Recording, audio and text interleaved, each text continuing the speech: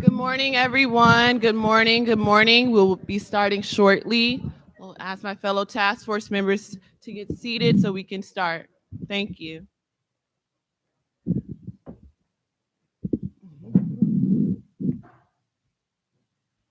Good morning. Today is Saturday, May 6th. Welcome to the California Reparations Task Force 15th public hearing.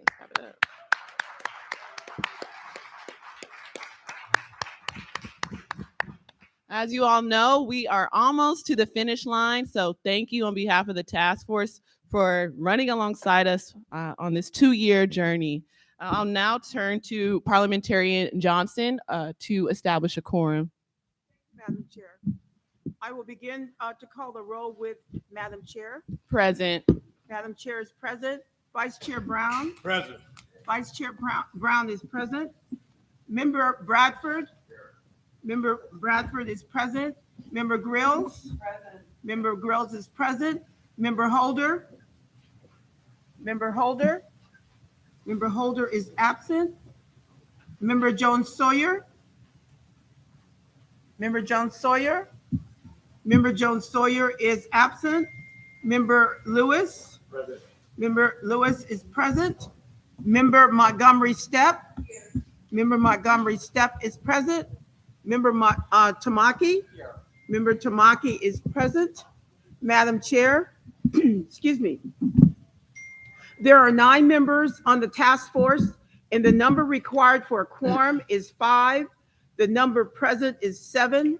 Madam Chair, a quorum has been established. Thank you, Parliamentarian Johnson. We'll now turn to the public comment period and return to item 2, which would be welcoming remarks by elected officials. We'll first turn to the phone lines, which will last for an hour, and then we'll turn to in-person comments. I believe everyone who wants to make a public comment has a number. And so now I'll turn to Ms. Aisha Martin Walton to queue up the phone lines. Thank you so much. Good morning. Good morning, Chair Moore. Good morning, task force members and the public. My name is Aisha Martin Walton. I'm with the Department of Justice, and the task force would like to hear from you. The public comment, as Chair Moore had indicated, will be for 1 hour on the phone lines and then 1 hour in person. You will have 2 minutes to speak, so please be advised, in fairness to everyone, at the 2-minute mark, you may be politely interrupted. However, please know that there's a public comment period at each of the meetings, and the task force encourages you to participate. You may also submit written comments at any time via email at reparationstaskforce@dlj.ca.gov. So with that, Chair Moore, it's my understanding that our host, Mills College, is here and would like to welcome everyone before we switch to the phone lines. So representatives from Mills College, please take the mic. Thank you so much.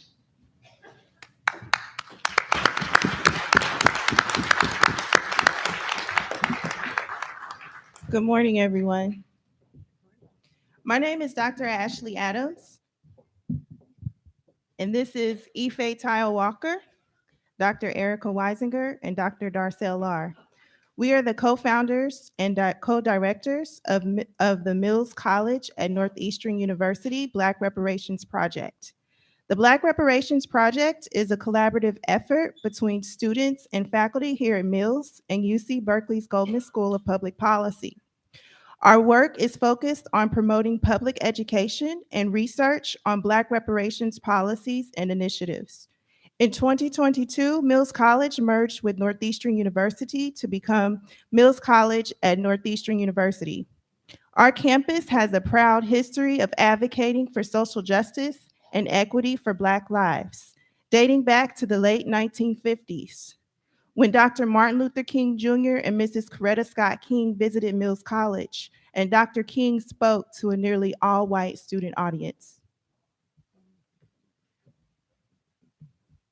In the 1960s, the Mills College Black Student Union rallied for changes to the admissions process that led to an increase in Black enrollment, the establishment of Black studies courses and programs, and more support for Black students on campus. The students also called for the hiring of Black faculty and staff members and protested against racial discrimination in the broader community. This legacy continued well through the 1970s, when then Black Student Union President Barbara Lee invited Shirley Chisholm, the first African American woman to be elected to the U.S. Congress, to speak to the Black Student Union. Through our work, we continue to honor and respect these Black leaders who have walked these same spaces before us. As we move forward, the Black Reparations Project remains committed to continuing the legacy of leading change in partnership with other leaders in this reparations movement through our dedication to social justice, equity, and solidarity. Our operating principles are based on cultivating joy, prioritizing healing, and the power of love as a force for transformation. As educators, we especially want to uplift the task force's recommendations around educating the public through a truthful telling of our shared history. We have found that when our students and our educators learn about the injustices that have been covered up, they are naturally moved to seek healing for the wrongs.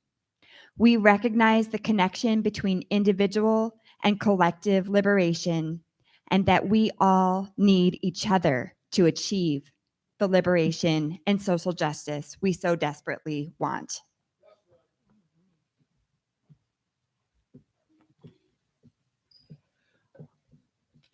We also commend the task force's recommendations for a multi-intervention approach to addressing the historic atrocities.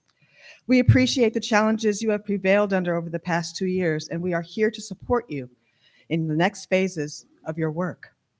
We warmly welcome the California Reparations Task Force members, visiting elected officials, and public participants into this space, and we hope to unite with a common sense of purpose and shared goal to right the wrongs of our past. Lastly, we acknowledge that the land and labor of the Ohlone people, whose connection to this land we remember, and whose presence, past, present, and future, we respect. As part of the Mills College at Northeastern's commitment to principles of social justice and equity and anti-racism, we acknowledge that we are but stewards of the homeland of the Ohlone people, and we honor the continued efforts of the Native and Indigenous community leaders who work to preserve the history and culture of the tribes which make up the Northern California and surrounding regions. Thank you.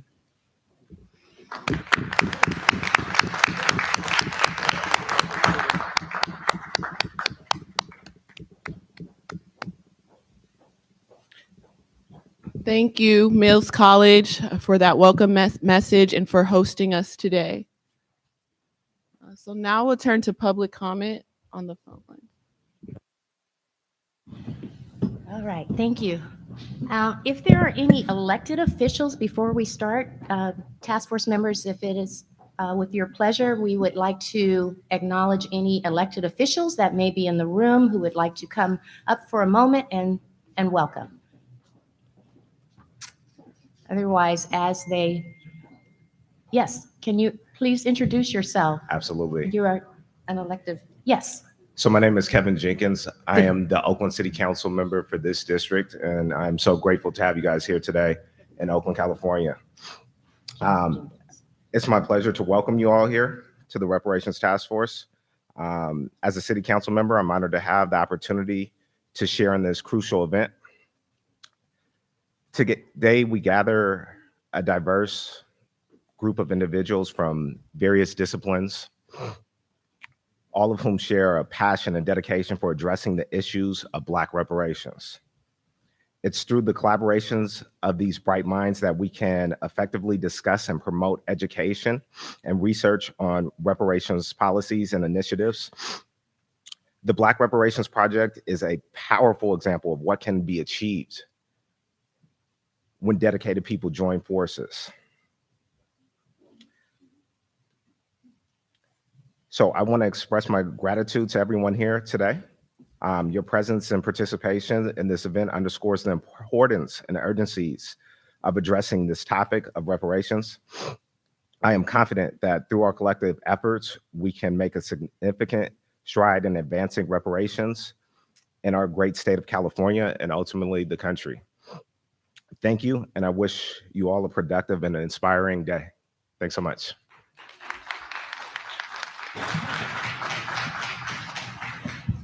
Thank you, Thank- Councilman Jenkins. Thank you. All right, we will resume with public comments. And again, those of you in the audience, thank you so much for coming out today. We will start with the phone lines, and as elected officials appear, we will allow them to say a couple of words of welcome. So with that, I believe, Trini, we have Amy, who is our AT&T representative. AT&T, are you on the line? Hi, I'm here. Hi, good morning, Amy. My name's Aisha Martin Walton, and we will be taking people in the queue. I will let you know when to introduce each person. So why don't we go ahead and begin and open with the first line. Thank you. We'll go line 82. Your line is open. Yes, good morning, LaDonna Williams. I'm hoping the lines are clear because it sounds real spotty on our end. So first I want to say good morning to everyone. Ms. Chairperson Moore, you declared your alliance with the Tribal Council during the last meeting, and I implore you to check into that Tribal Council before you align with them, because they have been very discriminatory and excluding Black freedmen issues from the California discussions on resources that are due to tribal members in California, and especially targeting Black freedmen, trying to keep them out of funding and processes. I want to recommend that this task force match the $5 million that is being recommended for the San Francisco reparations. We want to recommend that the reparations for Black Americans be tax exempt. We also want Black Americans to be made a protected class like they're doing all of these others, and not having to go through 2 or 3 years of discovery. To do this, we need immediate protection for Black Americans, and we want a separate Freedmen's Bureau set up for the reparations. This $1 million we're hearing on the news is just inadequate, and it's a further injustice if that is what this task force is going to recommend for Black Americans, with the 400 plus years and continuing years of slavery and injustice that we have been forced to endure. To even throw $1 million at us is just an injustice, especially when you compare it to the $450,000 that was being recommended for illegal aliens that came over here, or immigrants that came over here for 2 years of suffering. You could come up with that number, yet you throw $1 million at us. And last but not least, the average person, Black person, should have access to task Amy? members and committees. Take a hold, Amy, if you Thank could you. hold for one moment before you open up the line to the next caller. We do have the distinguished Congresswoman Barbara Lee, who is here. So Chair Moore, if you would like to invite her to the mic.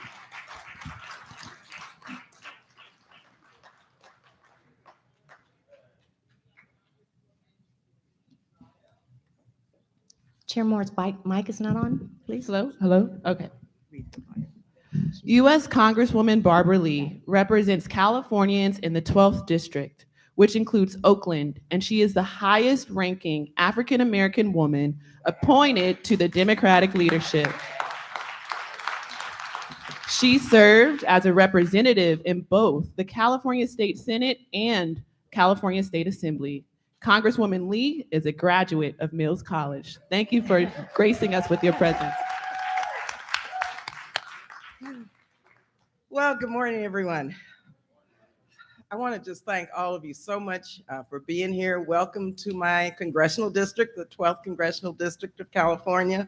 And I just want to salute and thank our elected officials, of course, Senator Bradford, Councilmember Jenkins, everyone, all of you, my brothers and sisters who have come out this morning to bear witness to really a historic moment.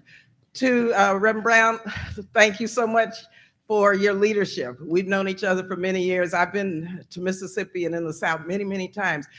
And sometimes we don't recognize who our national treasures are. He's everywhere. And I want to thank you very much for continuing to fight the good fight on behalf of really regaining the soul of this country. So let me take a moment. Give Dr. Brown a round of applause, because it's remarkable that he's doing this at this point in his life.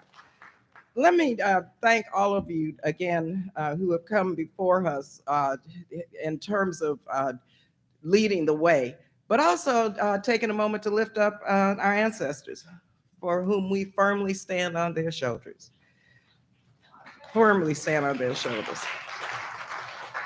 Through our forebears' tenacity, resilience, and determination, I can stand before you today to thank you to continue to fight the good fight on behalf of them. That good fight is being continued, and I want to just say once again to you, thank you. It's a privilege to bring together scholars, policymakers, activists, people from all backgrounds to discuss and promote education and research on Black reparations policies and initiatives. And I'm really proud of the collaborative effort between the faculty and students at UC Berkeley's Goldman School of Public Policy and Mills College at Northeastern University, which of course is my alma mater still, I think. Mills College is. Not Northeastern, Mills College is my alma mater. I'm really inspired by the turnout this morning. It's really the voice of my constituents. It's your voices that I try to amplify in the halls of Congress in Washington every day. Reparations are not a luxury for our people, but a human right long overdue for millions of Americans. Millions of Americans. A promise of 40 acres and a mule made to formerly enslaved people over 150 years ago has yet to be filled.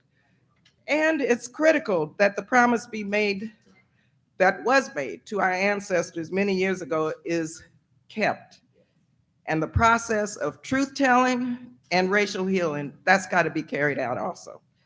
The atrocities committed against Black Americans are undeniable, and reparations are a tangible route to acknowledging and making amends to the glaring economic and social impacts, generational impacts of slavery and systemic racism. And we must repair this damage.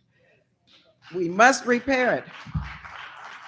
The lack of generational wealth due to racism has severely impacted the lives of African Americans in the United States, and we are demanding that the government pay their tax. There's no equality without equity. Now, in recent years, I've led the efforts to support reparations. I have to take a moment to acknowledge, in Washington, to acknowledge the late Congressman John Conyers. He introduced H.R. 40 many years ago, and I was proud to have been, I think, the second co-sponsor when I went to Congress. And of course, at that point, it was very controversial. We actually got our California Democratic Party way back in the day to support H.R. 40. A congressional bill proposed the creation of a commission to study and develop reparations for African Americans. And of course, now I have legislation also that goes along with H.R. 40 to establish a Truth, Racial Healing, and Transformation Committee. Because we need, that's right, we need it. And I want to applaud you all for taking the lead, because California is leading on this issue. A state, this task force, it's a model for other states in search of repairing the damage, realistic avenues for addressing the need for reparations. And I can't tell you how proud I am, because in the debates in Congress, I'm able to lift you up constantly as we move forward to try to pass H.R. 40. Reparations are not only morally justifiable, but they have the potential to address long-standing racial disparities and inequality. By acknowledging past injustices and offering comprehensive reparations, our government can take a significant step toward reconciliation and healing. Or I would say transformation. There's nothing really to reconcile. So I call on all lawmakers and citizens to support federal and state level legislation that aims to provide reparations for those who have historically been marginalized and had to deal with the impact of hundreds of years of being enslaved. Our ancestors fought this fight so that we could be here today for you to carry it forward. And so I just want to make sure that you all know how many of us in Congress support what you're doing. We are looking forward to the completion of the study. These payments are past due. Hopefully these receipts will be lifted up. And I want to thank you again for the work you're doing to bring in forth really in a very credible way, in a very studious way, but also in a very spirited way, because the spirit of our ancestors are here with us today, all of you. The work that you're doing, because I know that all is well and it's going to be done. So thank you all again very much. And again, welcome to Oakland, California. Thank you. Thank you. Let's give applause to Congressman Lee. Thank you so much. Are there any other elected officials who have showed up this morning to give a very brief remark? Any other elected officials before we resume the public comments? Seeing none, hearing none, we will go back to the phone lines. Amy, next caller, please. Thank you. We'll go line 28. Your line's open.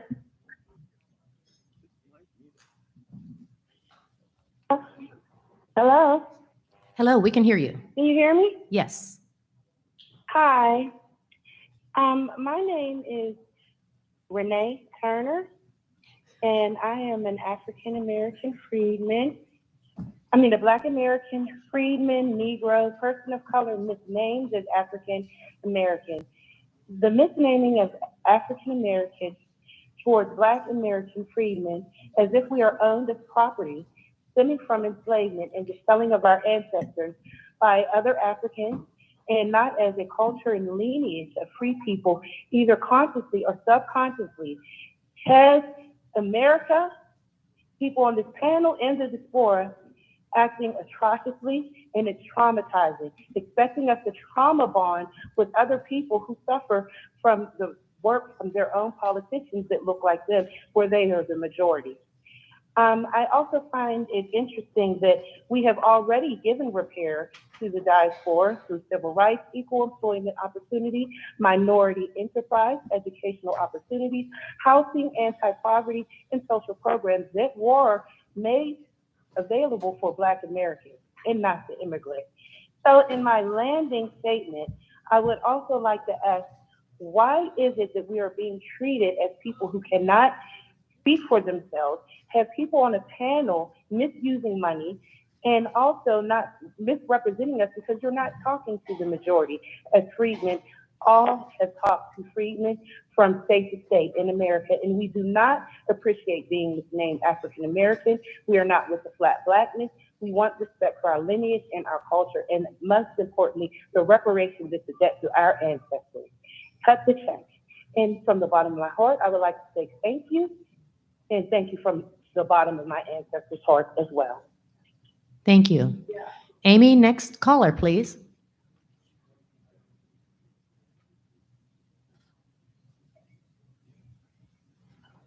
Amy, feel free to open the next line. Line 37, line 37, your line is open. Hello, can you hear me? Yes, we can hear you. Okay. I would like to show gratitude to Chairwoman Camilla Moore for staying on task with the original intent of AB 3121, and also by being in line with the will of the people. It's strange to me that lineage-based eligibility was voted on over a year ago, and yet we have to remind other people on this task force every meeting about that vote because they want to go rogue. Here we are at the last meeting, but we're still seeing racial language being used in policy ideas, when there are people on this task force who are lawyers and should know better. The DOJ was told to separate universal ideas from reparations proposals because they don't fit the scope of reparations, but that demand seems to have been ignored, and I want an explanation as to why this is the case. I am still concerned about the misconduct of Cheryl Grills and the mishandling of outreach to our people. The Bunch Center took a lot of money, or took this money that Grills extorted from this task force, and we have nothing to show for it. Every communication form that Grills has brought to the table has been a bust, and I want the DOJ to find time today to explain to the public how we can start an investigation into the obstructionists on this task force and within the DOJ itself. That's pretty much all I wanted to say today. Thank you.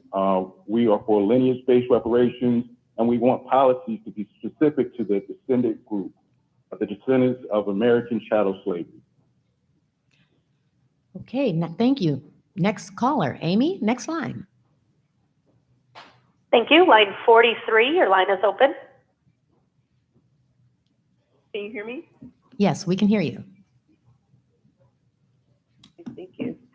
Good morning. My name is Ms. Zinga Griffin. I'm a third generation Californian of lineage, and I want to thank the task force for their hard work and for having open meetings. I'm going to play a portion of the March 4th meeting, Day 2, Part 1. Thank you, Chair Moore. I want to address, as I'm prefacing with this presentation of the public education plan, and it goes to the issue of the vote on lineage in March of 2022. And I think there's been some legitimate concerns spoken about that. And I just wanted to clarify if there, to remove any doubt for both myself, for Cheryl Grills, and I think for every task force member on the lineage question, the eligibility issue. The task force has spoken. The task force has spoken. And as far as I can see, every task force member, including myself, intends to carry out the will of the task force, period. And so I will say, and maybe this matters less, but from a personal point of view, the reality of a specific harm class of descendants, foundational Black Americans, needs to be acknowledged, that heretofore has been invisible, that has fallen at the bottom of every metric in California that matters, absolutely has to be recognized, whether that's in compensation. In closing, Prop 209 repeal is not reparations. Racial impact analysis is not reparations. We demand a section defining the community of eligibility be added to this report, and the separation of reparations recommendations from universal and race-based policies recommendations. You are duty-bound. Thank you. Thank you. Thank you for your comments this morning. Amy, next line. Thank you. Line 49, your line is open. Good morning, task force members. My name is Ernest Russell, and I'm calling to ask the California Task Force to clarify sections in Part 5 of the final report that are related to racial universal policies that go beyond the scope of AB 3121. As you heard from other callers, universal policies or racial attempts for race-based policies are not reparations, and we would like for the DOJ and the task force not to muddy the waters of what true reparations looks like. Now, in order to achieve what we're asking for, we would ask for the California Task Force to remove or separate sections of Part 5 of the final report that pertain to proposals that go against the intent or scope of AB 3121.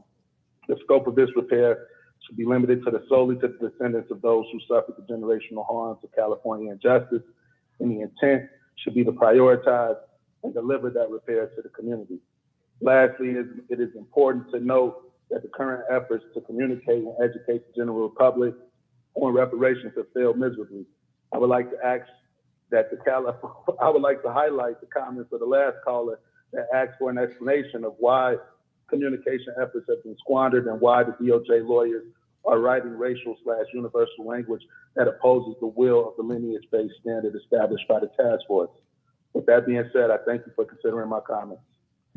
Thank you. Thank you for your comments this morning. Martin Walton, I'd like to pause to acknowledge Assemblymember Reggie Jones Sawyer is present.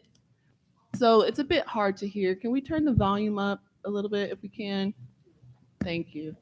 For the speakers? For the public comment, the public phone lines, commenters. it's a bit muffled for some reason. It's hard to hear. Okay, we will check on that. Thank you. Are there any other elected officials who've shown up this morning since we began? All right, we'll continue. Amy, next caller. Thank you. Line 78, your line is open.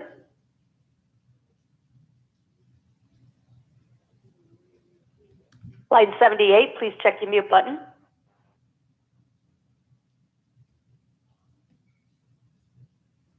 And with no response, we'll move on to the next line. Line 56, your line is open. Good morning, committee people. My name is Naila Kha, and I am a Black American freedman, AKA African American, colored, Negro, Black. California Assembly Bill 3121, sponsored by Shirley Weber, establishes a task force to study and develop reparations proposals for African Americans, with a special consideration for African Americans who are descendants of persons enslaved in the United States.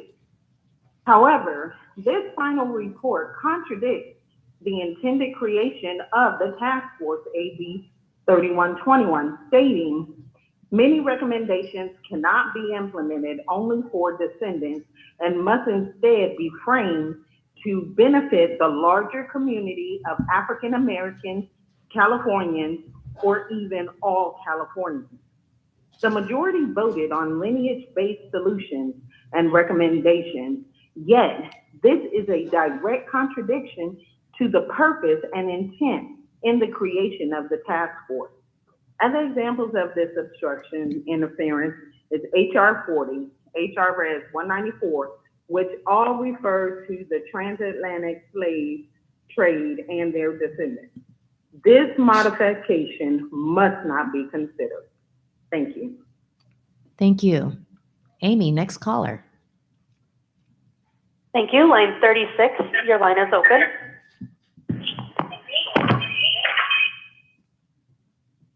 Hello?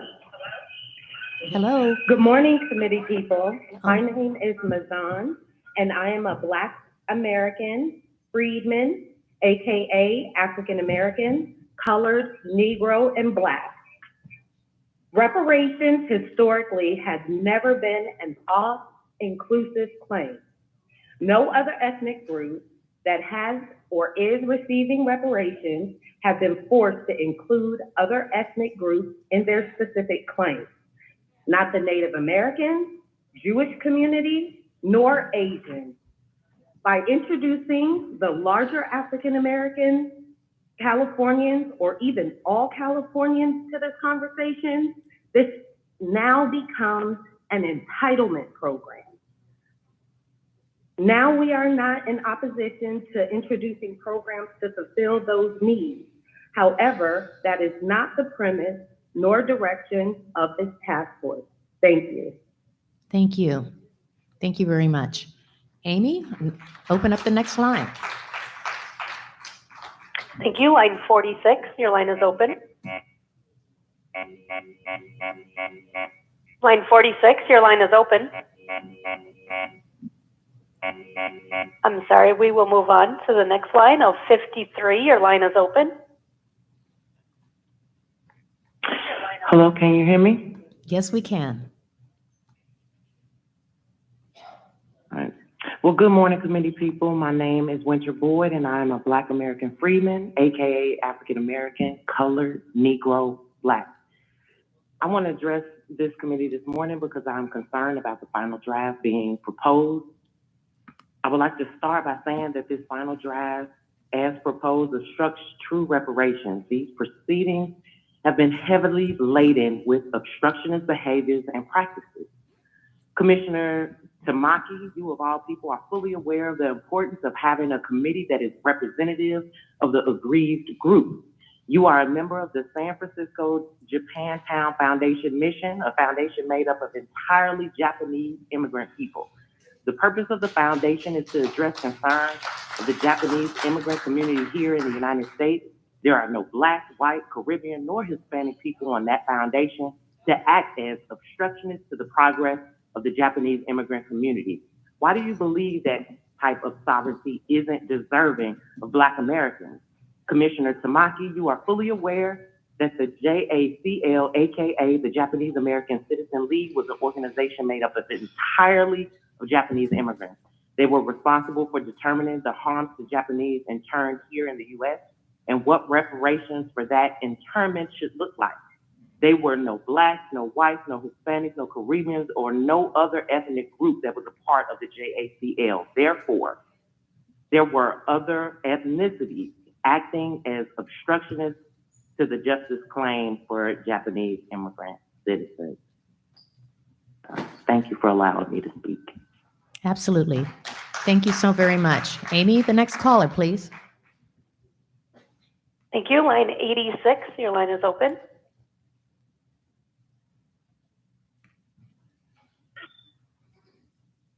Line 86. Hello, can I be heard? Yes, you can. Good morning. Thank you. This is Angela Nirvana. I'm sure you guys have been missing my testimonies. The shenanigans of these hearings have just been team too much for me. From fighting NARC and COBRA and 4 task members for lineage-based reparations, to whites and immigrants being able to have a say at our reparations table when we've never been able to have a say at theirs, to being called racist for speaking up and out about how oppressive and albatross immigration is on Black Americans whose ancestors built this country with their lives. Contrary to Joe Biden attempting to change history by giving Hispanics all the credit.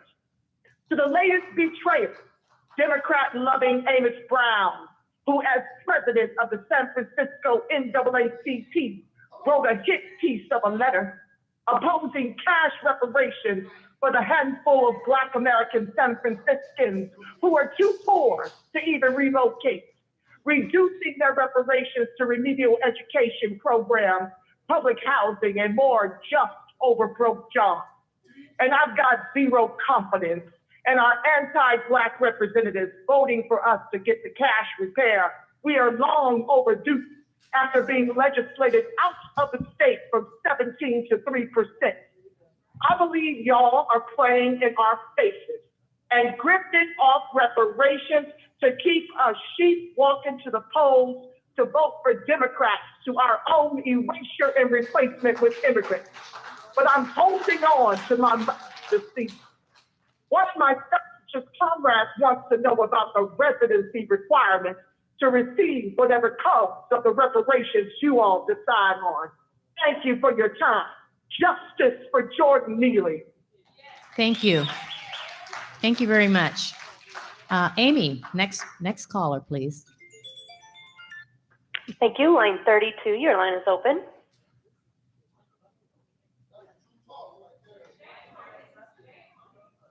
Line 30.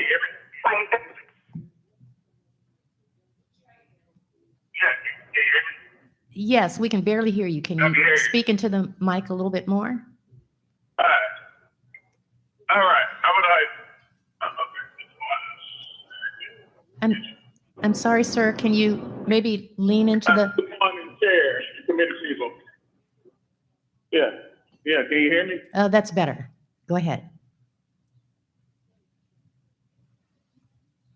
Hi, good morning, Chair, Vice Chair, and the task force members. My name is Anthony. I'm a Black American freeman, aka African American, colored, Negro, Black.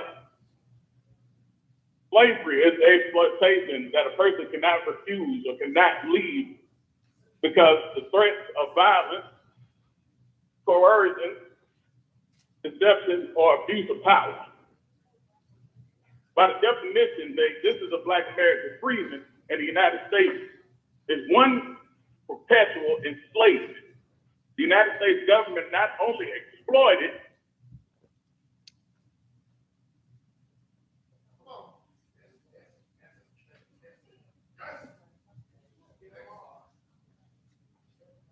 I'm sorry, we lost the caller.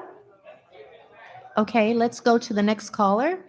Next caller, please, Amy. Thank you. We'll go to line 52. Your line is open.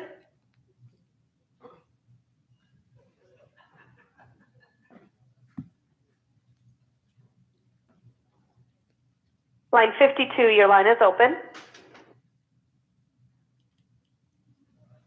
Hey, I'm here. Can you hear me? We can hear you. Good morning. Can you hear me? Yes. Hey, good morning. So hopefully my time starts there because I didn't know if y'all could hear me.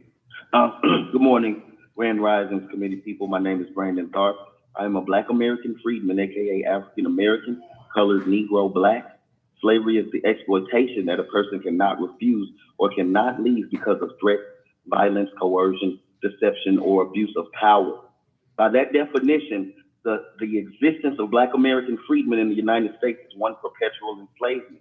The United States government not only exploited the free physical labor, sweat, and tears of Black American freedmen that we could not refuse or leave because of threats, violence, coercion, deception, and abuse of power, to bring about financial prosperity to individuals and the country that we do not benefit from. But the United States government also forced Black American freedmen to produce the moral and ethical prosperity for other and countries.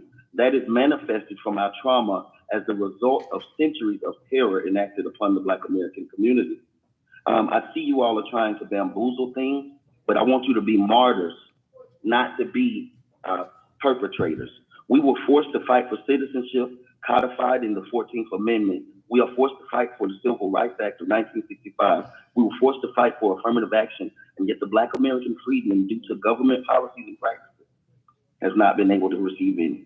The American freedman has been relegated to a bottom caste with the news on the country. Due to the federal government and the citizens, the American freedman benefits least from affirmative action. Due to the government and citizens, Black American freedmen have had Civil Rights Act used to vilify and demonize them, while others enjoy the benefits of his protection and the comfort of his social safety net for Black American freedmen. It has become an albatross. Please do not be a perpetrator, be a martyr. This is about lineage, not race.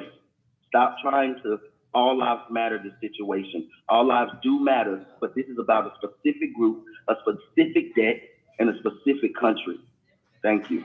Thank you. Amy, the next line, please. Thank you. Line 31, your line is open. Thank you. This is Zay Watson. Since emancipation, state and federal agencies have conspired to obstruct the advancement of Black Americans through public and private practices. I never imagined history would repeat itself by displaying what seems to be conspiracy to sabotage this task force in real time. Thanks to DOJ's Michael Newman, task force members Tamaki, Grills, Jones Sawyer, and Holder. Since lineage-based reparations were voted into effect, there's been countless efforts, publicly and privately, to undermine lineage-based reparations. For example, in June of 21, pages 5 and 6 of meeting minutes, the task force voted on adding several items to the final report, including a section on eligibility. Every action item was added to that draft released on Monday, except for the section addressing eligibility. I and others are insulted and highly disappointed at the attempt to completely disregard this action item and find it to be malicious in nature. Member Grills has personally been responsible for the mismanagement of several communication agencies. All have been failures. Additionally, Member Grills has avoided the proper vetting processes, hired agencies based on personal relationships. Said agencies also have conflicts of interest, including favoring race-based reparations over lineage-based reparations. And she's attempted to meet privately with one of these agencies, which violates the Bagley-King Act. Members of this task force have been fighting tooth and nail, but my concern is that the aforementioned members have been fighting against the very people they've been sworn and tasked to seek justice for. Today, I'm demanding that they be held accountable. I'm demanding they add the eligibility section they voted for. I'm demanding audits for these comm agencies. And I'm simply demanding you do your damn job. Thank you. Lineage first. Thank you for your comments this morning. Next caller, Amy. Thank you. Line 44, your line is open. Hello, this is Prince Ramsey. I'm going to address a few things in my 2 minutes. First, to the task force. Actually, let me introduce myself a little more. My dad was in the Marines and the Navy. I was born in San Diego, grew up in LA, and live in San Francisco. I emailed the task force a proposal for the California Reparations Plan. I also applied to be a research data specialist on AB 3121. I just want to bring that to your attention. And then here's the California Reparations Plan that I've come up with based on the United Nations definition of reparations. It says adequate, effective, and prompt reparation is intended to promote justice by redressing gross violations of international human rights law or serious violations of international humanitarian law. Victims are persons who individually or collectively suffered harm. The term victim also includes the immediate family or dependents of the direct victim. And under my proposal, at the victim, African American freedmen, we have our tribes, Afro, Black, Colored, Negro, Mulatto. Any tribe can apply for federal recognition like SBA and ADOS, etc. Then we talk about the 5 parts of reparations: restitution, compensation, rehabilitation, satisfaction, and discontinuation. Under restitution, restoring the name, return of stolen property, including intellectual property. Compensation, to close the California wealth gap of 1.5 million. Rehabilitation, Freedmen Bureau, Freedmen Bank, Freedmen Schools, Freedmen Hospitals, Freedmen Courts. Satisfaction, Freedmen Reconstruction, and discontinuation being genocide prevention. I would love to talk more with Barbara Lee about how we can update U.S. Code, Title 18, U.S. Code 1091, the law for genocide. In my last few seconds, let me just say this. In order to regain the soul of this country, we do need to have reconciliation, Barbara Lee, so we can actually have a peace and reconciliation between all of us, right? And then Reverend Amos Brown, last thing, I think you need to make I'm so a new sorry, clear your statement time about is the up. $5 million. Thank you for calling in. Amy, our next caller, please. Thank you. Line 100, your line is open. I am Friday Jones. My name is Consa Jones Muhammad. If you are here from CJEC, NAASD, ARC, please stand up. If you are part of those organizations, you see them with their seats. We are the people. Marcus Champion, Chris Lawson wrote in the specificity into AB 3121. Part of the reason that you all are here is because these people consistently showed us to call and push this legislation through. I need you all to recognize these people in the book. When the history is told, you tell it the right way. Camila Moore, I salute you. You have been fantastic on being on task.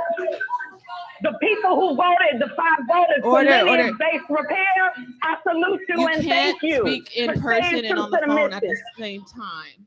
So when we are here today for a mission. It is reparations, it is lineage-based. And I want the people standing to be remembered and not the YouTubers who disparage us, not members who are appointed to NARC and then let people talk in the room and disparage and say, we got crazy money. We are self-funded people. Our ancestors were linked.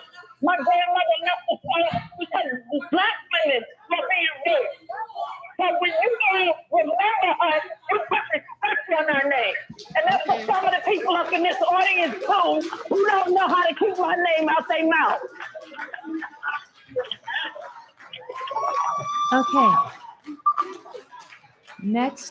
Next caller, Amy. All right, thank you, everyone. Thank you. We need to get back to the public. Order, Callers. order, everyone, order.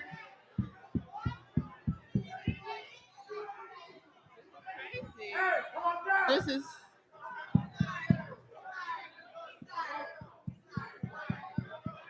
Where's security at?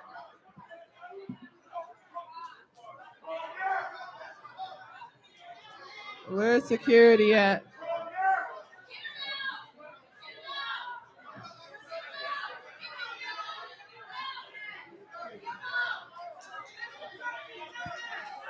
Everyone needs to stop right now. Where's security?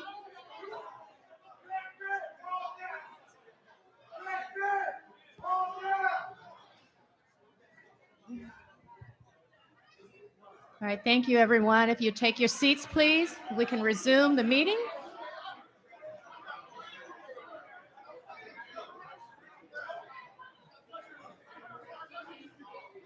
Everyone needs to stay seated. Everyone needs to sit down right now. Everyone sit down.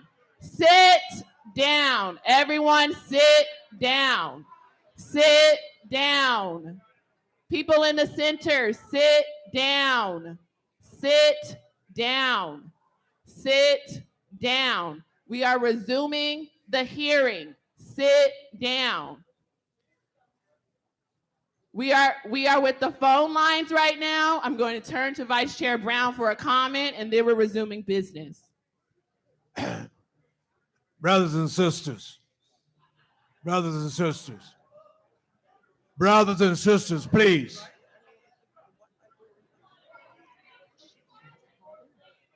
Could we have everyone's attention, please? We want to hear everyone. Let us respect each other. Please, please, please, please, please, please, please, everybody. Please. Just,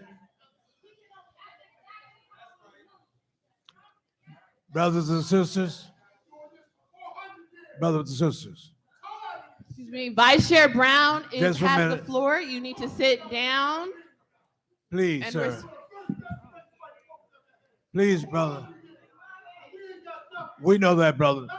That's why we're here. Come on, let's hear each other, please. Let us hear each other. Okay. Are we ready to go back? Please. Madam Chair, go ahead. All right. The phone lines. Okay. So it's 10 o'clock. Just to do a quick check-in.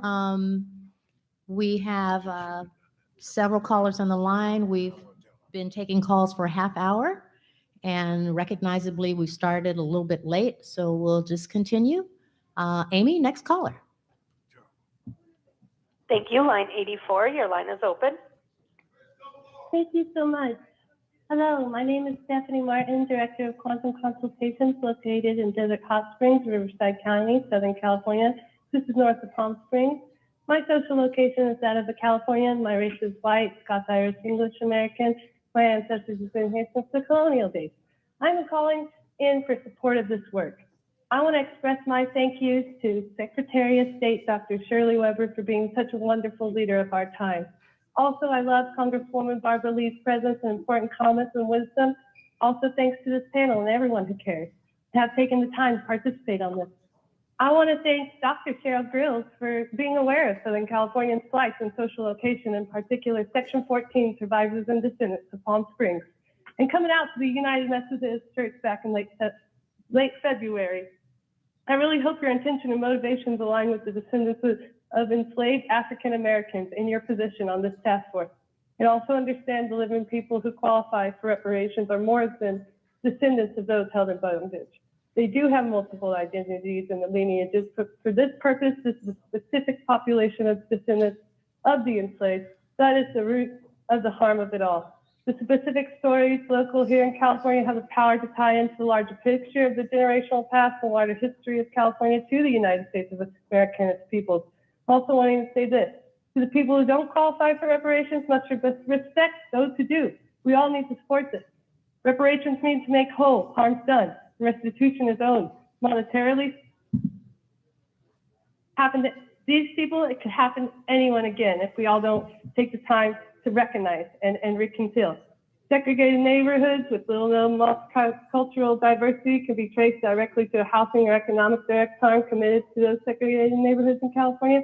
This means that claimants can not only trace their ancestry directly to people held in bondage, sometimes for generations, but continue to be harmed through legal, economic, and social policies, redlining, the like, when they migrated to California from the South, hoping to not be treated like that. Race-based policies have to stop, like the other callers have stated. This isn't just equitable. This just isn't equitable. The race-based, it's out of scope of this repair. This is a genealogy study primarily. The American freedmen, that's the buck started in the Civil War era. This is a harm done back in the 1619. This 40 acres and a mule rhetoric only detracts from what the 21st century resolution or reparations should look like and be. This isn't fair because while those records in that bureau are Thank you so invaluable much and for your important, comments and they are calling in no this way morning. I'm some sorry to private- cut you off in the middle of your sentence. Amy, next line. Thank you. Line 108, your line is open. Hi. Hi, my name is Catherine Wade. Can you hear me? Yes, we can hear you. Hello? Yes. Okay. My name is Catherine Wade, and my parents were from Mississippi, moved to San Francisco where I was born. But I want to talk about systematic oppression and injustices today. If you look up Antioch Police Department, they have a 21-page report. My son was on that report. He was beat, he was hunted, he died at the hands of Antioch PD. I still don't know what happened to my son. But about the reparations, we need that money so we can do what we need to do to heal our community, our culture. My mom's birth certificate is different from mine. My children's birth certificate is different from mine. We are different, but we're African Americans that were brought in here.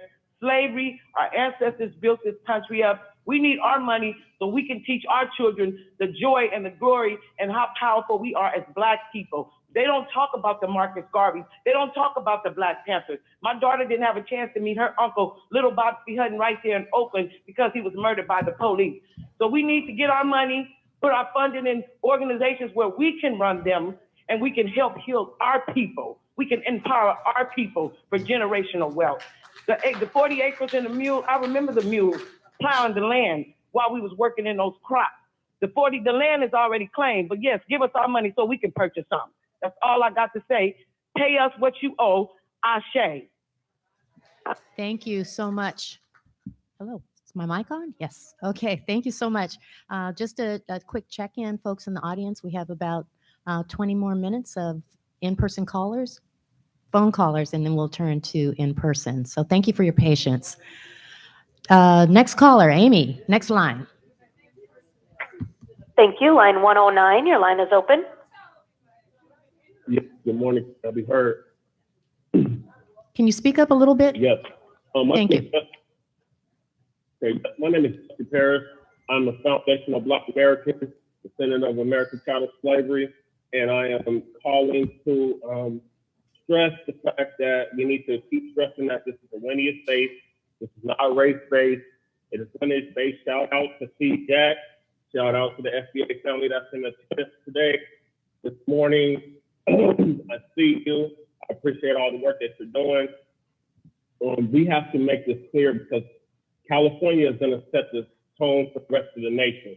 Whichever way California goes, the rest of the nation is going to go. And I would love to see these task force in all 50 states, because basically all 50 states in this country have partake in chattel slavery and slavery in the country, and they all hold. So whatever California does, the rest of the nation does. So we need to be very clear and very precise that this is monetary based. We need our reparations. It is owed to us. It's debt that is owed. It is not handout. They're not begging. This is something that is owed. If we built this country, our ancestors built this country, there'll be no United States of America for any of these illegal immigrants to flee to, immigrate to, whatever they want to call it to, without our ancestors' blood, sweat, and toil. So pay what you owe. Cut the check. 2024 is right around the corner. You Democrats want our vote. I'm going to have to do something tangible for us. Not just in California, but all over this country. So do the right thing. And shame on you, Dr. Amos, Reverend Amos. You ditched us out on the last task force meeting to go to Ghana with Kamala Harris. Y'all should both be offending yourself. Pay what is you owe. Pay what is due. Cut the damn check. Thank you. Thank you. Thanks so much. Amy, next line. Thank you. 111, your line is open. One what? 11. Go ahead, sir. 111, that's me. Oh, ma'am. Can you hear me? Yes, we can hear you. Good morning. Hey, good morning. My name is Kim Artie Lutulo. I'm the president of Reverend Al Sharpton's National Action Network and Oakland chapter with 432 cities in my jurisdiction. As an African-American woman, I want to say first and foremost that there is nothing that you can do to truly repair the damages that have been inflicted upon my people during slavery. We are still in slavery. The shackles are on our mind. The monetary peanuts that are being proposed is like putting a Band-Aid on a gunshot wound. You need to up that amount 10 times or more. We need fertile land given to us per state, include all labor and materials to build our own homes, hospitals, schools, banks, electrical grids, solar if possible, and gas. Stop all the funding for research and studies in regard to reparations. We already know what that's about. The facts are the facts, and the truth is the truth. Redistribute those millions of dollars for the research into the budget that we're talking about today. The United States of America, our country, must be held accountable. Cut the check. Thank you. Thanks for calling in. Amy, next caller. Line 25, your line is open. Yes, can you hear me? Yes, we can. My name is Marcavius Bashar Johnson, that's Great Fly America Aboriginal Civil Society, owner of Kepperah Big Book, Instagram Kepperah the Movie, Theater Entertainment, Land of Miracle and Honey, author on Amazon. In this challenging experience, there are credibility issues. They work on propaganda and Jim Crow to discredit our copyrighted materials and patents and trademarks to say that we're not the people that invented these things. You hear me? Like the people that hacked my account. They're trying to say I wasn't a black king, like this fake ass pedophile and ass, you hear me? Epstein ass king, you hear me? You know what I'm saying? Is wearing the crown of the Black Prince of Alejandro Medici. So what do we learn from these set up bitches? Ask them to show the evidence that I'm not a gray and you are.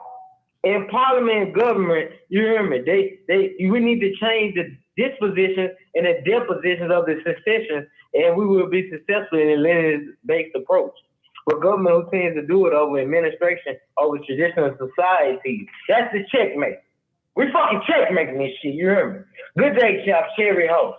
You know what I'm saying? My book, Land of Milk and Honey, is a dichotomy of world religion and custom and tradition and clears up the ambiguity of agriculture and commerce.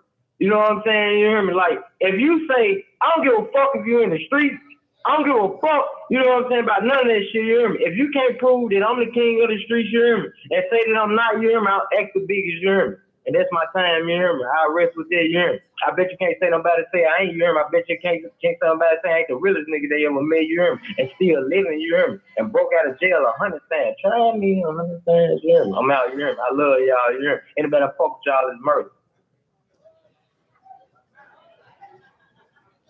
Thank you. Next caller. Amy, next caller, please. Line 93, your line is open. Hello. Good morning. Hello, we can hear you.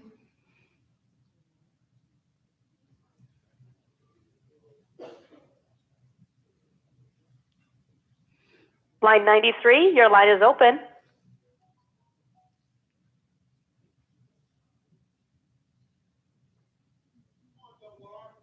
I think we might have lost her. We will go to line 115. Your line is open. Hello. Good morning. Hello, can you hear me? Yes, we can hear you. Yes, hi, my name is Ella Baker, and thank you for having me. Good morning, committee people. As I said, my name is Ella Baker, and I am a Black American freedman, aka African American, colored, Negro, or Black. Vice Chair Brown called for a public bid to select communications firms. Task Force member Grills, vehemently in opposition to a bidding process, she intervened and said she would take control of it. Task Force member Cheryl Grills and Bunch Center presented communication agencies that she had personal relationships with, which has raised concern as it reeks of conflicts of interest. Lineage-based reparations is the goal with this task force. However, the partner communications firms share ideologies focused on race-based reparations, contrary to this task force mission. They have proven themselves to be incompetent and have violated the public trust. The 1.3 million that was allocated for this task resulted in only 2,600 Californians being reached. How has this 1.3 million been spent? What company nor what government agency spends 500 per person for customer acquisition, while the average cost of qualified customer acquisition leads for online marketing agencies, which are around $87 each? Am I the only one that thinks this cost is astounding? Between Grills and the Bunch Center, 7 not-for-profit organizations have had $50K laid upon their laps with no effort nor result. I'm curious, how much has Shawna Charles' firm Thank been you paid so much for your today? comments this How much is morning. your I'm total sorry to contract interrupt for? you in the middle of your sentence, but your time is up. Amy, next caller, please. Thank you. Line 116, your line is open.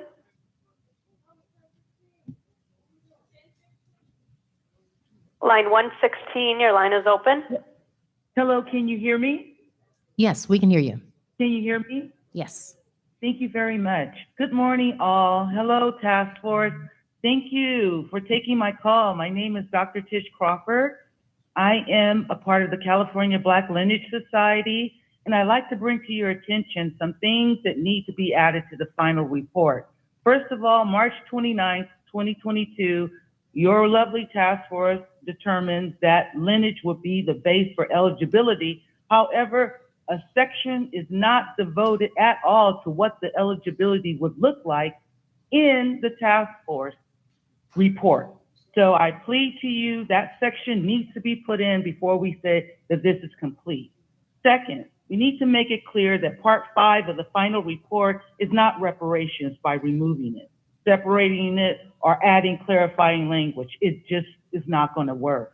Number 3, we need to remove part 5, that anything in part 5 that misrepresents or contradicts AB 3121. Remember, there was a vision, there was an author, and it stated that the task force will follow through on that vision. So please adhere to that and not make any other type of confusing remarks. Also, in the part regarding the eligibility, as we know, to trace genealogy, you need birth certificates and death certificates. So I think should be added to that part. Those items should be free for people who are claiming to be descendants of slaves. We didn't make this problem, but we shouldn't have to pay for it. So that's very clear.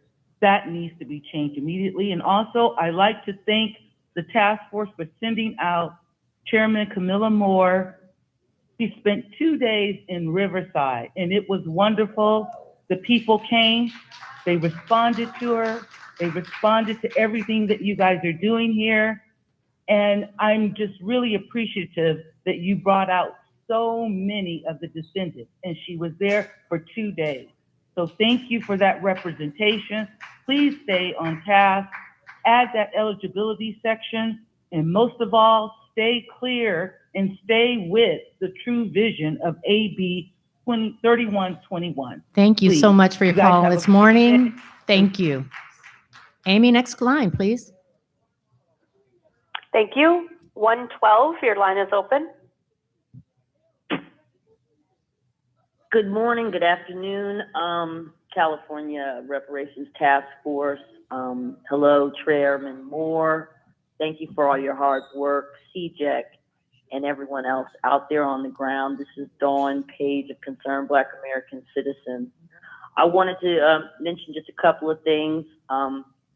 Executive Order 13985 by Joe Biden, January 20th, 2021, calls for disaggregation. And I wanted to take this time to shout out to the Office of Management and Budget and the U.S. Census to comply with this executive order and release us from the straitjacket of the African racial group definition that has teamed us with disparate ethnic groups and created a scenario of legislative apartheid that has served to systematically, economically exclude us from government contracts, services, resources, employment, etc. The Office of Management and Budget in the U.S. Census helped create this problem of multiple names, and we're asking for 3 new categories that respects all individual groups: Black American, Caribbean, and Sub-Saharan African would be the 3 categories. This legislative apartheid has resulted in 80 to 90% of affirmative action going to white women and immigrants. I would love to see us include a section that looks at the discrimination that we have suffered, the economic exclusion through government contracts in California. I recently submitted an RFP for the city of LA that was looking for a reparations-based organization to do their outreach, and they rescinded that RFP, and that is just another way of, you know, basically siphoning off intellectual property and then denying us from the rewards of our work. I wanted to call out the AAPI community who testified on March 24th, falsely claiming that Black Americans are the face of Stop Asian Hate, or the face of Asian hate crime, which is completely ludicrous. They and their accomplices, the Manhattan Institute. Thank you so much for your like to call call this them out. morning and sharing your thoughtful comments. But your time is up, and we have time for just 2 more callers. So Amy, our next to last caller, please. Thank you. Line 121. Your line is open. Hi, my name is Constance Johnson, and I am calling, one, to reiterate some of the comments that were made earlier about just emphasizing the lineage-based prerequisite for the benefits that will be available, as well as for the language within the report itself. So a lot of the language that is there that outlines the research that's been done, that looks at the various areas, specifically stating that the recommendations moving forward from the report will specifically benefit those who are foundational Black Americans and who are from the descendants of slaves, like myself. And also just the perspective of the report. So for example, one of the recommendations is repealing Prop 209, and that's from the perspective of us as a group going to the government and going for contracts or for positions that are within that particular section or branch of policy or institutions, as opposed to building something that is of our own, or something that is new and something that is sovereign, that could even be modeled after what Native Americans have within their own lands and territories and communities. And so from the report, which is outstandingly done and delineated, it seems as some of the suggestions and recommendations are to go back to the same institutions which have created a lot and reinforced a lot of the injustices and disparities, as opposed to putting effort and energy into creating new opportunities for the descendants of slaves and Thank you foundational Black so much for Americans your caller. within this Thanks state. for taking the time to call in this morning. Your comments are noted, and this will be our last caller, and then we will switch to in-person, the first 5 in-person folks. So last caller, Amy, go ahead, please. Thank you. Line 126. Your line is open. Hello, can you hear me? Yes, we can hear you. All right. Good morning, committee people. My name is Winter Boyd, and I am a Black American freedman, aka African American, colored, Negro, Black. Now, reparations historically has never been an all-inclusive claim. No other ethnic group that has or is receiving reparations had ever been forced to include other ethnic groups in their specific claim, right? Not the Native Americans, the Jewish community, nor Japanese American immigrant community, right? And so despite Germans and Italians being interned during World War II, they were included in the Japanese American immigrant justice claim for internment. The Germans and Italians would have established their own claim despite being interned as well. And so by introducing, quote, the larger African American Californians and even all Californians, end quote, to this conversation, this now becomes an entitlement program and not reparations. Now, we are not opposed to introducing entitlement programs to fulfill those needs. However, that is not the premise or direction of this task force. Thank you. Thank you. And thank you, Amy, and all of the in-person callers who took the time to come out this morning and call in. So we will now switch to in-person. And if the first 5 folks who received a number 1 through 5, and as you make your way, we are also going to, as with previous meetings, allow for special accommodations. So we will take Bishop Williams first. He will be our first speaker. And also, this is a good time to find out if there are any elected officials in the audience who have showed up today to provide a welcome. So if you could please come and see me or your representative, let me know that you are here. So the first 5 folks, will start with Bishop Williams, and then number 2 is Yvonne Westerner. And please forgive me in advance if I mispronounce your name. Duan Basiliana, and then 4 is Jonathan Burgess, and then number 5, Tosca Bolland. So if those 5 folks, along with Bishop Williams, will line up, everyone else can stay relaxed and seated, and we will take you in the order that you received your number. Good morning. Y'all should give me 10 minutes. Bishop William, everyone. Oh, okay, you have 2 minutes, but do your best. Go ahead, Bishop Williams. Speak into the mic. That $50 million that you took out, we want it back in our community, okay? Yeah, you got that money and took the vice president to Africa. You know, you try to make a whore out of her. Mm-hmm.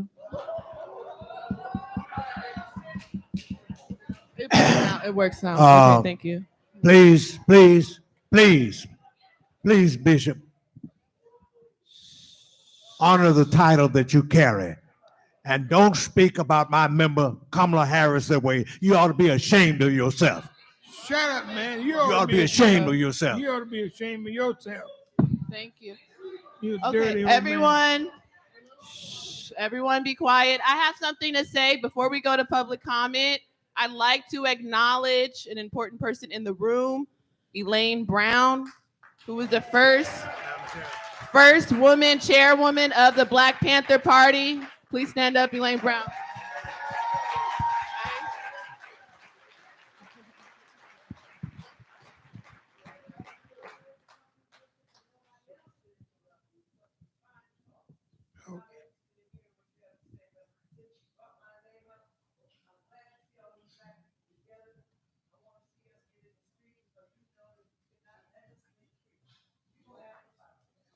That's right. I know.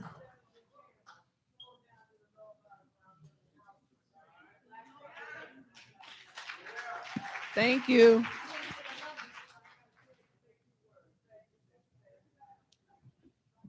Thank you so much, Chairwoman Brown. So now we'll turn to public comment again, and we will resume. No one can interrupt. Everyone has 2 minutes. Bishop, you may resume. Okay. I thank y'all for being here. Thank you for having everybody else here.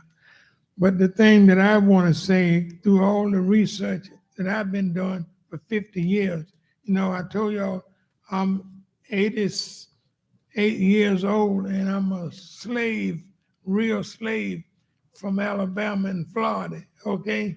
So I was hoping that some of y'all would, number one, reach out to find out something about where I was in slavery. And I told you about all these young men was buried there, okay? Black young men buried there, shot down with double-barrel shotguns. I told y'all about that. And nobody reached out to me. All the reporters here and everything, they didn't want to know nothing about it. They didn't want to take nothing to the news about this and everything like that. We discriminated so much. We need black TVs and radio stations and black newspapers to put the truth out here about blacks, because most people today is so many Ku Klux Klan. There are a lot of black people of Ku Klux Klan today. Amos Brown, you one of them. Look, what I really want to say, all the research that I did, I have all the proof. The Port of Oakland is a slave camp, and I want 50% of the Port of Oakland for black people.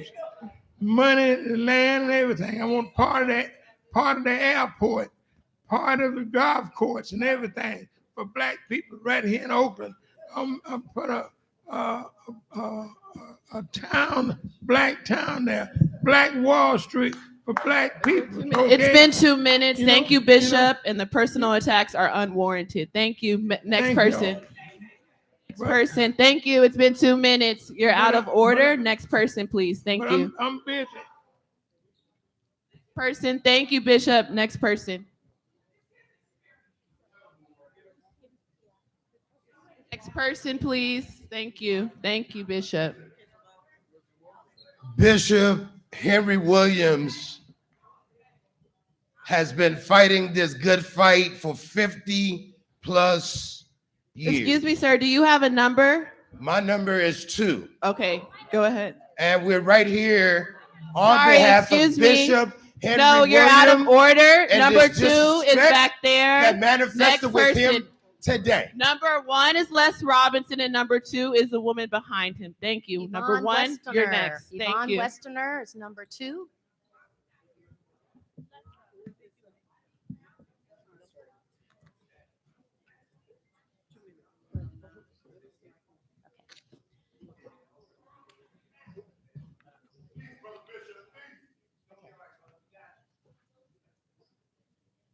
Good morning, Task Force. Good morning, my brothers and sisters. My name is Pastor Les Robinson. I'm originally from Sacramento, California. I'm the great-great-great-grandson of Daniel Blue, who was a slave who came out here from Kentucky and discovered gold in 1749, bought up 7 blocks of downtown Sacramento, started a cleaning business, started a church and a school for minorities in his church home. His church home was burnt down. He stayed. His church is still in existence. It is called St. Andrew's AME Church. It is 172 years old. From the power of that church, he started having what we have come to know as Colored People's Council.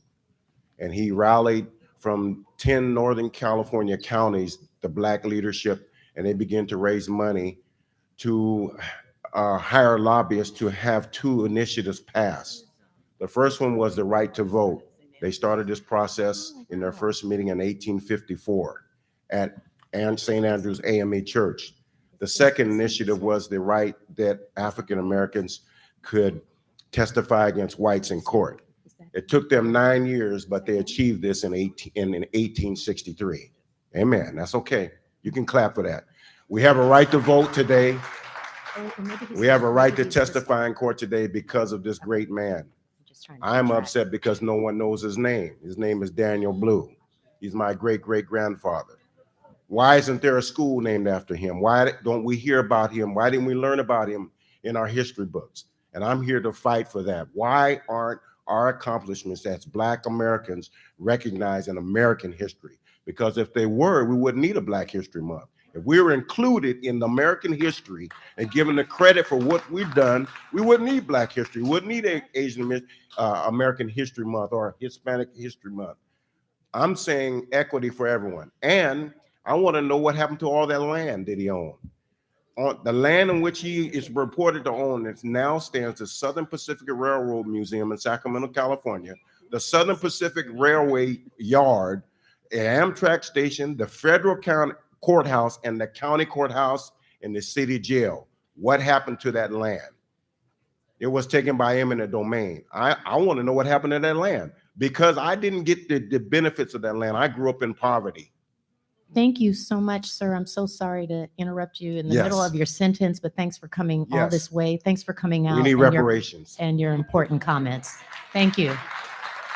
All right, next we should have number 2, Yvonne Westerner. and then- Westover. Yes. Westerner, Thank thank you. you. Good morning. Good morning. Thank you for having me this morning. I am the wife of Pastor Les Robinson. Quickly, we've seen America rally behind court cases through the years over intellectual property and real property, oftentimes resulting in millions of dollars in restitution.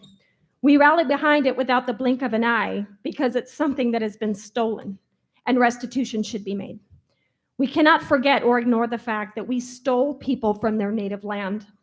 We stripped them from their families, from their culture, and from their birthright.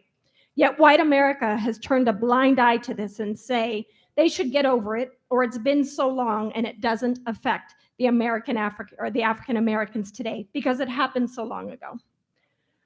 On behalf of myself, my family, and my ancestors, I want to publicly apologize to the African American community for our ignorance, our arrogance, our insensitivity to your cause, and for any part we may have had in the atrocities done to your people. I stand here today humbly to show my love and support. Whether enslaved or freed, we know that many African Americans have had inventions they didn't get credit for and therefore earned no revenue. Land was stolen from many, as in my husband's case. My husband has the deeds to these properties that state this land belongs to my descendants forever and ever. There should be no question of what should be done. His land has been stolen, his generational wealth stolen, the schooling opportunities he should have had stolen, his opportunity to grow up in a safe environment where his family could afford housing stolen. He was forced into poverty, running to and from school, hoping to avoid getting into a fight or even getting shot and killed. This wasn't the legacy his grandfather left him. His rightful inheritance was stripped from him. Where is his restitution? There is no record of the properties ever being sold. If this were a claim about a white man's property being stolen, I'm sure the court case would have been resolved by now. He should have the right to reclaim financial compensation for what was left to him by his great-great-great-grandfather, Daniel Blue. Thank you so much for so the that he may comments pass this it down morning. to his descendants. We really Thank you. appreciate it. Thank you. All right, next person. You should have number 3. Hold on, before Number we 3? start. Yes. Look, everyone will have 2 minutes to speak. I understand it's a free country, free speech, but we have to do better than this. We have to do better than this today. The next okay? Thank you. So the next person is going to speak and afford every person the opportunity to have their 2 minutes to say what they want to say.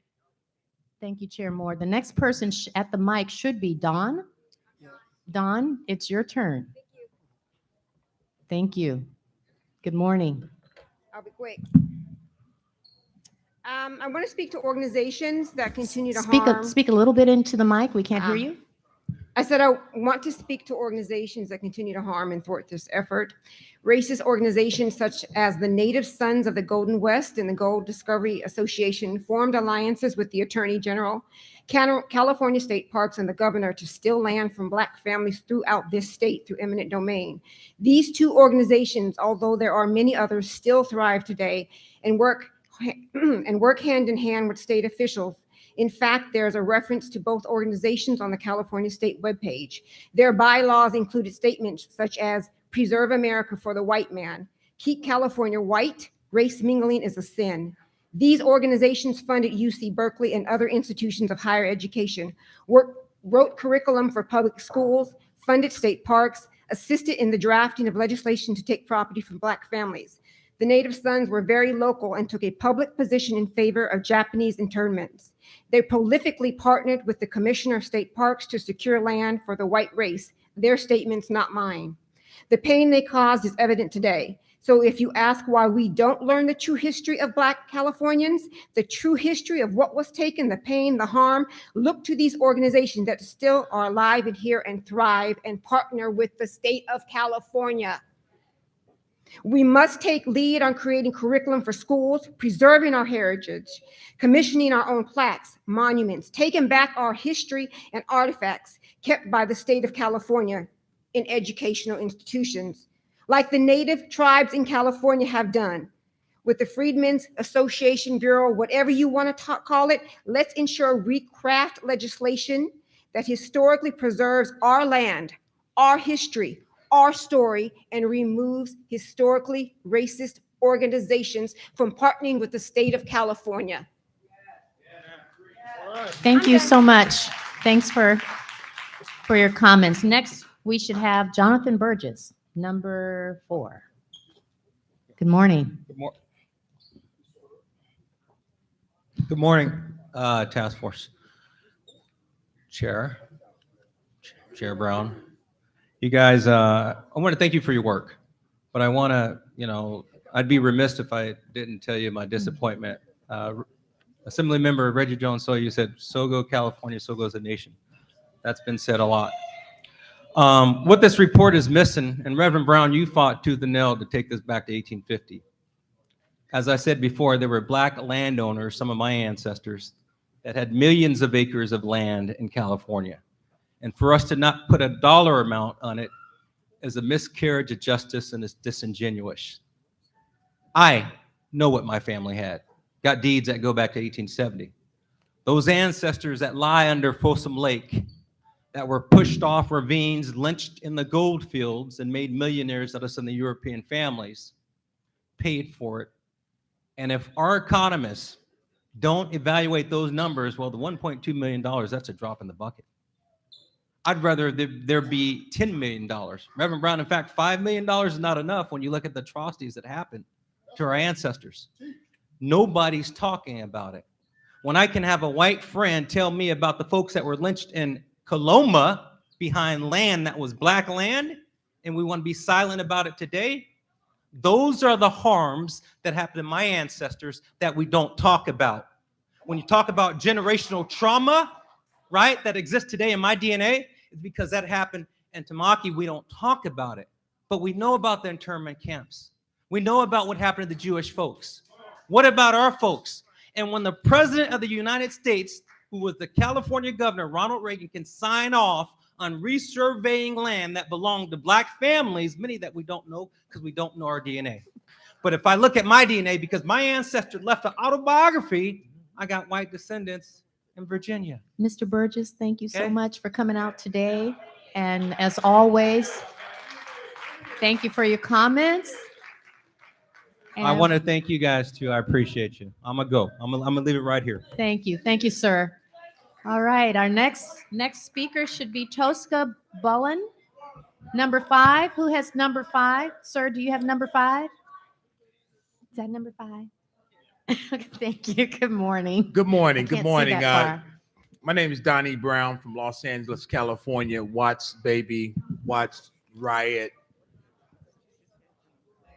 We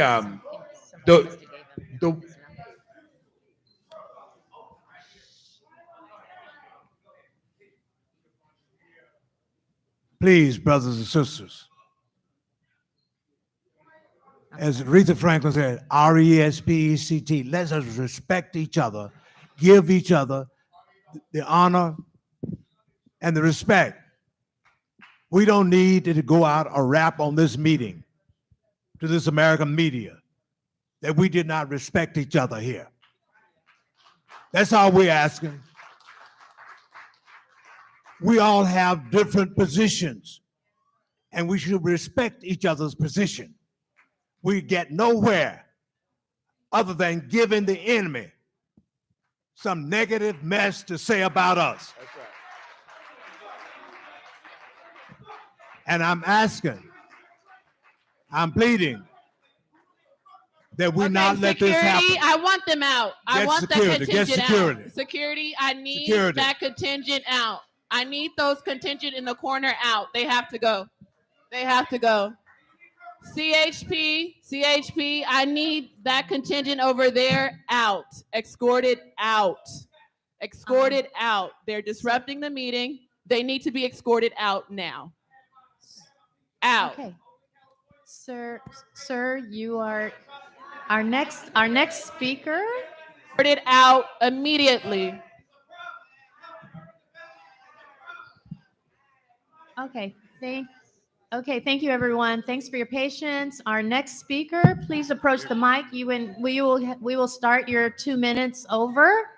So thank you. Good morning. Thanks for coming out and taking the time. Thank you. Thank you, everyone. The world is watching. The world is watching us right now. We need unity. Yes.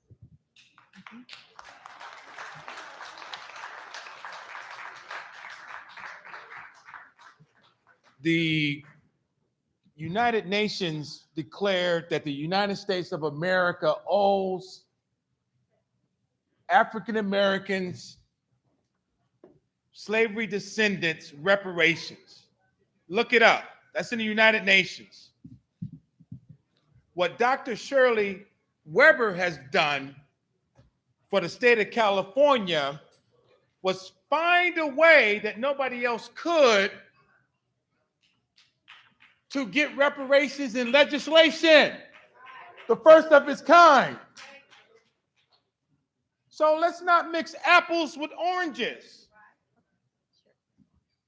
Federal versus state is different. So I'm appreciative to the people that's been involved with AB 3121. We need to unite. We need to rally. We need to barbecue. We need to hang out. And we need to show the world that we're behind this thing.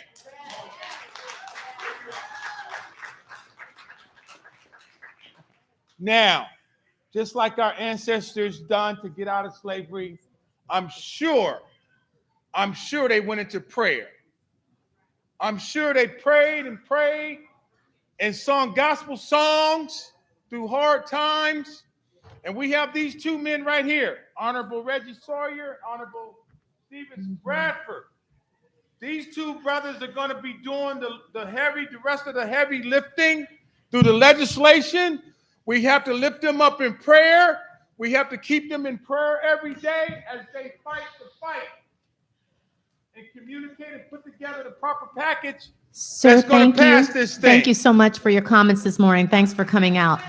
If we could have the next 10 speakers line up, please. That would be numbers. If you have 6, 7, 8, 9, 10, 11, 12, 13, or 14, or 15, please line up. And if the Darlene Crumley, can you please approach the mic? All right, you may begin. All right, I would like to say good morning. My name is Darlene Thank you. Carmody. I am a member of CJET in ARC Bay Area. And I would like to talk about Chapter 18 in your Part 5. You do discuss in AB 3121 that there's special language and special considerations for African Americans who are descendants of persons enslaved in the United States. However, you also mentioned that in the language of AB 3121, that extensive testimony and other evidence was submitted, and that the task force has considered the impact of historic and ongoing discrimination on the larger community of African Americans living in California. Are we talking about those who chose to come here? Okay. You also mentioned that the term is used to include person who individually or collectively suffered harm. The term has been interpreted to include not only the person who the direct Pausing public comment, Miss Scruddy. The meeting has been paused because I'm calling for CHP to escort the people in the corner out of the meeting so that we can resume business. So do not stop talking until these people get out of the hearing. To resume, we have to pause business right now because of disruptors. OCHP is getting called right now for the people in the corner to be escorted out.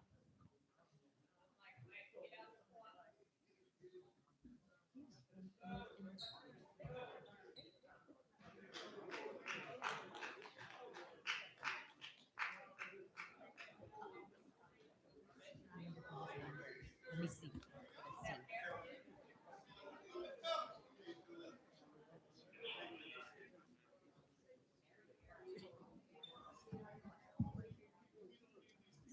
Yeah, he might top somebody.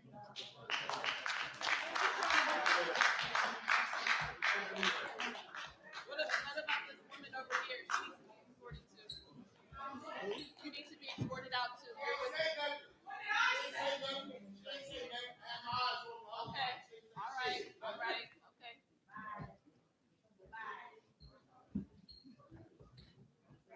Now that we have order, thank you. Sorry for the interruption to the public. You may resume your public comment. Also, in this chapter, you state that the term victim is used to include persons who individually or collectively suffered harm.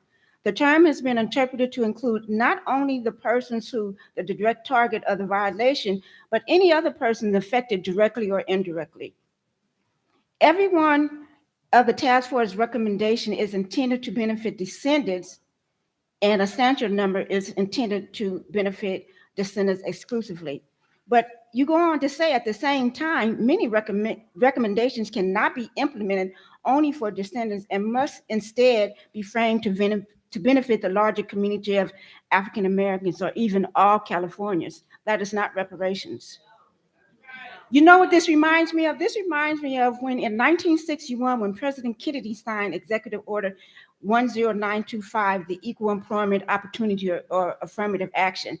Then in 1965, President Johnson signed EO 1124, requiring all government contractors and subcontractors to take affirmative action to ensure job opportunities for minorities. In 1967, President Johnson amended that and included women in affirmative action. This resulted in white women being the primary recipient of benefits of affirmative action.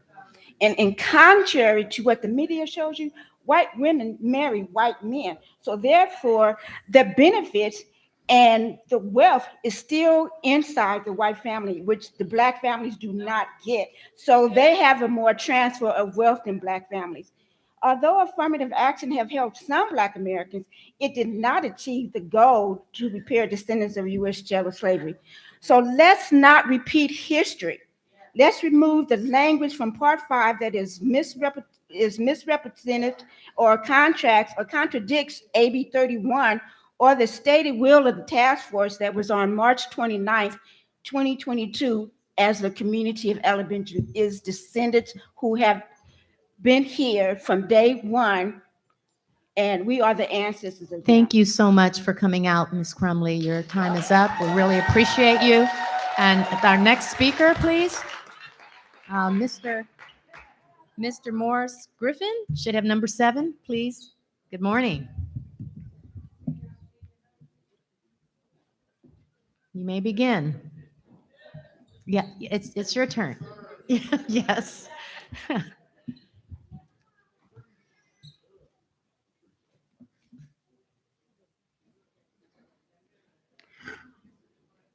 Greetings, everyone. I'm Morris Griffin, better known as Big Money Griff, strong community activist, leader, and problem solver, and I'm the chairperson of a group called INCREW, which is the National Coalition for Reparations and Economic Wealth. And from 1776 to 1850s, when we had the gold rush here in California, if slaves did not have this path to freedom, they had to go back to the plantations. And that's why I brought that. To stay on point, I got here yesterday, Cinco de Mayo Day. And on TV, here in Oakland, California, the media asks Assemblyman Reggie Jones Sawyer, there's a $22.5 billion deficit. What do you say to that? And Reggie Jones Sawyer said, there's more than one way. There's where there's a will, there's a way. If you Google tells us today, if you Google on your phone right now, California's budget is $296.9 billion. The general fund has $223.6 billion. The special fund has $70.4 billion. The bond fund has $2.9 billion. All we're asking for is $120 billion, because I'm demanding that we have $5,000 every single month to the day we die. That's $120 billion a year to stimulate this economy here in the state of California forever. Now, we helped make this country the way it is today, and now all we're saying is allow us to have an opportunity to stimulate this economy with a $120 billion a year. And now I need you to spread the word what you heard. We're asking for a lot less than the $5 billion that was asked for in San Francisco. We're asking for a lot less than $1 million that was talked about, but we like the fact that it kept us on board. Thank you so much for your and there's comments so this much morning, more. and thanks There's for so coming much out. more. Thank you, thank you, thank you, thank you. All right, our next speaker should be Orlando Greenhill, number 8. Orlando, good morning. Go ahead and adjust the mic, make yourself comfortable. Good morning. Good morning. Peace to everybody. Cool to see everybody out here for something that has needed to happen for the last 200 years. We often talk about reparations, and people say that we're getting a handout, but we've given this country, let alone the whole world, a handout for the last 200 years. No, 500 years. And it's amazing how there's been so many people, like even recently in the last few years, there were the Italians that got reparations. There's many different people that have gotten reparations. Black Americans have never said anything against that. We've always been for that. Foundational Black Americans have given our labor, our ingenuity, and our talents to this country while going through a whole uphill battle and facing the most horrendous things that still they're trying to deny to this day. What I want is the same freedom dues that the abolitionists were fighting for. That freedom dues is cash reparations. And so I want to say peace to you guys and reparations, and I'm so glad to see all of you guys here. This is why we're here. Our ancestors are clapping for us right now. Peace. Thank you. Thanks so much. Next speaker should be Darius Lang. Darius Young. Sorry. Thank you so much. Good morning. Good morning to the task force members. First of all, I'm Darius Young, and I'm here representing myself as a resident of Oakland, but I'm also here representing the Bay Area Regional Health Inequities Initiative and the Bay Area Advisory Black Housing Task Force. And so I'm here today just to say that, first of all, our task force brings together 80 Black-led organizations dedicated to serving the health and well-being of California's Black communities with expertise in housing development, housing finance, and Black economic development. And so I would say that, as been articulated within the Reparations Task Force report, we know that Black communities are the hardest hit by California's housing crisis, and that's due to decades of discrimination, redlining, and other housing policies, as well as disinvestment. And so what we're asking today is that the task force considering putting into their recommendations our Black housing development concept and fund that will help to bring prosperity and wealth to African American-led communities, and also throughout, those communities that are lineage-based, that has been exploited by redlining and all the other inequities in housing policies that have been, brought forth here in California. And so I would also like to say that there's several members of the Black Housing Coalition that has been instrumental in contributing to the work of the task force, and we do appreciate all the work that you all have done and continue to do. I would also say that as of late, I and several other people within our coalition have been approached by the communications group, and we have very well worked with them to help to get the communications piece out. And that's what's needed, the community to come on board to help getting the message out so that more African American, especially those that are qualified for the reparations, to be able to take part in this. And so I would say that even Thank you if we so don't, much for your thank you, and comments. I Thanks for appreciate it. coming out. Thanks for taking the time out. All right, next speaker, please. Good morning. You may begin. Good morning. Good morning. I am Raphael Plunkett. Joe and I are here from Diamond Bar, and I'm also here with CJEC today. It's so great to see all of your faces again. First, I want to thank Dr. Weber for my comments. As always, please get the report and get it shared widely. The information needs to be out there. After reading some of the information, I'd like to add that I'd also ask that you add an eligibility section. I thought we had agreed on that in June of 2021. I ask that there's consistent, clear, and distinct language, Black descendants. Without that specificity, we are vulnerable. And for all of these things to go to other groups, please be specific. As for part 5, a lot of those things are very necessary for our citizens. That's more universal. That is not reparations. The last thing I'd like to talk about is a personal frustration for me. The typos and the grammar, the grammatical errors that is beneath this body, it is beneath the process, and it is beneath us. We deserve better. I can't imagine, I cannot fathom all of the research that you have all done and all the reading that you've done to have dealt with such mediocrity in the face of your excellence. I ask for further excellence going forward. Thank you very much. I'll see you on June 30th. Thank you. Okay, Nadia Myers should be next. Good morning. Good morning. My name is Nadia T. Myers, also known as Luna Nightshade. I am here to represent the deceased. I'm talking about those who have been murdered and not had accountability. We have AI recognition, facial recognition. We have plenty of photographs of historical events, of lynchings, and other types of atrocities.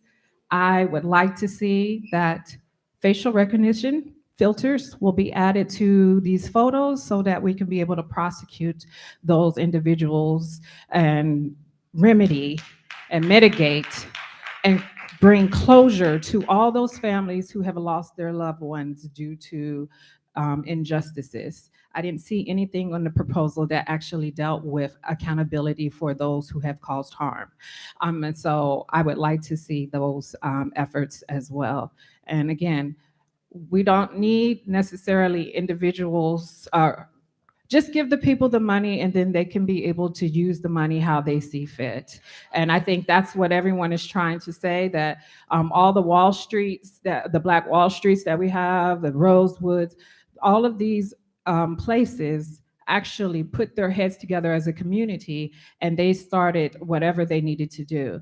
And it looks like this proposal is actually trying to usurp the funds to go to different other organizations.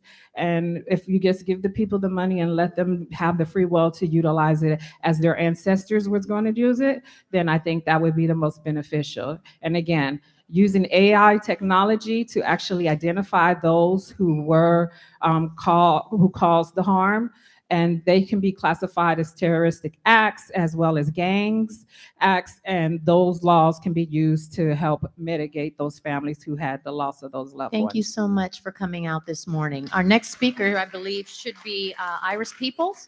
Please come forward, and if you have numbers 16 through 25, if you could please line up.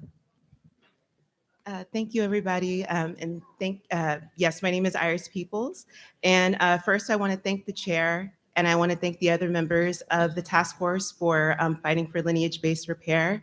Next, I want to thank some anchor orgs who I have gotten a lot of my information from. Those are CJEC, NAASD, ARCC, and the ETM Media Group. So thank you guys for spreading the word and for keeping us informed. And we know that reparations are the right thing to do and are good for America. For instance, that Citibank or that Citigroup released a report that said anti-Black bias has cost this nation's GDP over $16 trillion since 2020. And I think $16 trillion can pay for healthcare for all, it can pay for education for all, and it might even have a little bit of money left over to pay for like a high-speed railway, like from East Coast to West Coast. So we know that protections for Black Americans are actually really, really good for everyone. And then I have a few requests. The first is to add an eligibility section to the final report. The second is to change up Part 5 because it definitely currently contradicts AB 3121, as other people have previously stated. Universal policies are not reparations, even though they might be a good thing. This is for repair, so the universal language has got to go. Next, I would like to talk about some concerns. My really biggest concern is NCOBRA, and we have a member on the task force who is the chair of NCOBRA, who's gotten, I think, $50 million or $15 million, something like that, from Wells Fargo. On April 19th, at the State of the Black World, Grills told guests that she and others are fighting against lineage repair. And I'm like, if you are fighting against that, what are we even doing here? Because we know race-based policies are illegal in California. So I'm very, very concerned about that. And last, I just would like to mention my grandmother, Jessie Peoples, who worked for the post office, and she earned enough money to buy homes anywhere in San Francisco, but she saw with her own eyes deeds that said, do not sell to Blacks. That cost our family Thank you so millions much in for real estate value. your Thank you. comments. Thanks for coming out. Next speaker. Good morning. Should be Ashley Haynes. Good morning. Good morning, task force members and chair. As a Black American on both sides of my family and a third-generation Californian, it's clear we all know reparations should have been paid like yesterday. It's for more than just slavery. Everyone else has been paid, and now it's our turn. I came all the way from Georgia to speak for my ancestors and to make sure we get this done right. Black Americans are the only group that has not received reparations for state-sanctioned racial discrimination, while slavery afforded some white families the ability to accrue tremendous wealth. I ask that you please consider Black Americans that were born and raised in California but left because of gentrification, racism, and out-of-control immigration. San Francisco Reparations has a good plan for their eligibility requirements as far as residency and should be considered for the state level claim. Also, most Black Americans don't want to be called freedmen. It doesn't apply to California, and any race can be classified as that. We don't want to be reclassified to emancipated slaves. It's offensive. And no to peoplehood or anything else y'all come up with. We are Black Americans. That's it. Delineation is finally here. Also, we do not need an agency that could potentially steal our money again. So no to a Freedmen's Bureau. We want direct cash payments, just like how the stimulus were sent out. It's our inheritance, and we can handle it. 1.2 million is nowhere near enough. It should be starting at least 5 million like San Francisco. Thank you so much for your Also- comments this morning. I'm so sorry. It's All been right, 2 thank minutes. you. All Let's right. get it together and stop running interference. Thank you. All right. Now we're moving on to number 16. Joseph, who has 16? If not, we'll move to number 17. Yes, this should be number 17, and 16 through 25 should have lined up. 17's not here. We'll go to 18. Daniel. Oh, 17. Good morning. Can you hear me? From my experience and background in STEM, the answer to almost any generalized question of remedy to a problem is it depends on the conditions that contributed to the harm, the conditions in which the recipients of harm still reside, and what resources are available to aid in that remedy. Many times a hybrid approach is required on both the micro and macro levels. This definition of reparations is inherently a hybrid approach, and nothing short of the requirements set forth by the UN principles is sufficient to address the harms and atrocities committed against my people, ancestors, and elders, those that are still being committed in the most covert and overt ways against my people and contemporaries and the youth that look to us to set an example through policy, regulation, and financial literacy, and much more. As Chair Moore stated in previous meetings, the only true example cited in the Chapter 15 examples on reparation schemes was that of Germany, Israel, and to popular knowledge, that includes not only policy, but land and compensation from the federal budget. If you can do that for a foreign country whose resources you have a vested interest in, then surely you can do that for a domestic nation of people whose bodies were used as the main resources to build this country. I will say it plain. We need to stay focused on the descendants of U.S. chattel slavery and unapologetically so. Gatekeeping the distinct ethnic groups that make up the diaspora is pivotal to progress, as the African-American experience in the U.S. is unique, and that is a fact that we can no longer ignore. Every document produced by this task force should be accompanied by a glossary that defines pivotal words and phrases used that I have seen cause this task force to waste time that could be better spent on what the proposed agency is supposed to stand for. These documents serve to determine the course of our cause.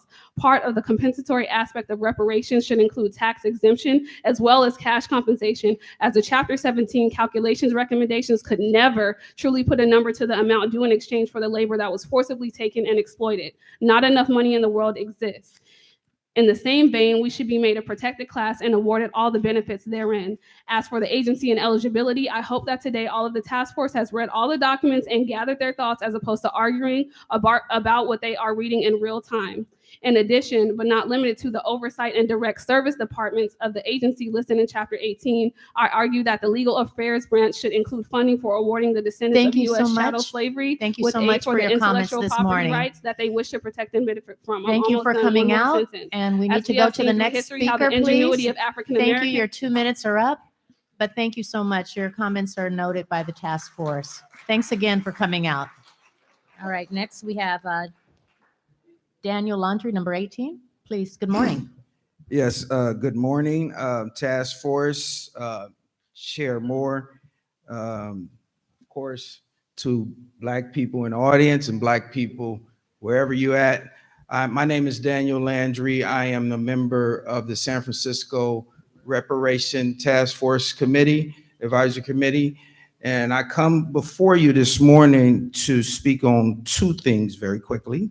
Number one, lineage base is pretty much what we're considering and putting forth, and we'll have a meeting this coming Monday, which is going to be a big decision for us because we've been working like you for 2 years now, trying to figure this thing out about eligibility. Number two, I was talking to the director in San Francisco about the redevelopment agency, and a conversation is developing about taking legal action, whether it's legal action of San Francisco suing the state of California or if California suing the federal government. I think we need to consider remedies as we move towards this reparations thing, because you know as well as I know, it was some connections there that allowed for the past harms, the legacy institutions in San Francisco and in this state to happen. Quite frankly, what's happening this morning, like someone said earlier, the tension is good because of whatever we're going through, it can't add up to what our people done went through here in the United States and throughout the world. But I will echo, we got to do better, like Chair Moore said, because at the end of the day, we all are Black. And I'm not going to shoot myself in the foot thinking I'm making progress. So as much as we want to use someone as a punching bag, it's bigger than all of us. So I just thought I'd emphasize that, show some respect and love for each other. We can have conversations behind the doors. We can argue. We can even curse each other out. Thank you. But let's show some respect in the public. Thank you. All right, thank you so much. The next speaker should be Eris Eggerly and then Chris Lodgen. 19 and 20, please come forward to the mic. Eris Eggerly. Hi, Eris gave me his number 19 out of respect for my elected position in the city of San Francisco. Okay, my name is Gloria Berry. I'm elected to the San Francisco Democratic Party. I simultaneously serve on the San Francisco Reparations Committee. I want to emphasize a lot of us committees in the cities need to have support from the state level when it comes to education. I'm all for cut the check, but I'm also for us bettering our schools so that the prison pipeline is disrupted. When we have our schools, I think we should demand that there be schools that tell the truth, that we stop continuing white supremacy when it comes to our education. While history is often viewed as an objective account of past events, the reality is that the selection and presentation of historical information can be influenced by a variety of factors, including racism, political context, and the limitation of the historical record. Therefore, it is important to approach history with a critical and open-minded perspective and to seek out a diversity of sources and perspectives in order to gain a fuller understanding of historical truth. In San Francisco, through a simple search, I saw that there was at least 3 Latino schools, 10 Japanese schools, 3 Korean schools, 18 French schools, at least 2 German schools, and 3 Native American schools. We need Black schools. We need Black HBCUs here in California. We need to hire Black and brown people that teach the truth. And we need those brothers and sisters to be retrained on a different curriculum that is based on truth and not white supremacy. Thank you. Thank you. Thanks for coming out. I need Chris Lodgkin, and then Russell Clark is next.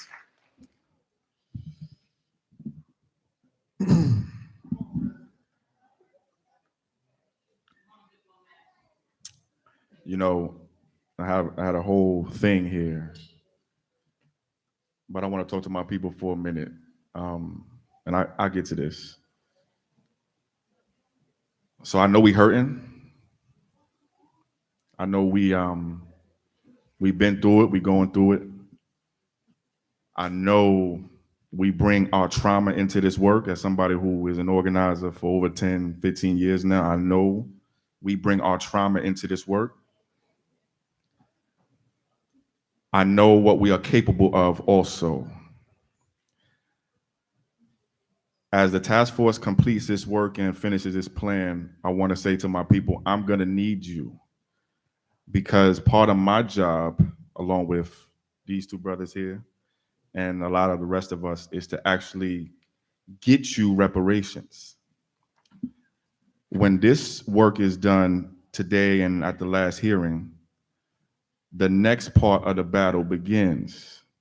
It's one thing to do a reparations task force. It's one thing to do a study and all that. It's another thing to actually get you reparations. That's my job. That's my job. But it's also your job too. I understand the anger. Let's also use some of that anger to get the damn reparations too. I'm gonna stop there for right now. You need to add an eligibility section to the report. It's a statement or 2. There gotta be a whole section in there. Add it to part 4. You gotta make it clear that part 5 is not reparations. It's already not clear to people. You've heard it in the comments, on the phone, and in person. It's not clear. People think the policies and recommendations are reparations. Reparations are in part 4. That's the cash money. That's the direct compensation. That's the reparations. But y'all got to make it very clear today that part 5 is not reparations. They are good things to do, but you got to make it clear. I'm so sorry. Thank you. Thank you. Thank you so much. Thanks for understanding. Next should be Russell Clark, and then Cameron Jackson, and then Donald Brown. Good morning, task force members. My name is Russell Clark. I'm a 4th generation resident of Oakland, California. I'm doing this for the Clark family. Right now, everybody in here, especially you task force members, y'all can feel the tension, can't you? You feel that anger? Do you feel it? We are angry. We've been passed over by every single group, citizen and non-citizen, within the United States of America, especially here in California. We are expecting all of you, every single one of you, to do us right by this California Reparations Task Force. We need cash reparations, number one. Number one, anti-Black hate crime bills, and all the rest of what you guys have recommended in the report. I don't know what's going to happen after these hearings. This is what I do know. I have to represent not only for my ancestors, Douglas Clark, Anthony M.J. Clark, but for my descendants, my child, my grandchildren to come, my descendants to come. We don't have time to dilly-dally, to BS around. We are running out of time. I expect you guys to do your due diligence, as you've already done, but I expect you to do us right as foundational Black Americans. Reparations is now. Pay the debt, cut the check, or no reparations, no vote 2024. Thank you. Thank you. Next speaker is Cameron Jackson, then Donald Brown. Cameron Jackson, Donald Brown, then Tariq Nashad, number 26. If you have 26 through 30, please line up. Cameron Jackson, Donald Brown, Tariq Nasheed, Ann Davis, Marcus Hunter, Sharice Cryer, Constance French. Please line up quickly, please. Thank you so much, everybody. And just, if you could just let us know what number you are.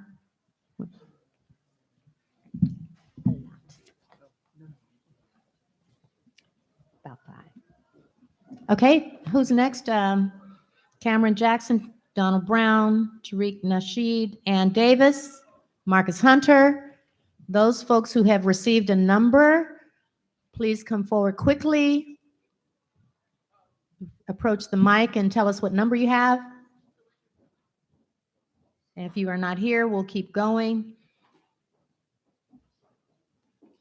Ann Davis, Marcus Hunter, Sharice Cryer, Constance French, please come forward quickly. And you are, what number?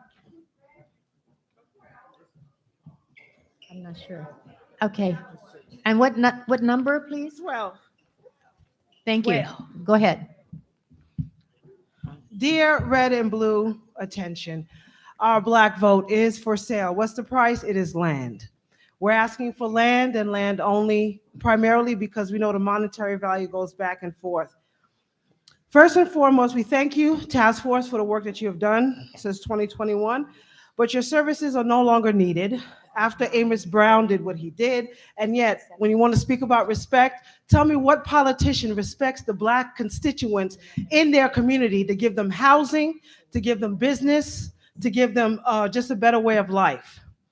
We want you to work with what's needed for the people, not to create your own. The problem is this task force was picked by Gavin Newsom, Anthony Redden, and Tony Akins. Nothing's wrong with that, but again, politicians don't work for the people as they elected. They work for themselves as self-serving. Okay, if you can go. So as a descendant of slave, my main primary issue in Los Angeles County, where I'm born and raised, as a Black woman, been disrespected left and right by my Black-faced politicians when it comes to equity. So if you want to give back reparations, the first thing is to reverse the no's, that loans, and land that we asked for. CEQA as well, been part of that, redlining.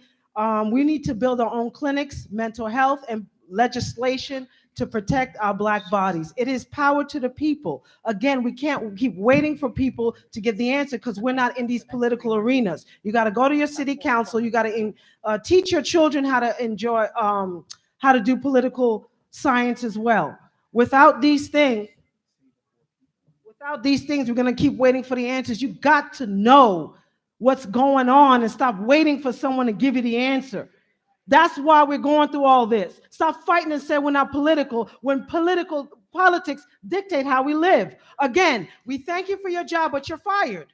We need an alternative task force for the people by the people. Thank you so much for Okay? your comments Appreciate this you. morning. And have a good day. And you, next Amos, should be Cameron Jackson. Thank you so much. Cameron Jackson. Nope. Cameron Jackson's turn, please. And then Donald Brown, then Tariq Nasheed, Ann Davis, and Marcus Hunter. Good morning, Task Force. My name is Cameron Jackson. I'm a fourth generation Californian and I speak for... good morning. My name is Cameron Jackson. I'm a fourth generation Californian and I speak for myself, my family, my ancestors, and just want to emphasize two things: cash reparations starting and focus on the descendants of American slaves. And that's all. Oh, thank you. Next, we have Donald Brown. Donald Brown, please. Reverend Tony Pierce, I'm next. I have the number. You shut me down in Oakland before. You're not going to shut me down again. Just a minute, sir. You're not going to shut me down again. Excuse me, respectfully, if you're not next, you cannot go next. So who's next? I'm next. Let's hold on. We'll check. We'll verify. The number that. should be 24. Is your number Donald Brown? 24. Okay. Donald Brown. Donald Brown. Does everybody see that? Listen. Donald Brown. Did you go? Okay. Let me finish. Then. Shut me down. Okay, I want to confirm Donald Brown already made a comment, correct? Okay, so now we're going to the Reverend. Reverend Pierce, you're next. You're next. You can go now. Turn around to the microphone. You can meet. Donald Brown. You're next, sir. Your 2 minutes start now.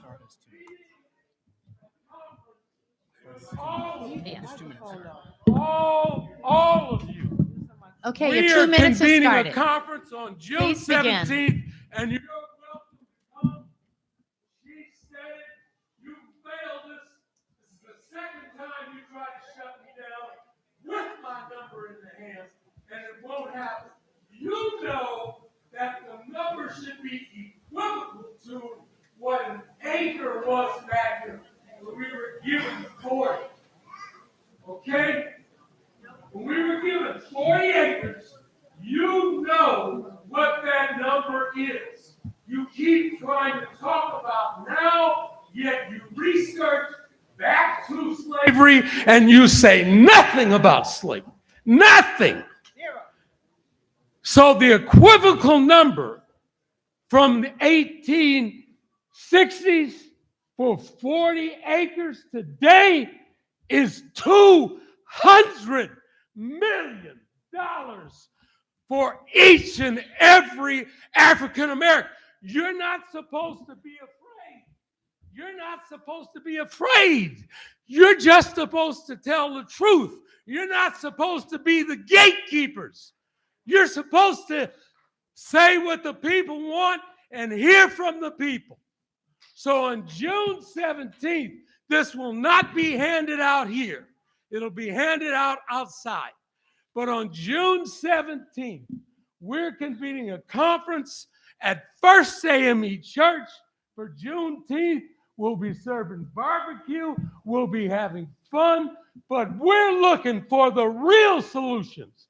And we want all of you to come and participate for the real solutions.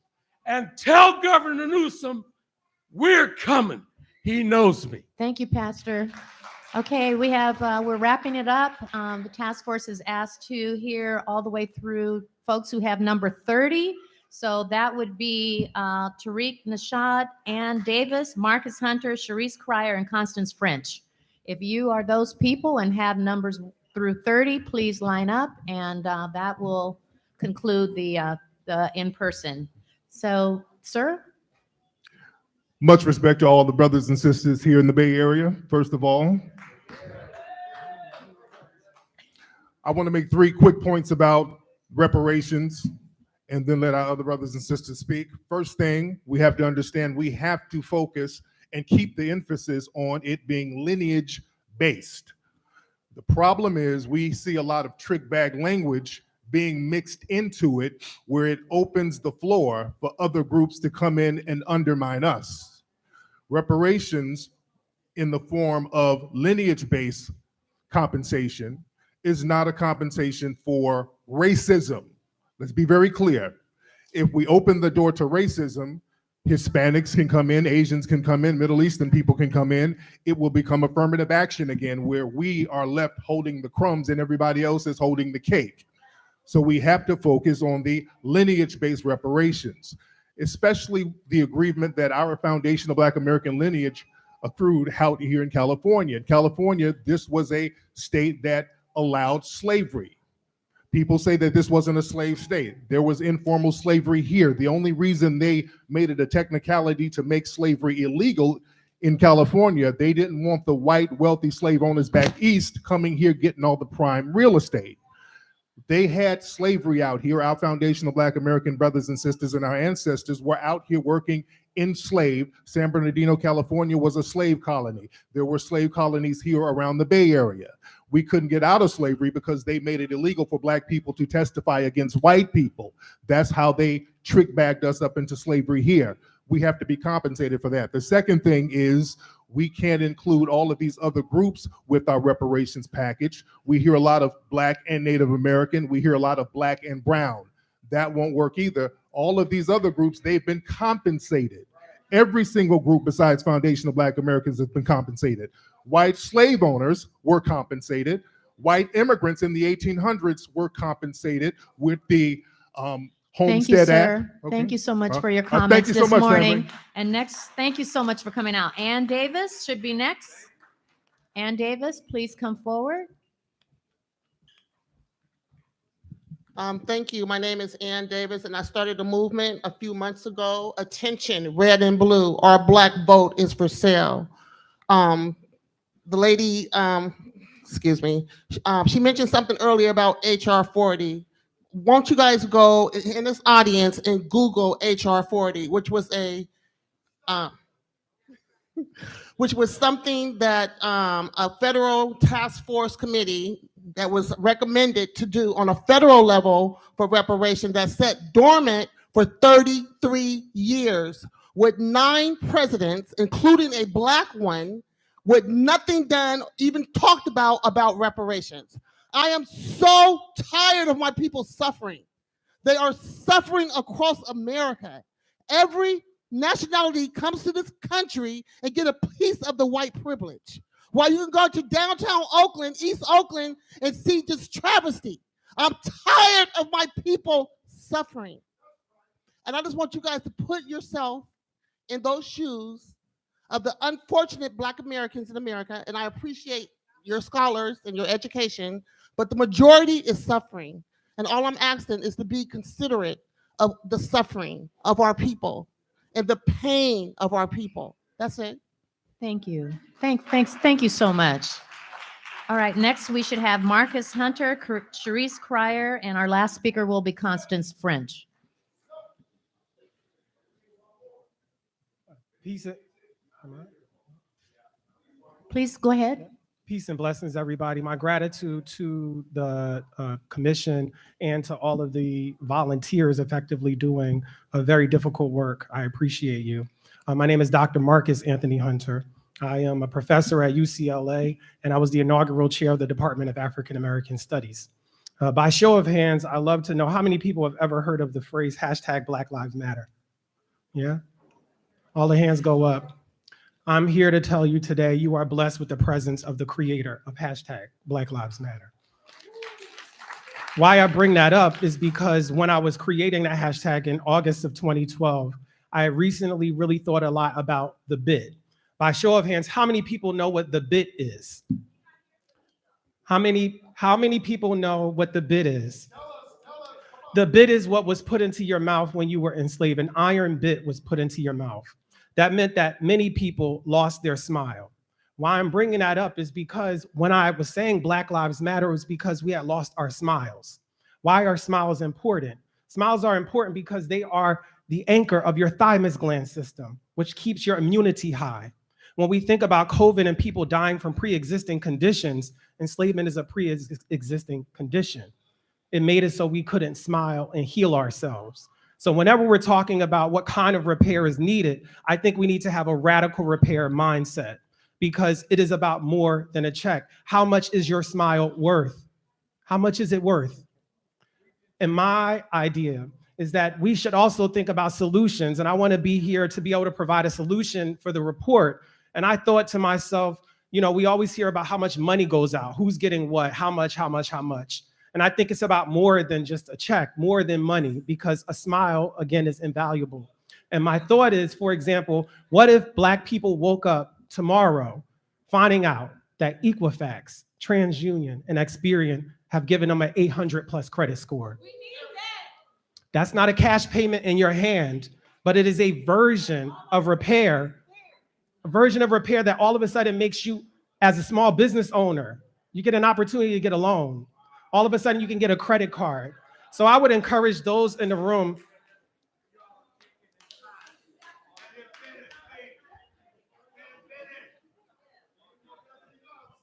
Let him speak.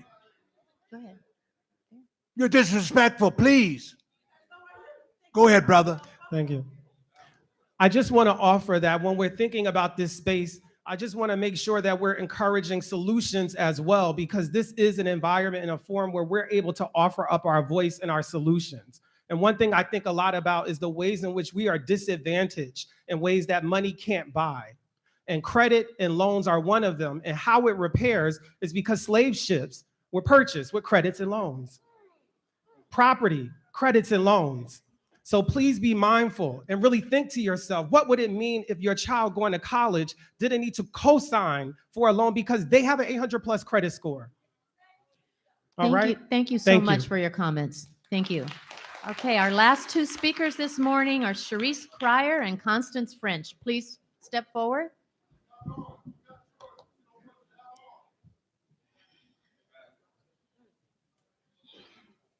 You may begin. Good morning. Congrats to the commission, the DOJ, and those who traveled the state month after month to support reparations. My name is Sharice Cryer. I just wanted to first say everyone's input moving the needle on the reparations issue is valuable. It doesn't matter who came first, last, or in the middle, whether it's FBA, ADOS, CJAC, NASD, Freedmen, everyone has been valuable in this effort, and we need to recognize everyone's effort. Okay. Sometime last year, our federal government passed legislation to allow Ukrainian refugees to receive pensions and Social Security benefits, yet we still don't have reparations.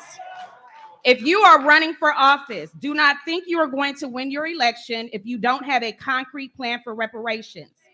Biden, do not seek a second term unless it's accompanied by an executive order for reparations for descendants of American chattel slavery.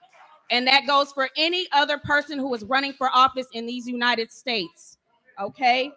My final request to the task force, tax-free reparations, the recommendation needs to be tax-free reparations at both the federal and state levels. So you all need to work to make sure we have tax-free reparations at both levels. Also, the legislature, do not spend more than 2 years making a final decision on these recommendations. These don't need to simmer and don't need to be going through the legislature for any long time period. And this is to the boots on the ground. The time is up for pressing Black Democrats to pass reparations. It's time to press the white Republicans. So the boots on the ground, you post some videos about going to people's offices, the Black Democrats' office, that's cute. Now we need to go to the white Republicans' offices and press them and post those videos on Twitter and Instagram. Thank you. Thank you. All right, our last speaker this morning will be Constance French. Please approach the mic. Good morning. You may begin. Good morning. I want to talk real fast. I need y'all to think real fast. Okay, so first of all, I want to thank you all for your work. I know it's hard.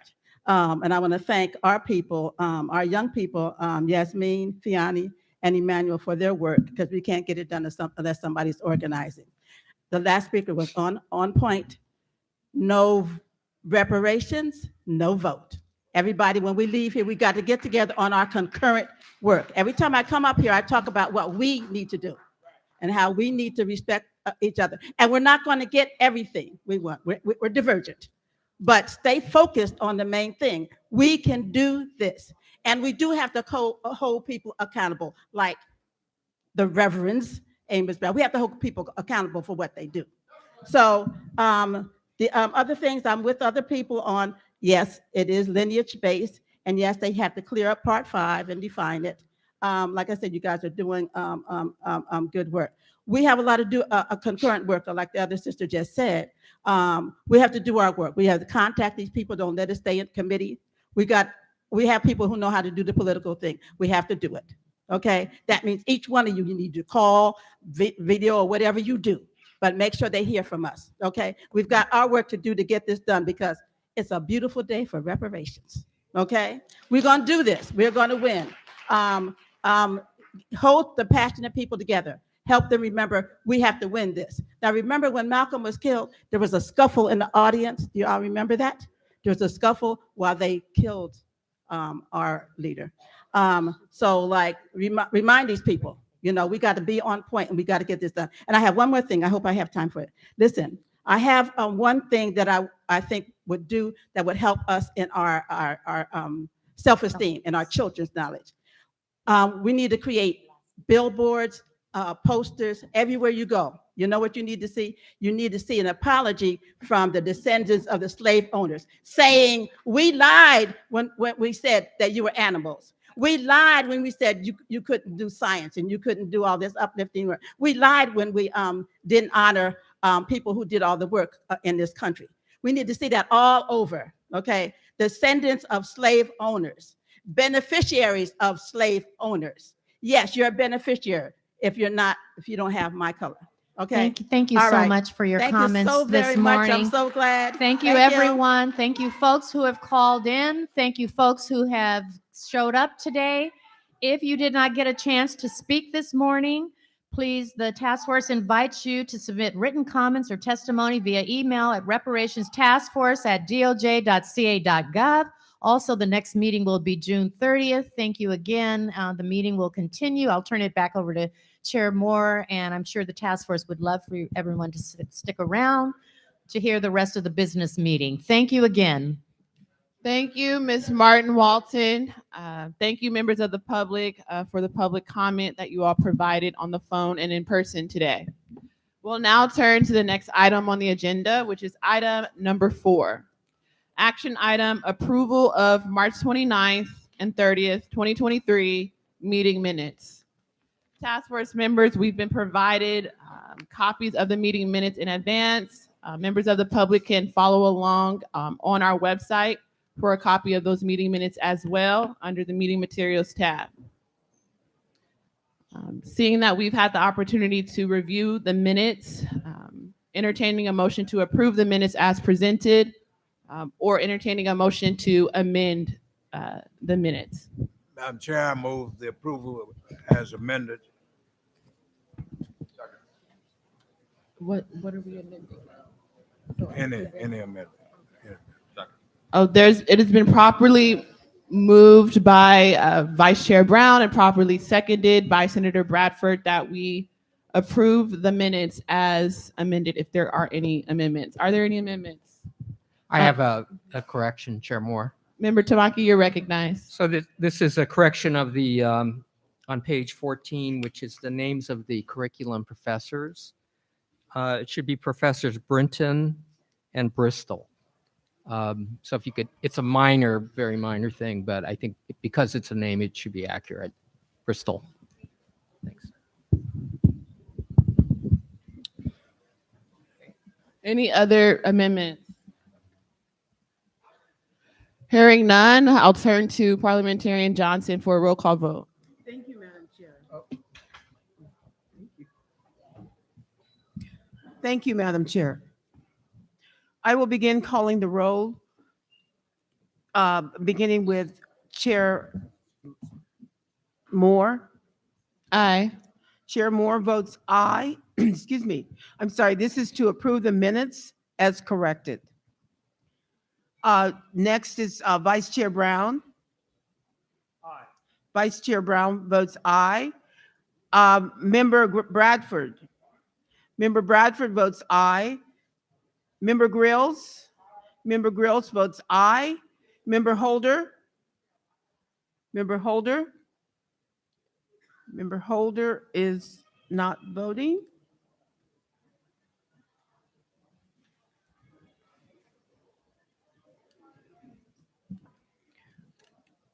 Member Jones Sawyer? Member Jones Sawyer? Member Jones Sawyer is not voting. I will go back to Member Holder. Member Holder votes aye. Excuse me. Member Lewis? Member Lewis votes aye. Member Montgomery Stepp? Member Montgomery Stepp votes aye. Member Tamaki? Member Tamaki votes aye. Madam Chair, there are 8 members present and voting. There are 8 ayes, excuse me, 0 nays, and 0 abstentions. Thank you. There are 8 ayes, 0 nays, 0 abstentions. The ayes have it and the motion carries. The meeting minutes are approved as amended or corrected. Now we will turn to the next action item on the agenda, but I wanted to check in with my fellow task force members. Do you all want to move to the next item or take a brief intermission or break? We're going to take a break of about 10 minutes. 10 minutes. We're going to take a 10-minute break. Thank you.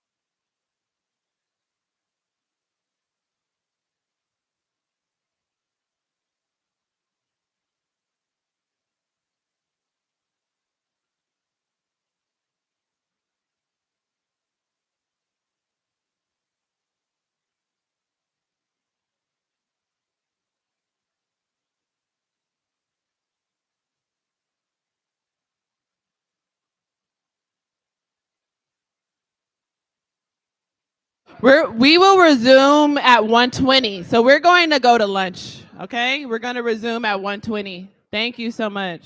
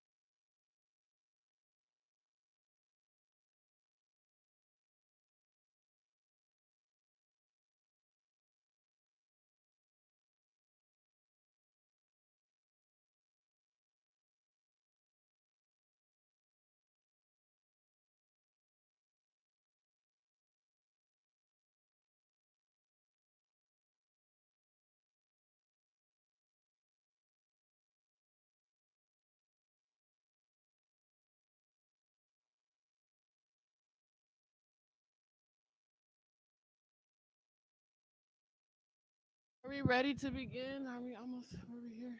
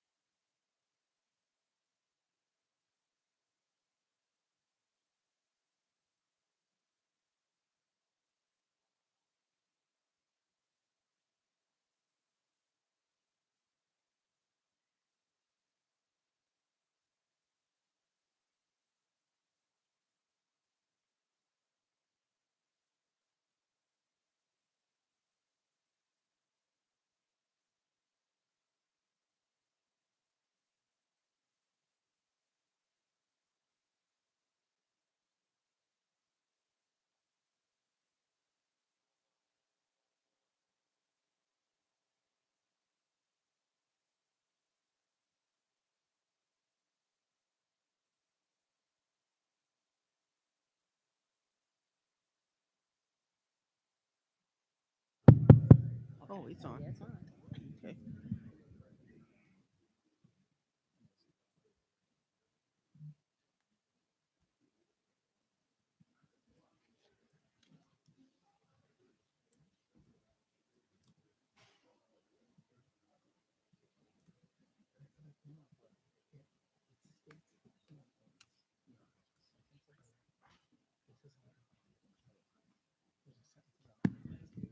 So we'll now resume the meeting, and I'll turn to Parliamentarian Johnson to reestablish a quorum.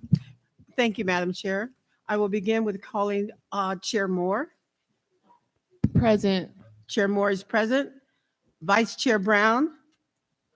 Vice Chair Brown is present.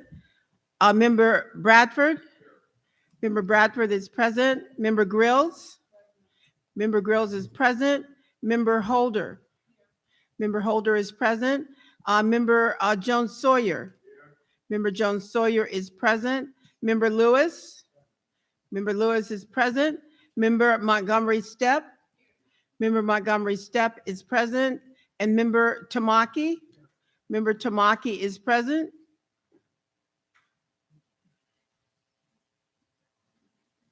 Did I leave anyone out? Okay. Madam Chair, there are 9 members on the task force. There are 5 that are needed for a quorum, and there are 9 members present. A quorum has been reestablished.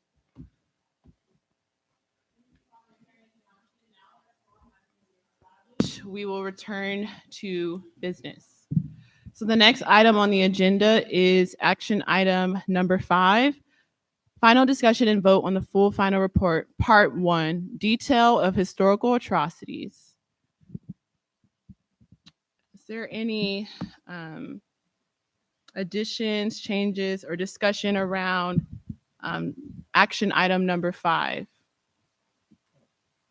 Before we quick remark.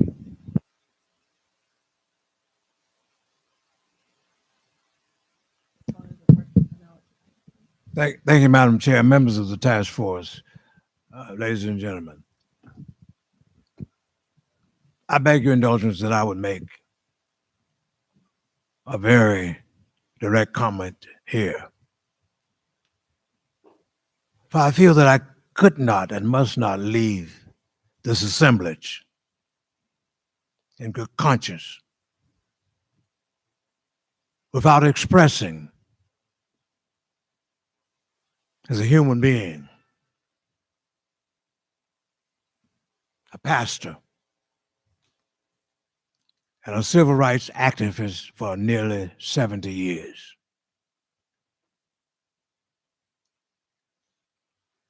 It was 62 years ago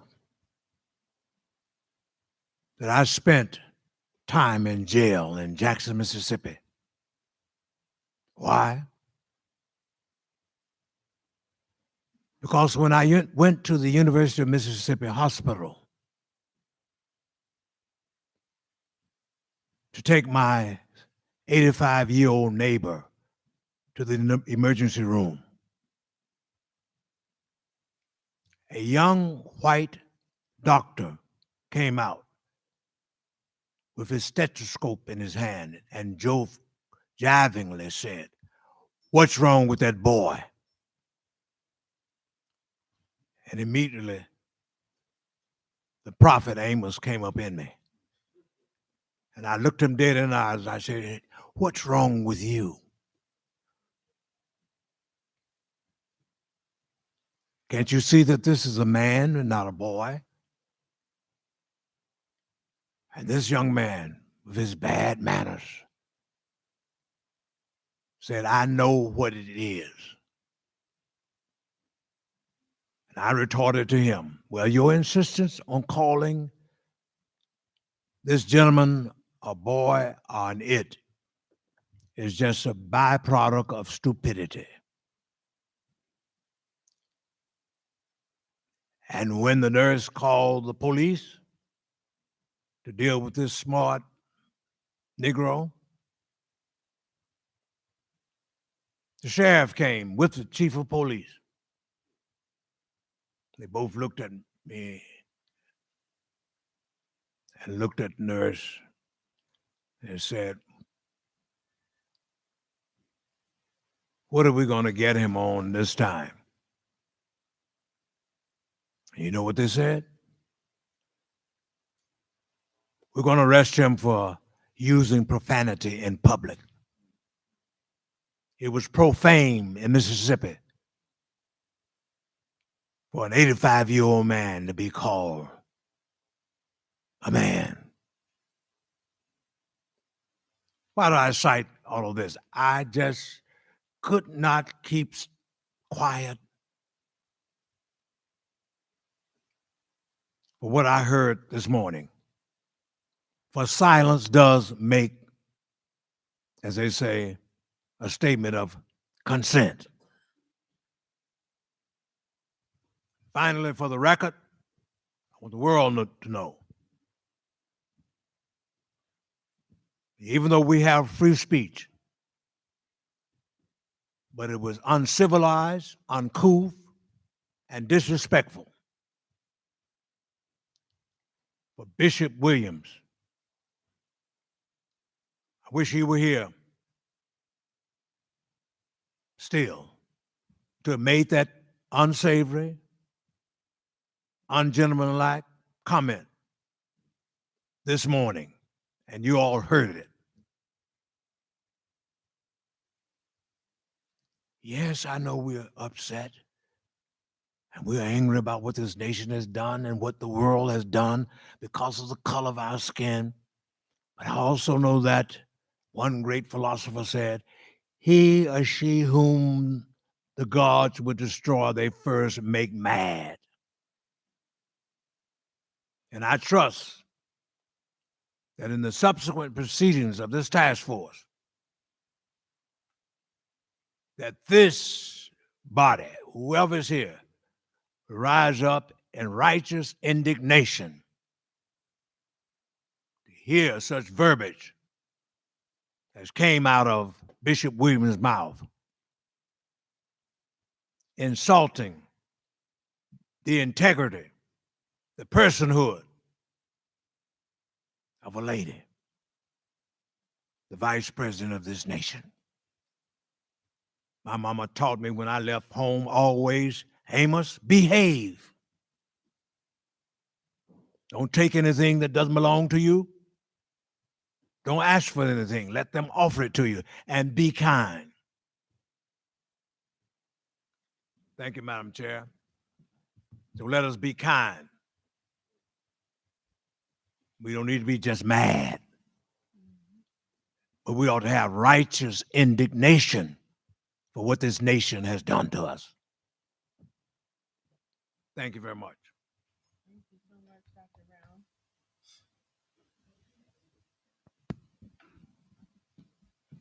So now we'll turn to action item number 5, final discussion and vote on the full final report, part 1, detail of historical atrocities. I'll turn to Senator Bradford. If that's the appropriate time at this time. But first, let me start out by thanking this task force and all the staff at DOJ for the work, the tireless work that we have done for the last 2 years to bring us to this process and to culminate a final report. The final report will include 95 recommendations that will serve as the basis for deciding what reparations may ultimately look like once they're interpreted and approved by the legislature and the governor. With the process ahead of us, it is important that the intent of the recommendations as approved by the task force be very clear. As a body, we spent numerous hours debating and wordsmithing the recommendations. And while these may be clear to the members of this task force and the DOJ staff, it may not be clear to others who are reading the recommendations for the first time. Prior to the release of the task force interim report, the DOJ staff was allowed to do final review of the interim report recommendations and to provide edits that made the recommendations more succinct and to the point. This was done without changing the intent of the recommendations approved by the task force.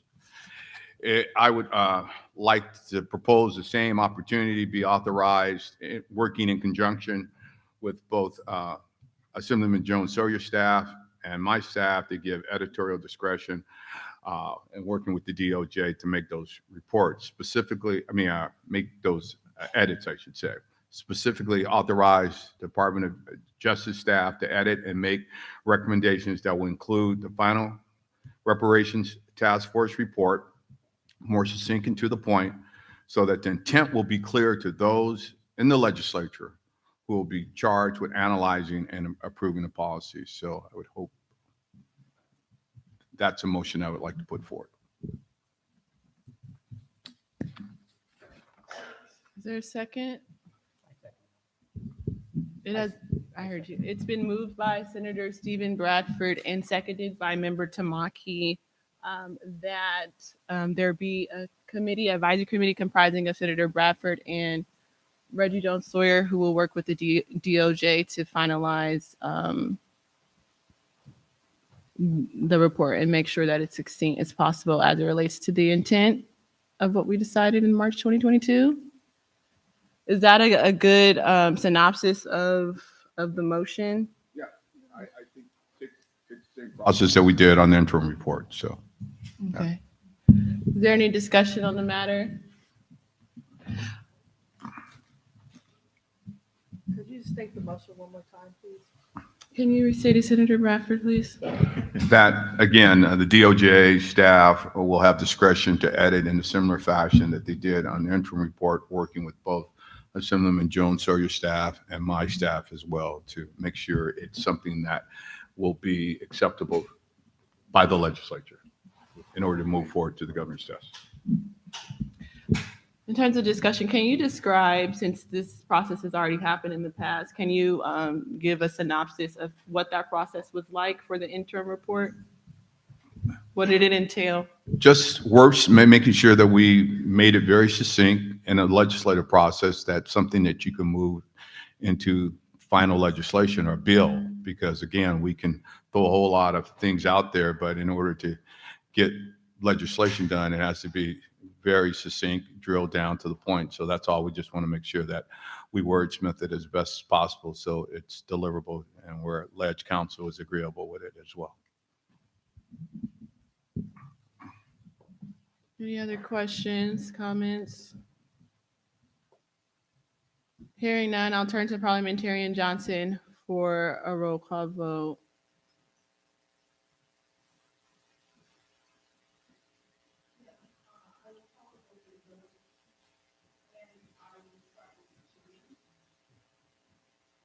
Aye. Aye.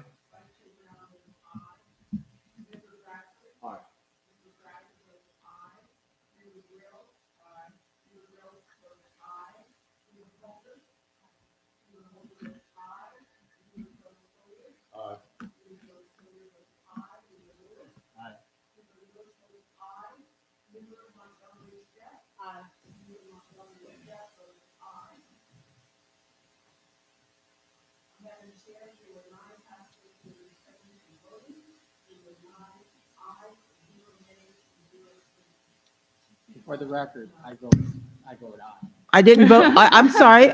I thought I did. I apologize. Member Tamaki. Yes. Member Tamaki votes aye. Madam Chair, there are 9 members present and voting. There were 9 ayes, 0 nays, and 0 abstentions. Thank you. So now we'll return to the action item actually on the agenda, which is action item number 5. So are there any questions, comments related to this action item?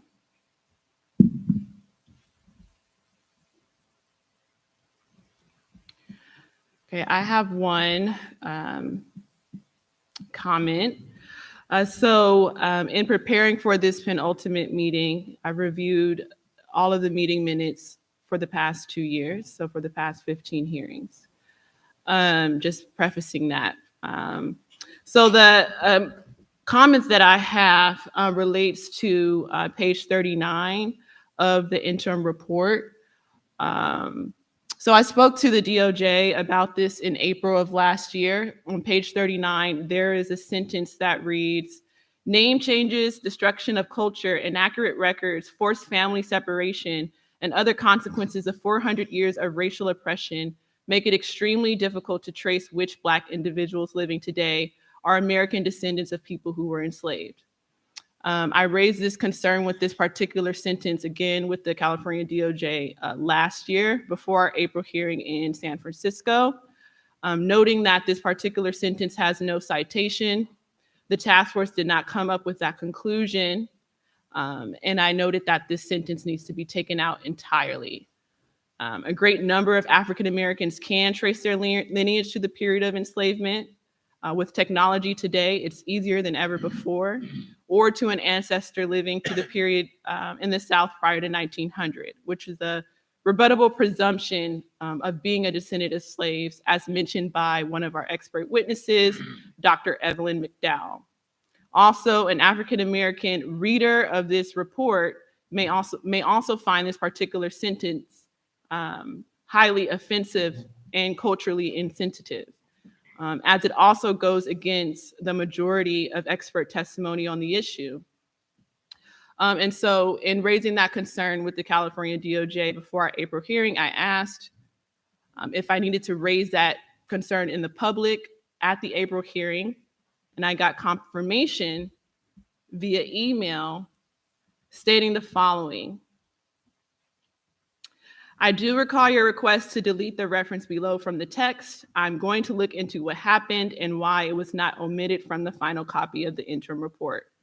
I will also inquire about whether we can make the change now, as well as add any additional acknowledgements to the report, or if we must wait until the final draft to make any additional edits." Further, the California DOJ stated via email, "I was able to get some further clarification on this issue. As you know, there were several versions of the report flying back and forth between task force members and DOJ staff. Apparently, the sentence you referenced was located in 2 different places within the report.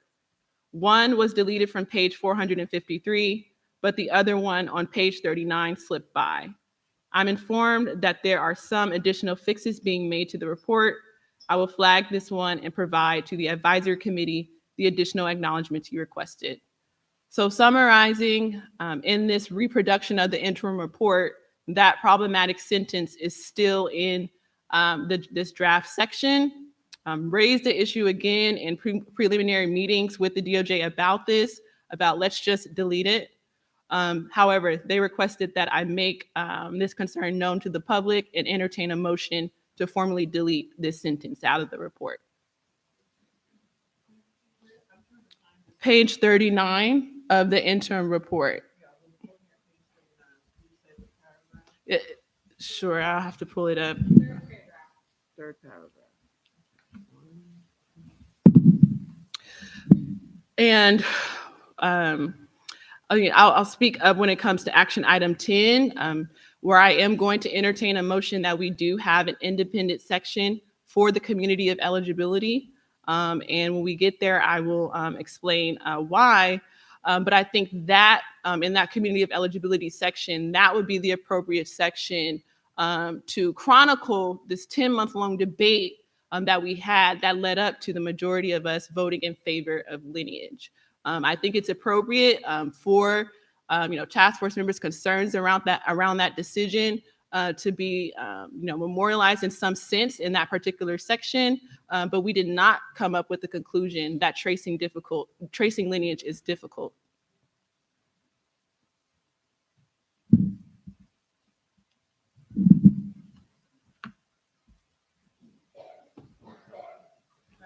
Member Groves, you recognize.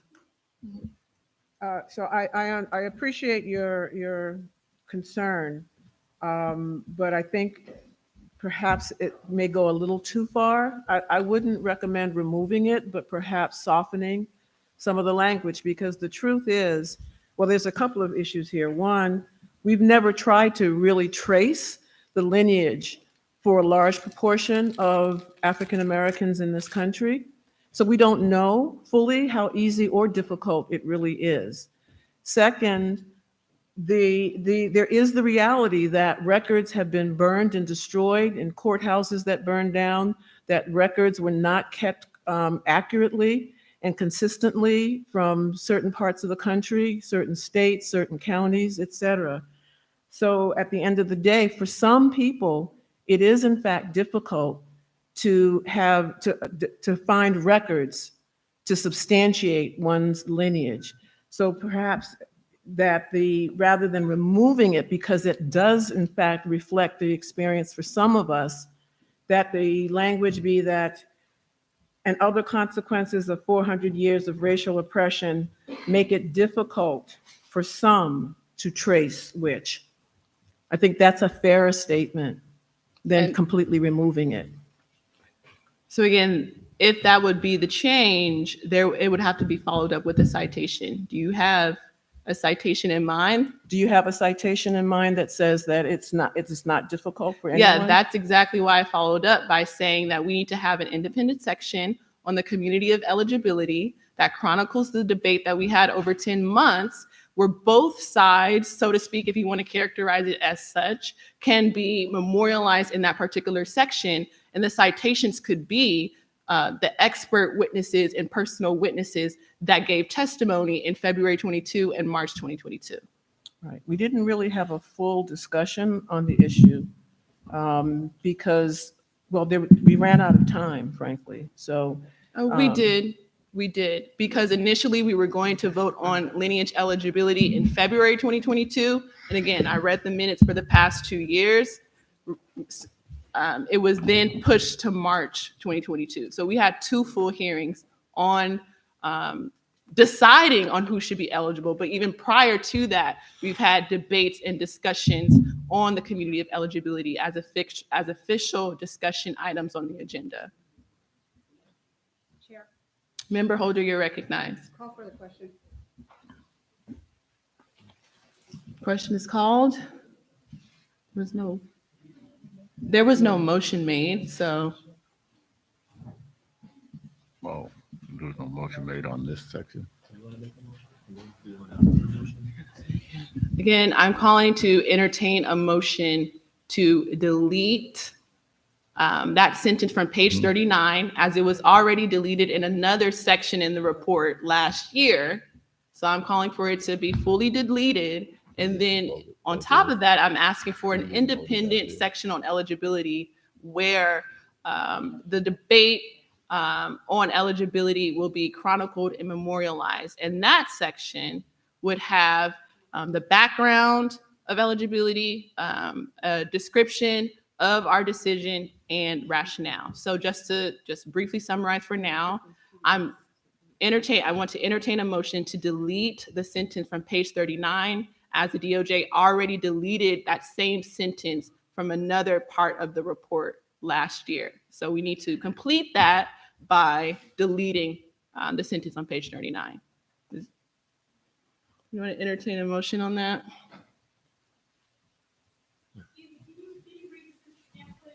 Sure.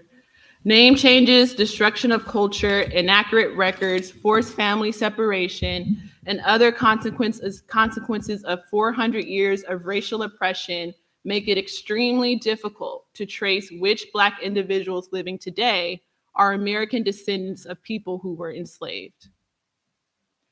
Name changes, destruction of culture, inaccurate records, forced family separation, and other consequences of 400 years of racial oppression make it extremely difficult to trace which Black individuals living today are American descendants of people who were enslaved. And again, the California DOJ wrote via email. That sentence was deleted from page 453, but the other one on page 39 slipped by. I move to delete the aforementioned sentence from page 39.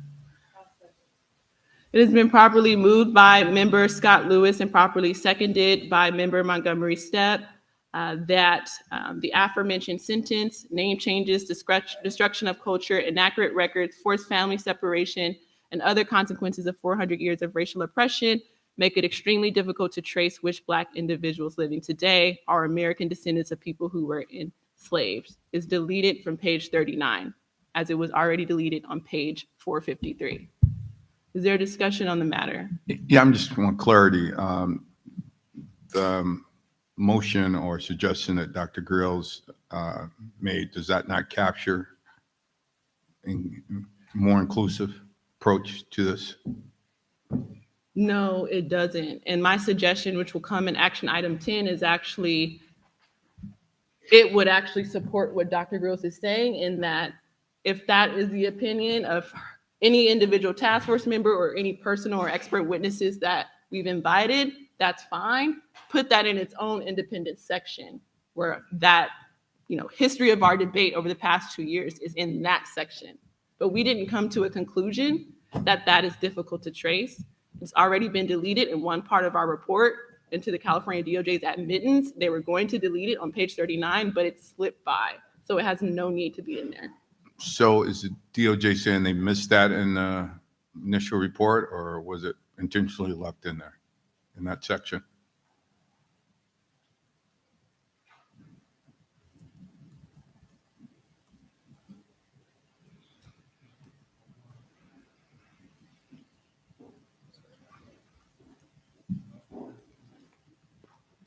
Is it on? Okay, sorry. The line that was referenced in the report, and I don't recall the timing of it. I think it had to do with various direction that was coming to us in terms of what needed to be included. I recall we did delete one of those lines on the page that was referenced. Sitting here, I don't have an independent recall as to why the other one didn't get deleted, whether it was a matter of timing because it had already gone to print or for some other reason, but I'm not able to state.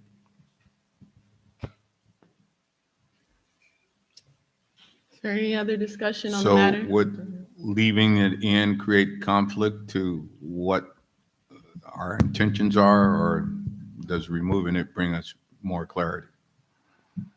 Who are you directing that I'm to DOJ. There's nothing else in the report that contradicts that statement. It currently stands on its own in the place that it's in. Member Jones Sawyer, you're recognized. I do remember this conversation. I do remember there was a discussion, because I think I brought it up, about individuals who are in the foster care system, or individuals who are homeless, or individuals who just don't have the financial capability to be able to find out their ancestry. And that is a fact, that it would be difficult for some individuals. I think the statement is just acknowledging that for some, as Dr. Grill said, for some, it may be difficult. It's just acknowledging a fact. And if according to the chair, if no member brought it up, I would say that's inaccurate, because I did. And then two, if the chair is saying that all it takes is one member to bring it up, then I will say it again, that that statement is just a statement of accuracy, in that it is not definitive that every African American in the state of California can find out how far their lineage goes back. It's not going to be easy for everyone, and we need to acknowledge that. And I think that's all it's doing. It's not saying it can't be done, and it's not saying that it can't be done but for everyone. I think it kind of expresses the challenges of it and why Mr. Bradford and I may need a statement like that. If we need to provide funding, or if we need to provide technical assistance, if we need to provide whatever it takes to ensure that every descendant of slave can trace their heritage, and that California may have to help with that, we may need that statement in there. Otherwise, it gives the impression that anyone who believes they're a descendant of slave can easily find out who they are. And then when they come and try to verify so they can get their reparations, they're turned back because they don't meet a threshold that is set forth by California to reach that. And so I think it's really important that we acknowledge it so that we can make sure that that we don't leave anyone behind that is deserving of reparations that fall in this category. Thank you, Member John Sawyer. Member Scott Lewis, you're recognized. Thank you, Chair Moore. So there are a couple of things. For me, I recognize that this is a very strong claim that being made in this section that is about immigration and migration patterns, should be cited appropriately. It's a very meaningful claim with significant consequences. And when I say significant consequences, those consequences include the sense of identity of African Americans who descend from slavery, as well as the request or the recommendation that we are making in another section of the final recommendations for the agency. And so I think there is something to be said for what the role of this statement in this section is and what it does. And I don't find it to be a terribly effective or useful statement in this section. I think it's appropriate for us to talk about the challenges that some individuals may face in tracing their lineage. And that is why we are advocating or recommending that there be an agency to help with that. But I think what this does is and I made a comment about this well over a year ago, that there is a very dangerous, pernicious myth that African Americans who descend from slavery don't come from somewhere, don't come from people. And there is something really dangerous about even subtly perpetuating this myth that people cannot establish from where and from whom they are from. For me, that is the basis of what we're doing here. It is the basis of recognition. And I appreciate that. But so I think, there's a reason why we are advocating for the development of an agency, where we have written that part of the job of that agency would be to help people determine this. And I think there is something about it being located in this, which is a section on immigration and migration patterns, right? That is then immediately followed about, that by 2060, right, the Black foreign-born population is projected to make up about 1/3 of the U.S. Black population.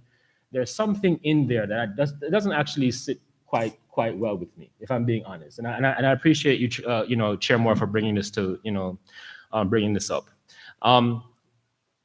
There is an appropriate place for us to talk about the challenges of tracing lineage. And we recognize that. We understand that. And for all the reasons that you and Professor Grills bring up, I don't think it belongs here because it's out of context here. Is there any other discussion on the matter? Call the question. Question is called. I'll turn to Parliamentarian Johnson for a roll call vote.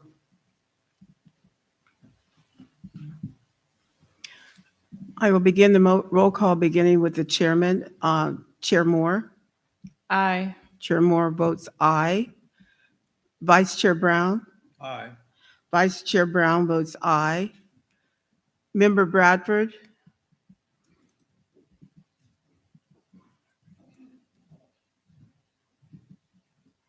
Member Bradford. Abstain.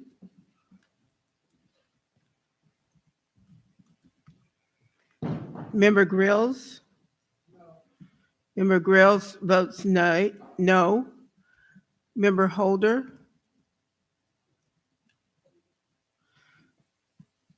Member Holder abstains.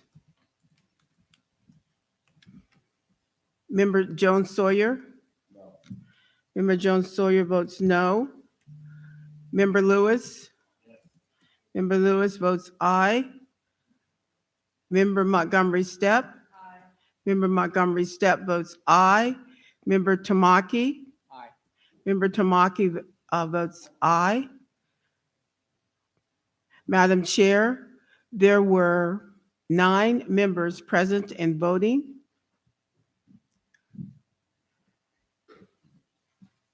There were 4 ayes, 2 abstentions, and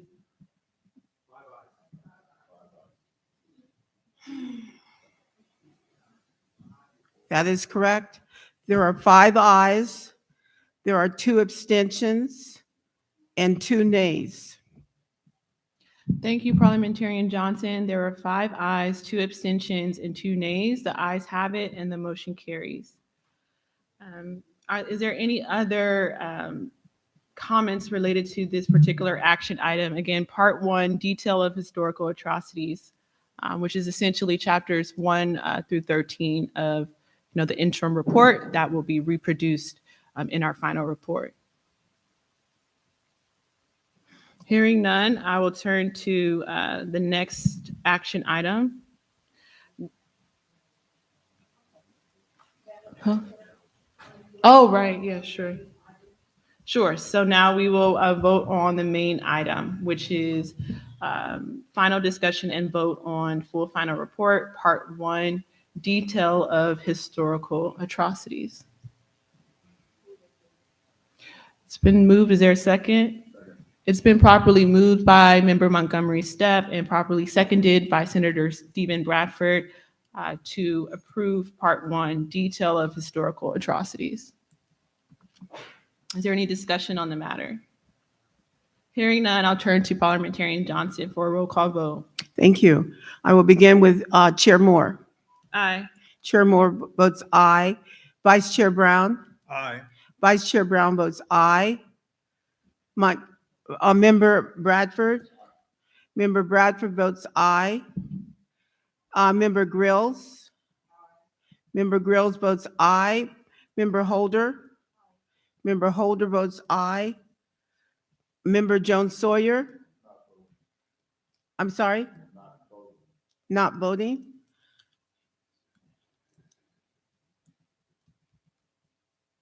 Member Lewis. Member Lewis votes aye. Member Montgomery Stepp. Member Montgomery Stepp votes aye. Member Tamaki. Member Tamaki votes aye. Madam Chair, there are 9 members present and voting. There are 8 ayes, 1 not voting or abstention. Thank you. There are 8 ayes, 1 abstention, and thus the ayes have it and the motion carries. We have finalized Part 1 of the full final report, detail of historical atrocities as amended. So the next item on the agenda is final discussion and vote on the full final report, Part 2, International Reparations Framework and examples of other reparation schemes. Are there any comments, questions related to this section of the report? And I'll start off by saying thank you to the California DOJ for, I think I said this at the other hearing, but adding the genocide section. It's very comprehensive, and thank you for that.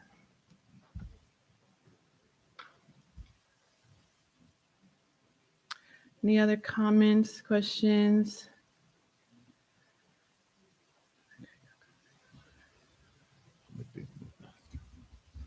So I have a comment.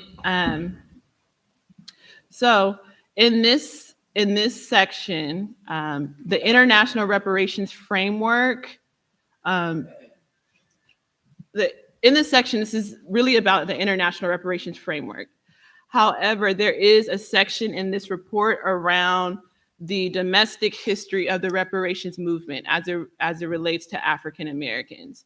When I read through this particular section, that part did seem to feel misplaced.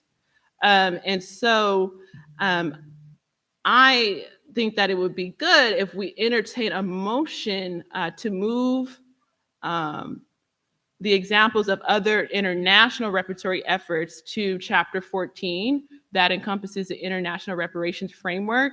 And the section that's on the history of the reparations movement be taken out of the section of the International Reparations Framework, and it is in its own separate section, Chapter 15, which would be our new chapter on the community of eligibility.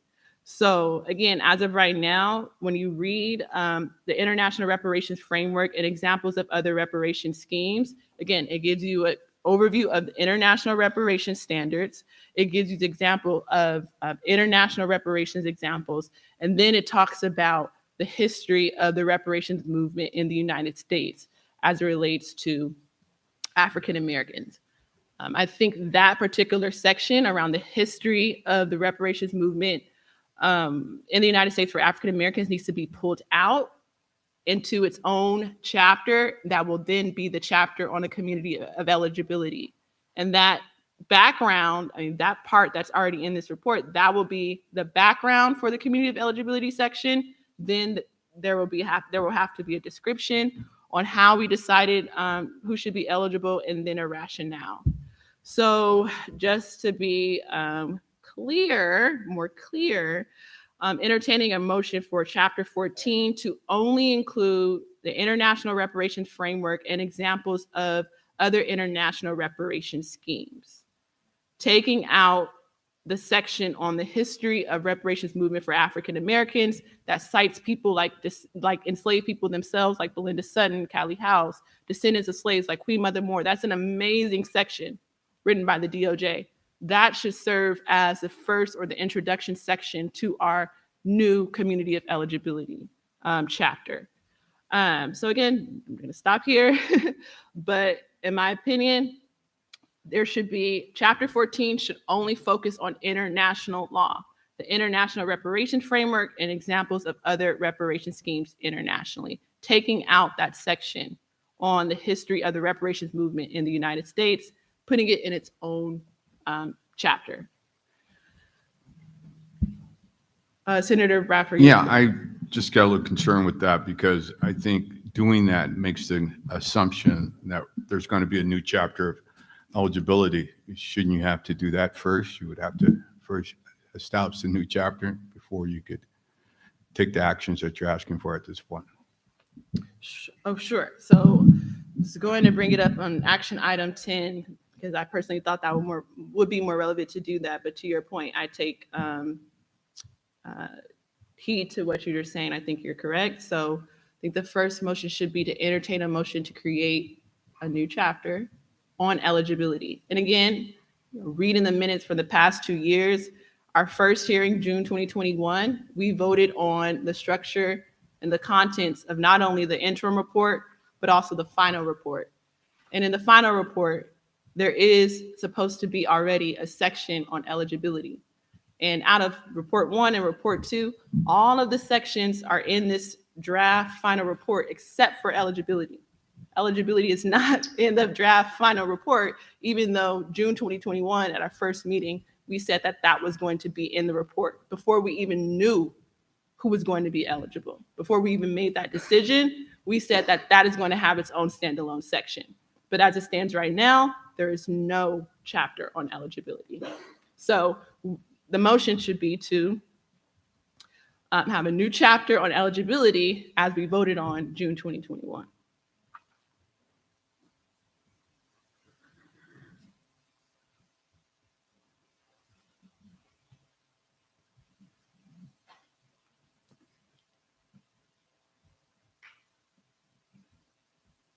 And technically, it's not necessarily new because, again, we voted in June 2021 that our final report would have a section on eligibility.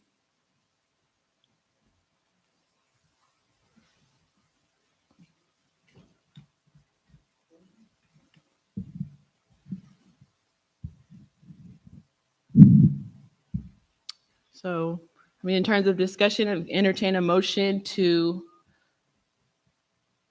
as voted on in June 2021, have a chapter on eligibility.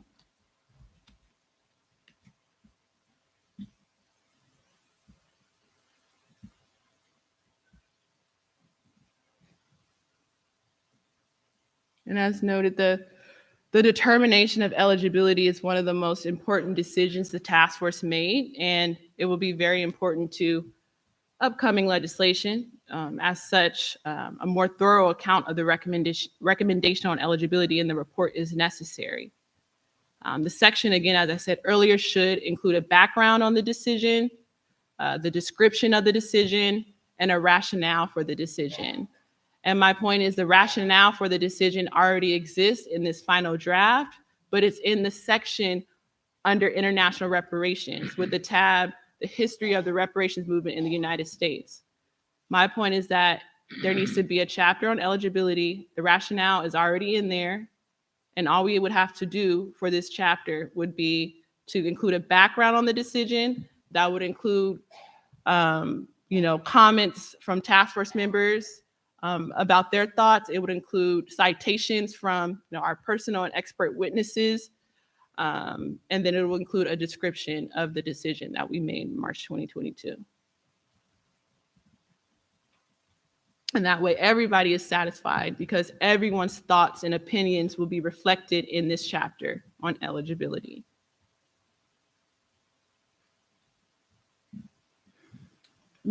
Member Montgomery Stubb, you're recognized. I just have a question to the DOJ. Since it was in that original framework that we voted on, was there internally, was there any reason why that was not included? My understanding is that in June of 2021, which was the first meeting, that there was no established format to the report. So there would not have been any vote to establish a section of a report when no sections of the report had been established at that time. I don't know if there were any discussions about simply acknowledging whatever the community eligibility would be in a report, but there was not a decision made to establish an entire section dedicated to that point. Can the DOJ please pull up pages 5 and 6 of the June 1, 2021 meeting minutes? Pages 5 and 6. Before we do that, the task force has voted already on the format of the report. It's been voted on several times. And so if there is going to be a change to that format, then there would have to be a 2/3 majority vote to reorganize the report to include this section. Again, Madam Chair. Can you please pull up pages 5 and 6 of the June 2021 meeting minutes? Vice Chair Brown, you're recognized. In public testimony, there has been the matter raised about there being more clarity around eligibility. So what is the problem? We can't hear you. My comment was that there has been, during public testimony, pointed questions regarding there being more clarity around this issue of eligibility. So why are we quibbling about it?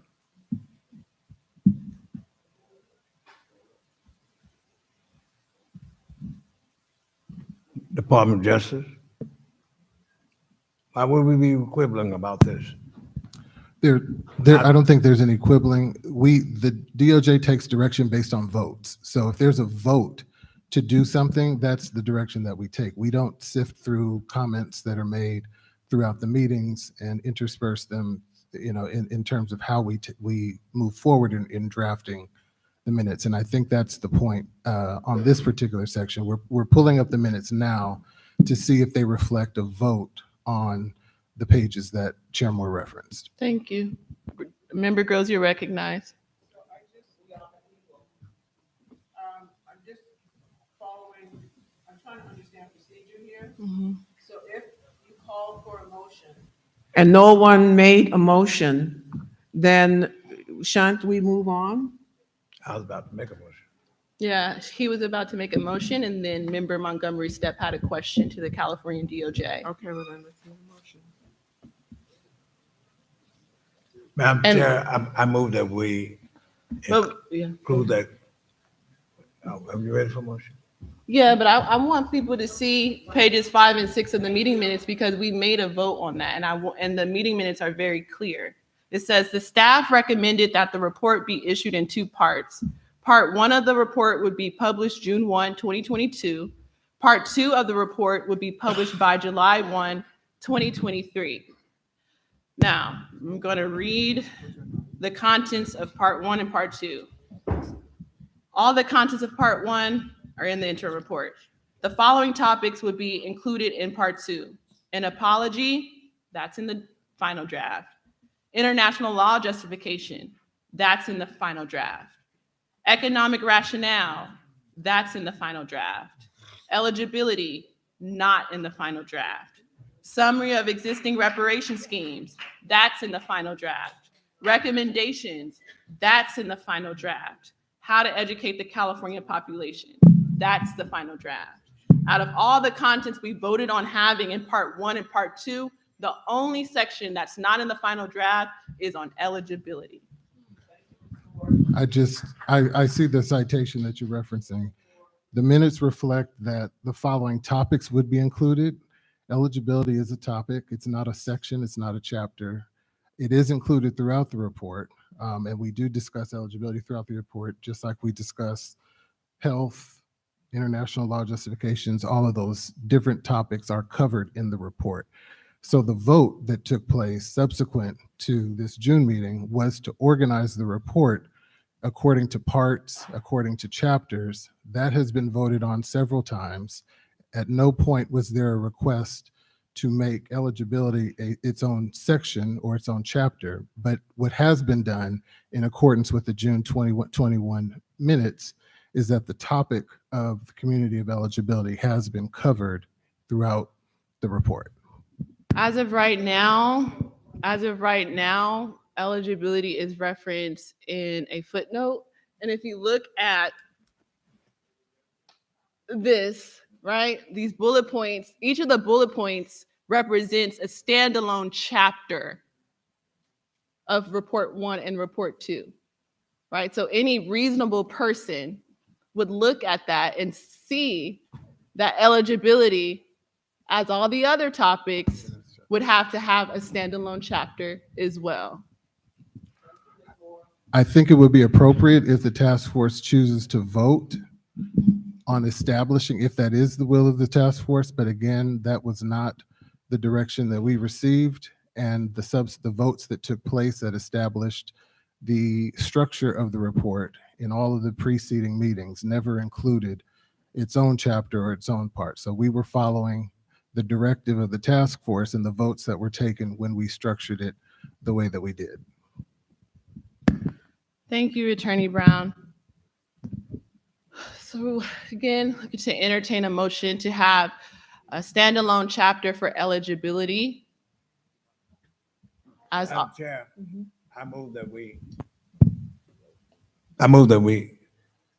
include a standalone chapter that's clear, palpably clear, direct, and definitely understood by the general public. Is there a second? Okay, so it has been properly moved by Vice Chair Brown and properly seconded by Member Montgomery Stepp that there be a standalone chapter on the community of eligibility. Parliamentarian Johnson, you recognize. I'm sorry, yes. Okay, so in order to effect what you're seeking to do, you need to do a reconsideration of the action that was previously taken. In order to do that, you make a motion for reconsideration.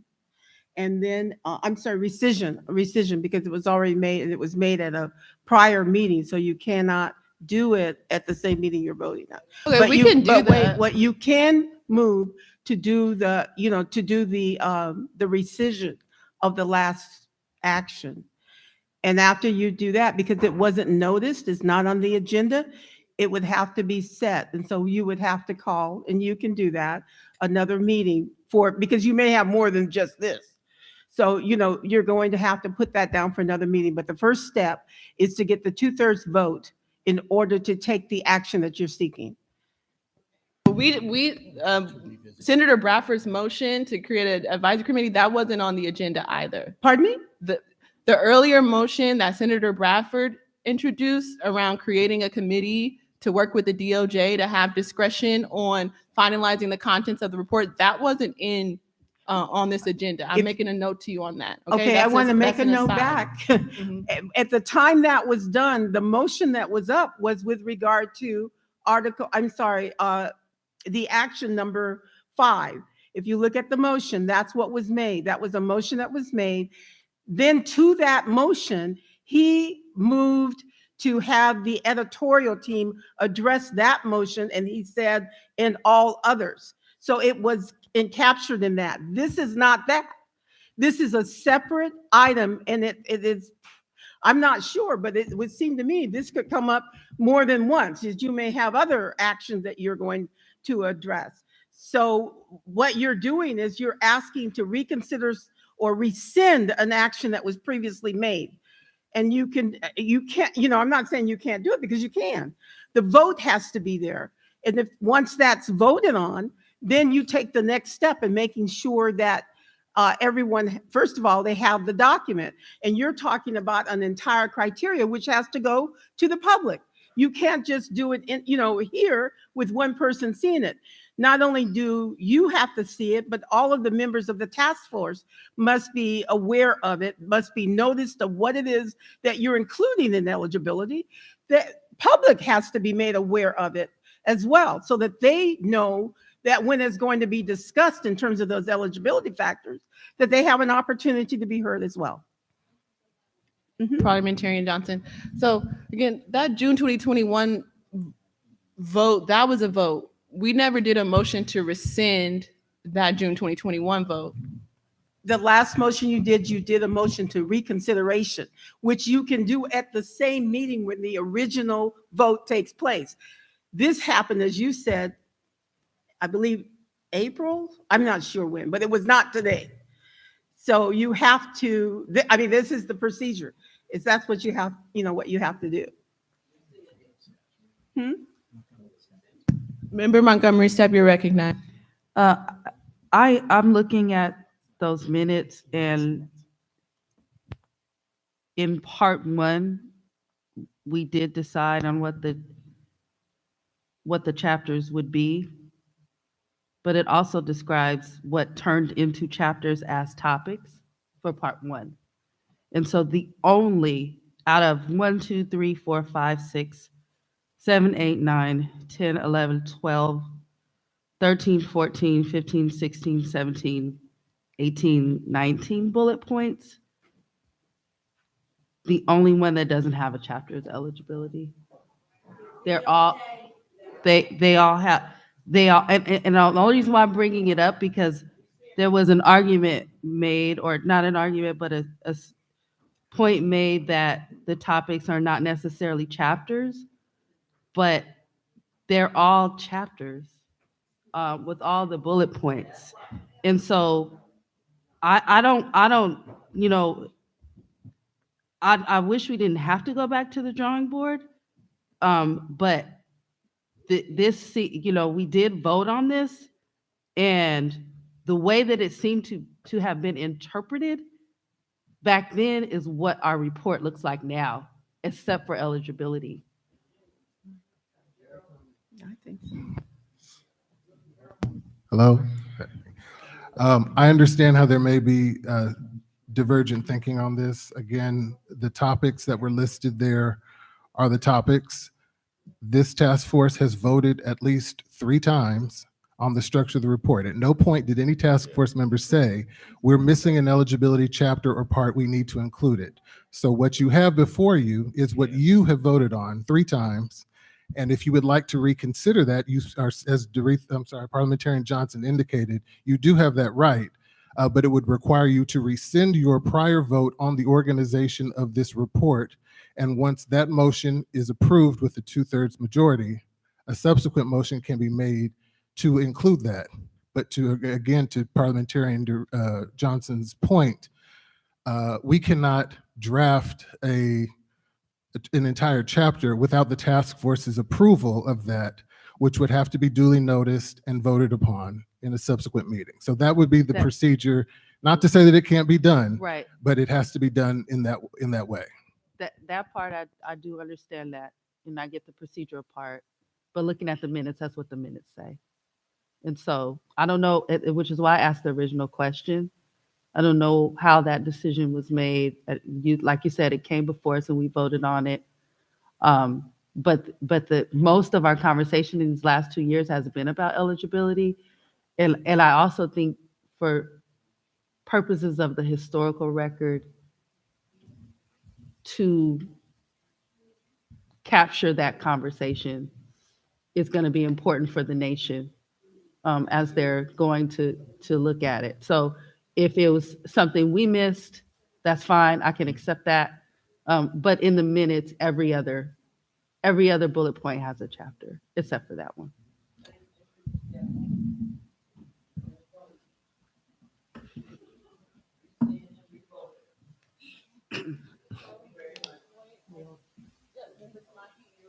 Yes, Member Taraki, you're recognized.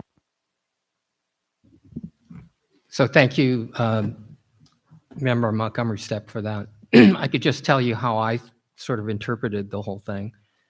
It was pretty clear from March of 2022 what the requirements were in connection with lineage. And I don't know how that was approached by other members, but I reviewed literally hundreds of pages of proposals for repair, as well as the interim report. And the sort of wrapper and filter and screen that I used was lineage. So for instance, on health and education, to the extent it was practical, I tried to basically apply that. And I think there are many areas in each of the proposals actually where it says exclusively on monetary and monetary equivalent reparations. You know, not only cash, but then tuition, loan assistance, tax exemptions, all of that stuff is clearly Descendants. So I didn't expect a separate chapter. And so when we've had these proposals for literally months, okay, and for each hearing, we read them again.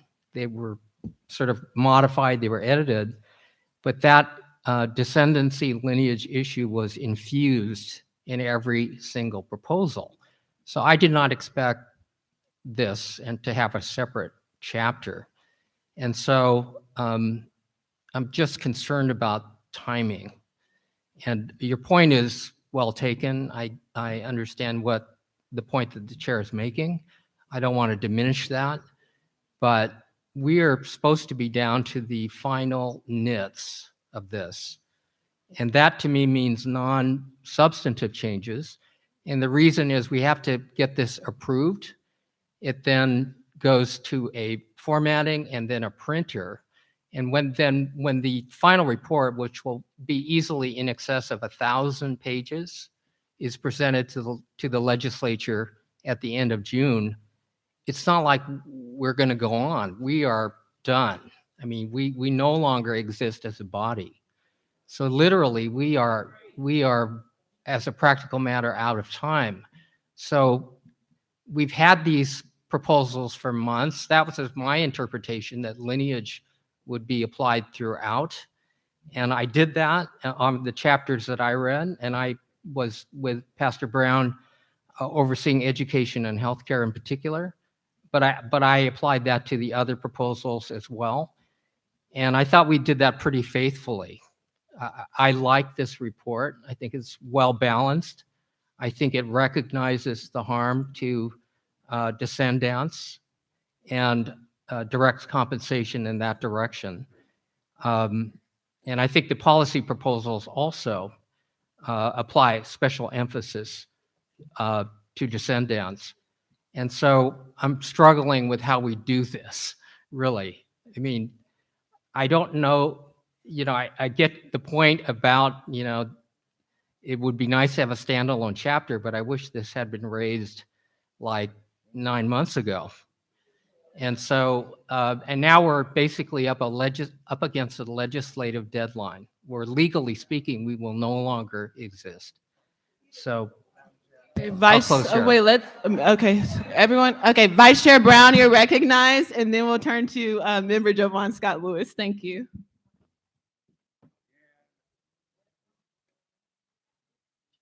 An old preacher in Mississippi said, who never gone to Harvard, Morehouse, or Stanford, there's one room that's never filled, and that is the room for improvement. There's one room that's never filled, and that's the room for improvement. And I feel it to be personally disingenuous for us to sit up here after having listened with these ears to the public, and there was continuously the question raised about the need for clarity around eligibility. Now, if we can't deal with that, there's a cat on the line somewhere. Big old cat. Member Scott Lewis, you're I recognized. call for the question.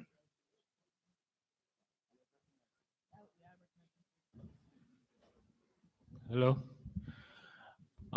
Thank you, Chair Moore, for the recognition. I want to just respond to Member Montgomery's step as to why we may have gotten here in this way. Throughout AB 3121, the question of eligibility in every instance is directly tied to compensation.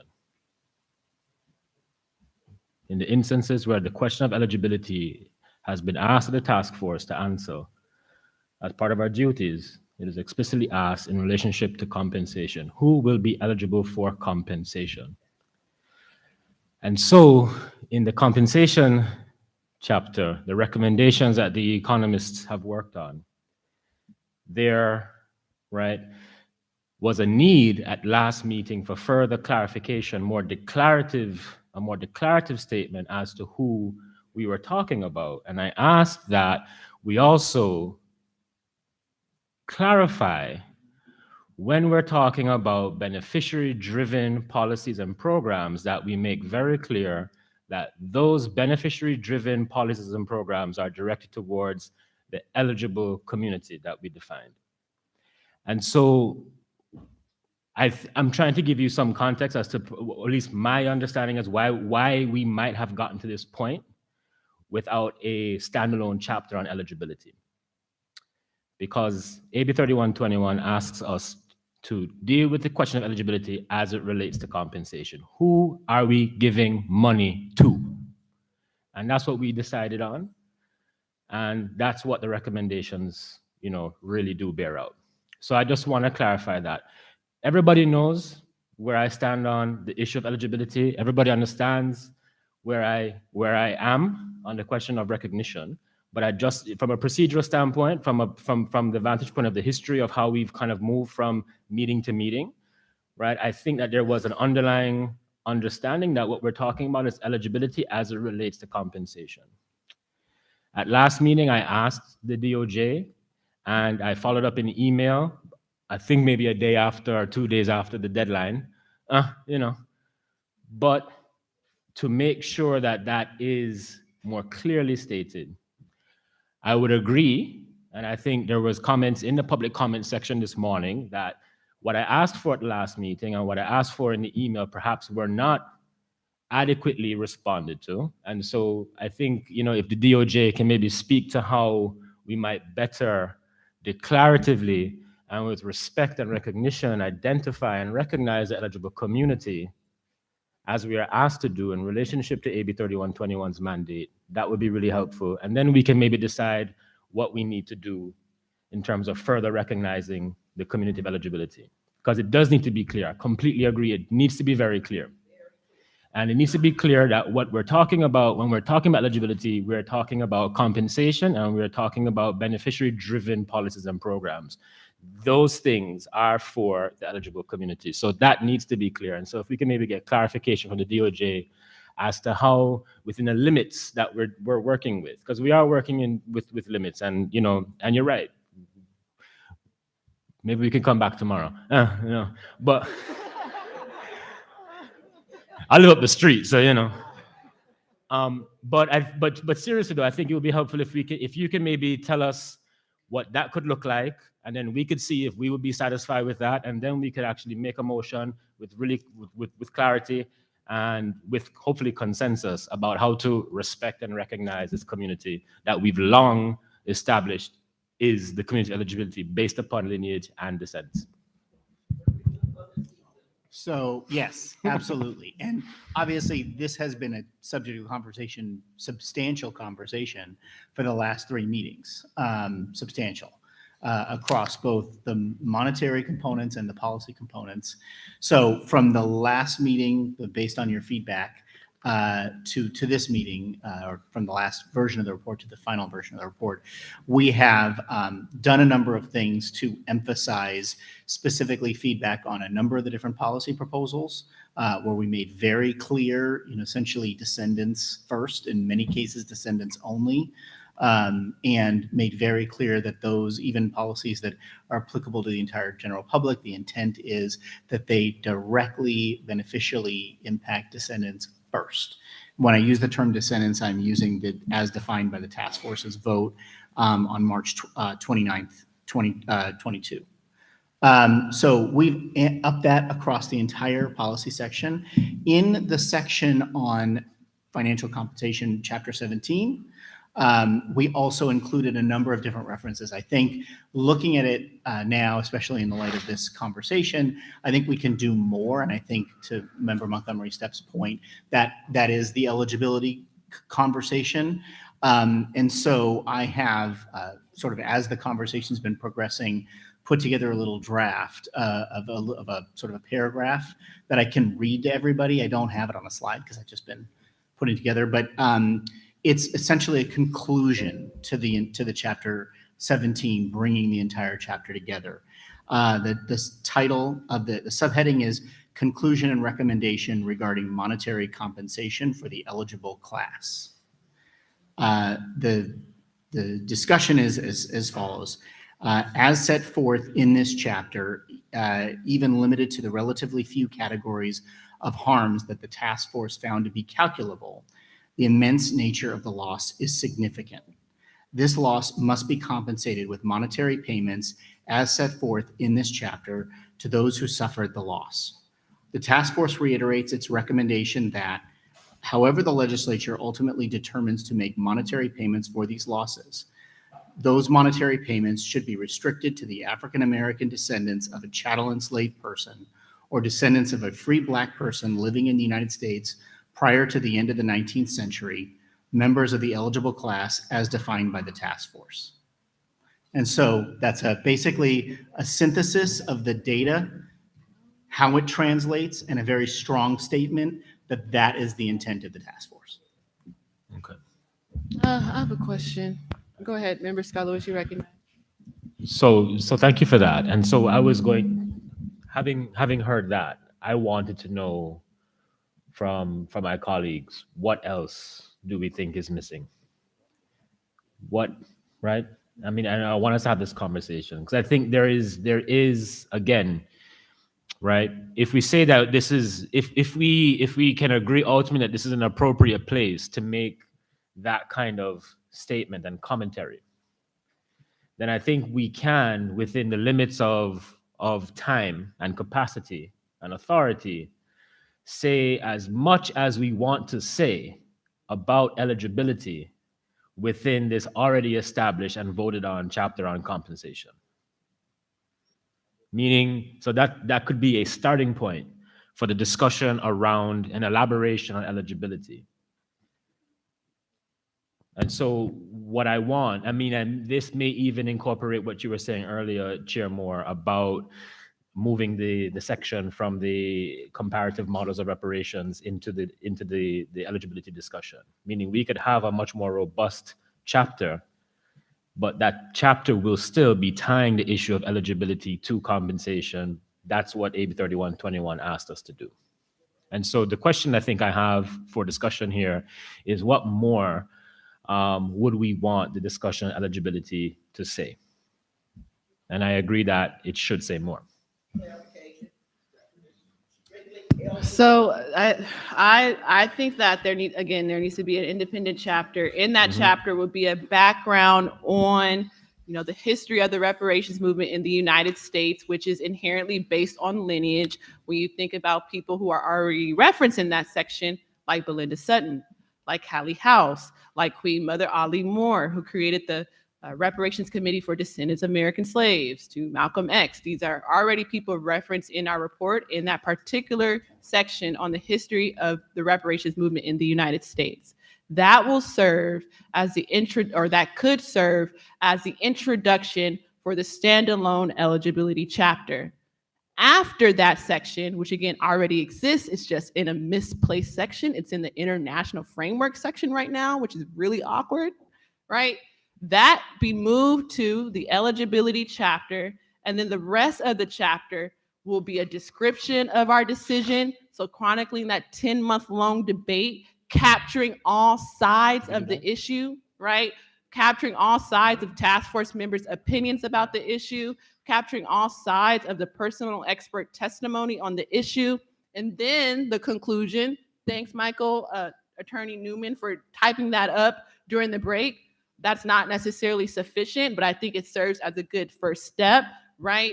The last part of that chapter will provide a rationale for our decision, why the task force voted in favor of lineage. So, and on to answer your question, Member Jovan Scott Lewis, the first part of the standalone section will be a background of the history of lineage-based reparations movement, which again already exists in our final draft. It's just in the international reparations framework section.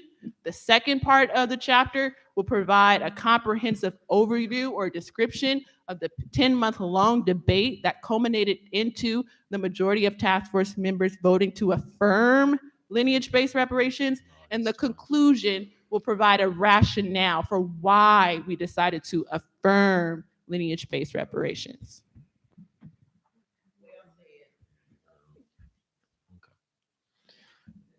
Thank you, Chair Moore.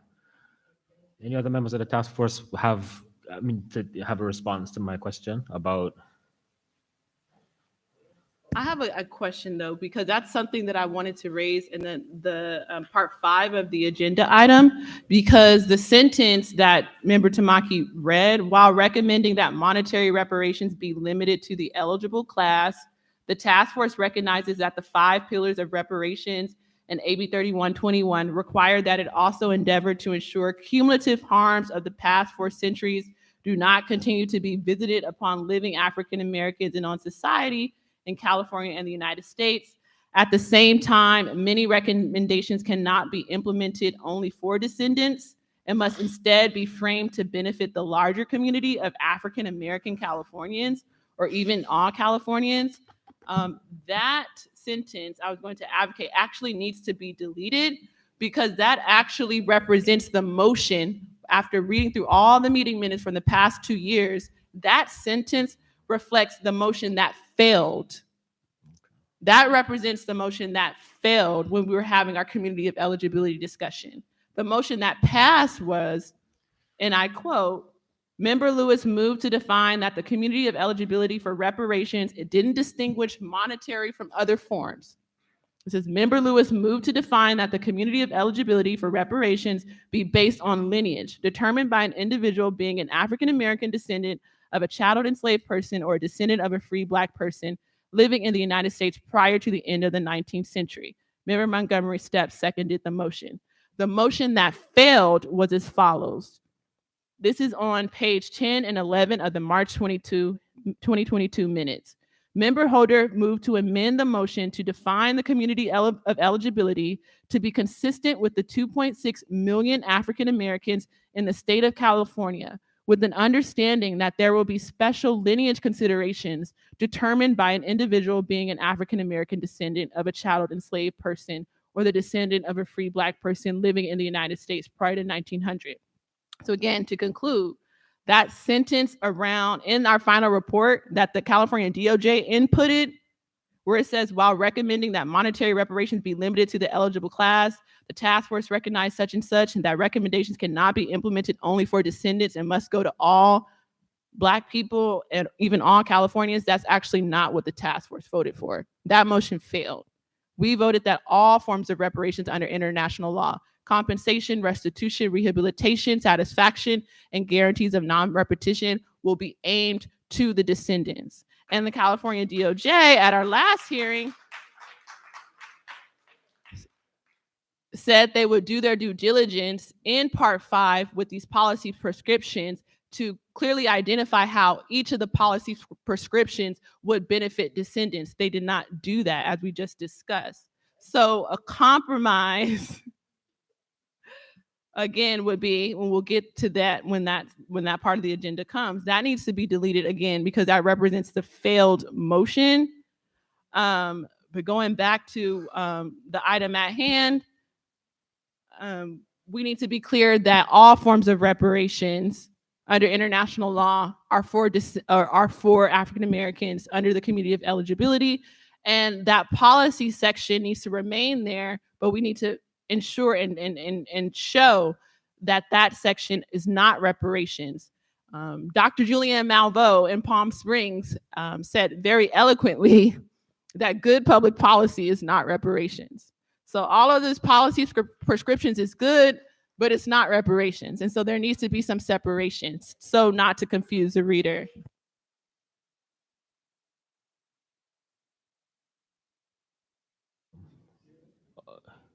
Okay, so I mean, I think we've made several moves, you know, in the past several minutes. So I mean, I think so. We can discuss your point, you know, when we get to section, when we get to discussing Part 5. But you know, we jumped to talking about the eligibility question as a way of satisfying your views, Chair Moore, on the matter of international reparations framework. And so what I was trying to get us to do was to kind of see if we can, you know, answer that question on eligibility, but I don't think that we can in this action item.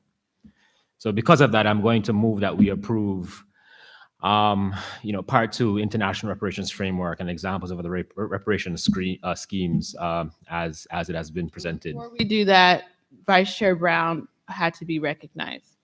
Vice Chair Brown, you're recognized. Yep, that's okay. I'll pass. Member Scott Lewis, you're recognized.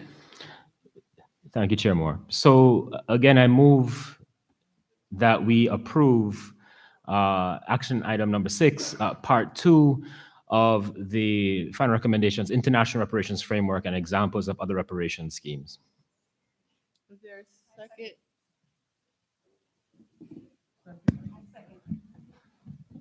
No. Yeah, thank you. Okay, it has been properly moved by Member Scott Lewis and properly seconded by Member Holder that we approve, reading it, a final discussion, International Reparations Framework and examples of other reparation schemes. Is there any discussion on the matter? Senator Bradford, you're recognized. Language that Mr. Newman suggested. That's not what I was motioning. You're not making that motion? Okay, No. I'm, all right. all right. And the discussion and the reason why, if I can be Okay, recognized, all right. is I that I need think to- there are appropriate action items for us to discuss what we've been discussing. You know, the question of eligibility, where to put it, and the questions that Chair Moore has about, I think it's part 5. So I just motion to approve what's there currently. What we have right now. Yeah, for part 2. Okay, so my question is, are you saying that the section on the history of the reparations movement in the United Yeah. States should stay in that section? Yeah, and there's a What's the rationale and behind aside from the conversation about eligibility and part 5, I actually do want, and prior to us having this prolonged conversation that we just had, I do think that we should leave the discussion around African American reparations as a part of the international reparations framework chapter, because it provides an appropriate relationship between what we are doing with these already existing and already recognized as legitimate forms of reparations as they have existed and have been successful in many contexts globally. So to separate that, I think actually creates a distance between what we're doing and what has been recognized as being legitimately done in the past. And so I think it's important to create a kind of logic of continuity behind international cases and what we're doing in California, so that hopefully, which is my view, that we can go on to support the federal movement for reparations in this country. That's good. Thank you for that. Okay, so a follow-up question is, where are you suggesting that we have a conversation, a potential motion around an independent chapter on eligibility? When we get to the chapter on compensation, because I still do make the argument that AB 3121 links eligibility to compensation. And so therefore, in the chapter on compensation, there would be, to my mind, a logical delinking at that point, or a development beyond that linkage between the two things. So we can talk about that, but when we get to that section, to that part. Thank you. Any other questions, discussion on the matter? Hearing none, I'll turn to Parliamentarian Johnson for a roll call vote. To approve the final report, part 2, as presented, with Chair Moore. Aye. Chair Moore votes aye. Vice Chair Brown. Aye. Vice Chair Brown votes aye. Member Bradford. Member Bradford votes aye. Member Grills. Member Grills votes aye. Member Holder. Member Holder votes aye. Member Jones Sawyer. Member Jones Sawyer votes aye. Member Lewis. Member Lewis votes aye. Member Montgomery Stepp. Member Montgomery Stepp votes aye. And Member Tamaki. Member Tamaki votes aye. Madam Chair, there are 9 members present and voting. On the main motion, there are 9 ayes and 0 nays. Thank you. There were 9 ayes, 0 nays, and so the ayes have it, and the motion carries. So now the next item on the agenda is item number 8. Before we do so, I'm not sure if she's still here, but I wanted to recognize Oakland Councilwoman Treva Reed.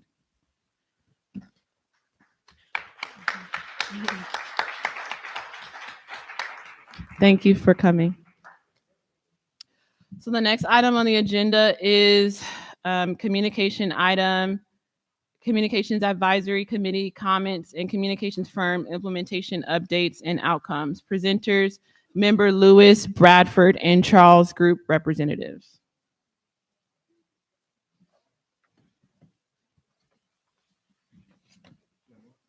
You recognize him.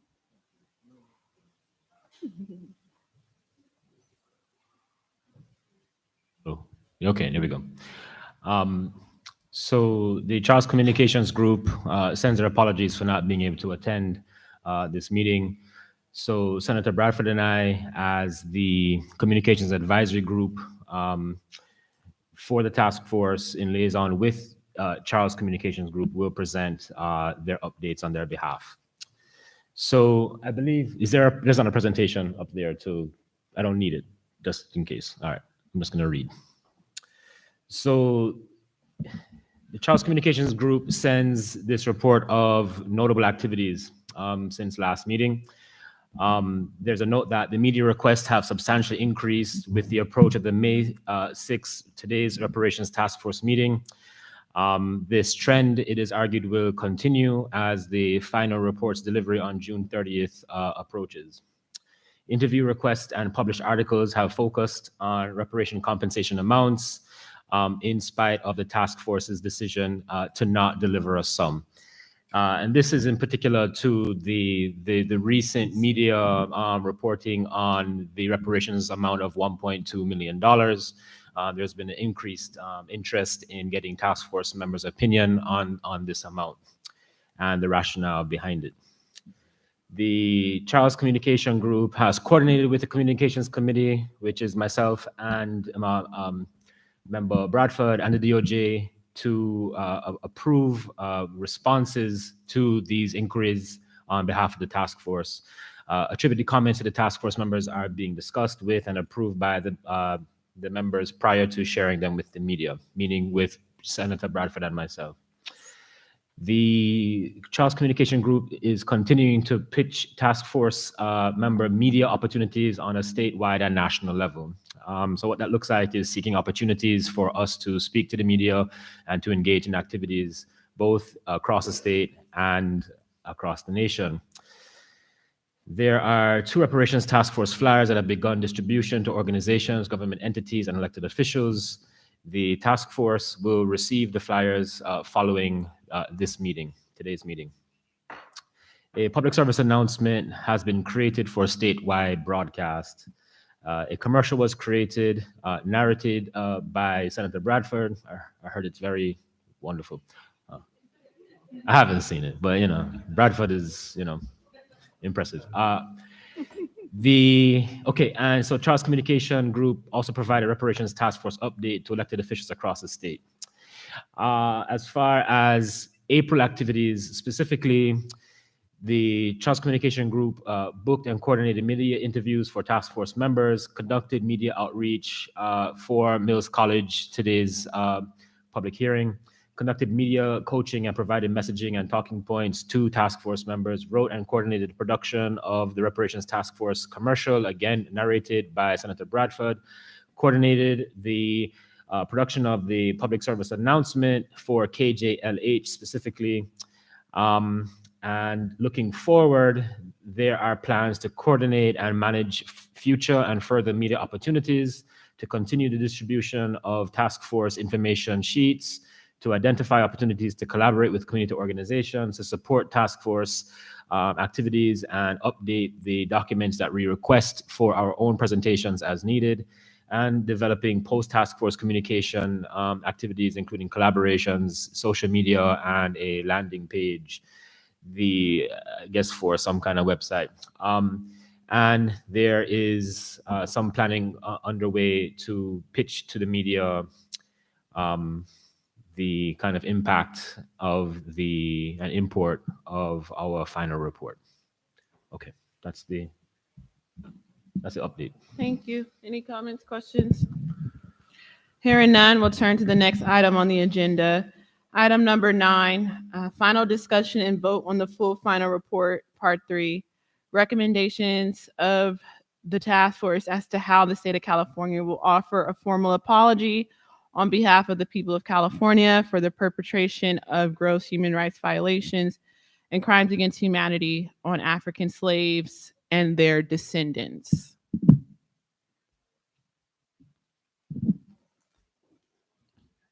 Entertain a motion to approve, amend.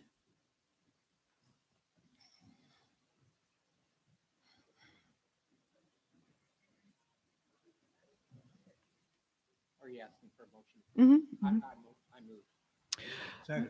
There has been a motion properly moved by Member Tamaki and properly seconded by Vice Chair Brown to approve the action item number 9, which is, again,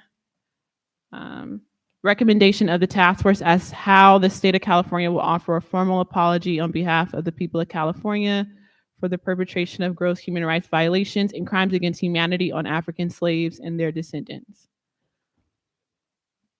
Is there any discussion on the matter?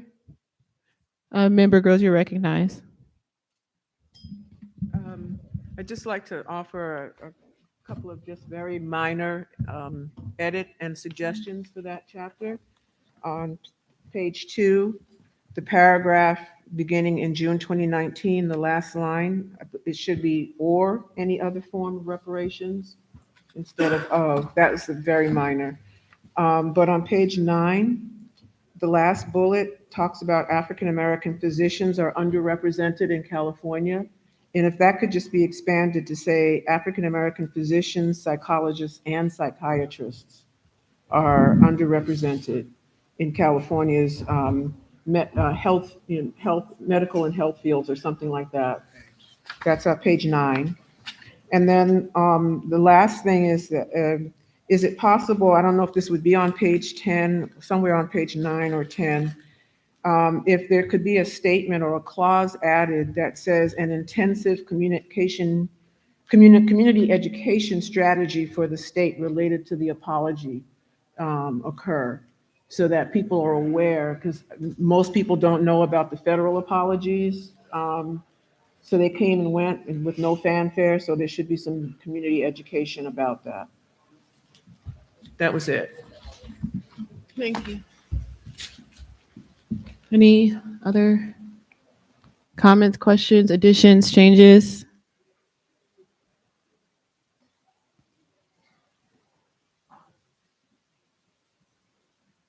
Okay, hearing none, we'll turn to Parliamentarian Johnson for a roll call vote, and the vote would be to approve essentially this section with the changes that Dr. Grills mentioned. Thank you. I will begin the vote with Chair Moore. Aye. Chair Moore votes aye. Vice Chair Brown. Aye. Vice Chair Brown votes aye. Member Bradford. I'm sorry, sir. Aye. Member Bradford votes aye. Member Grills. Member Grills votes aye. Member Holder. Member Holder votes aye. Member Jones Sawyer. Member Jones Sawyer votes aye. Member Lewis. Member Lewis votes aye. Member Montgomery Stepp. Member Montgomery Stepp votes aye. Member Tamaki. Member Tamaki votes aye. Madam Chair, there are 9 members present and voting on the motion. There are 9 ayes, 0 nays, and no abstentions. Thank you, Parliamentarian Johnson. There are 9 ayes, 0 nays, and no abstentions. The ayes have it, and the motion carries. We'll now turn to the next item on the agenda, which is item number 10. Final discussion and vote on the full final report, part 4, recommendations of task force regarding calculations of reparations and forms of compensation and restitution.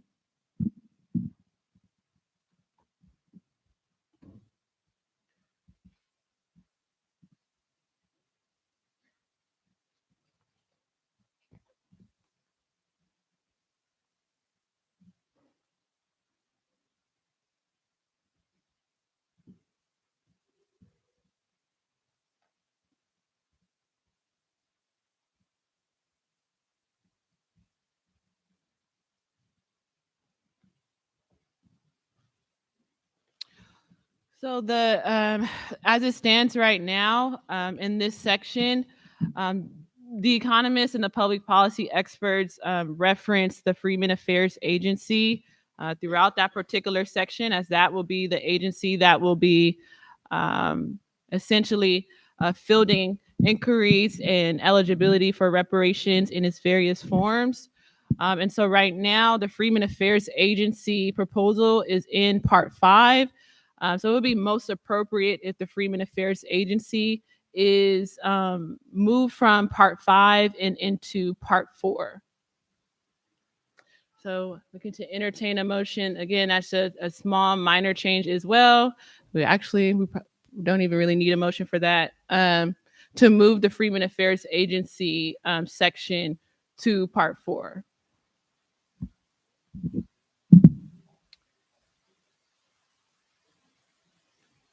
Is there any other changes for that section? That's my question to Member Scott Lewis. Are you saying that potential, the eligibility discussion would be in part 4? Is that what you're saying? Thank you, Chair Moore. So what I was saying earlier is that, and then this was prompted by Member Montgomery Stepp's question about how we got to the point where we didn't have a separate eligibility chapter.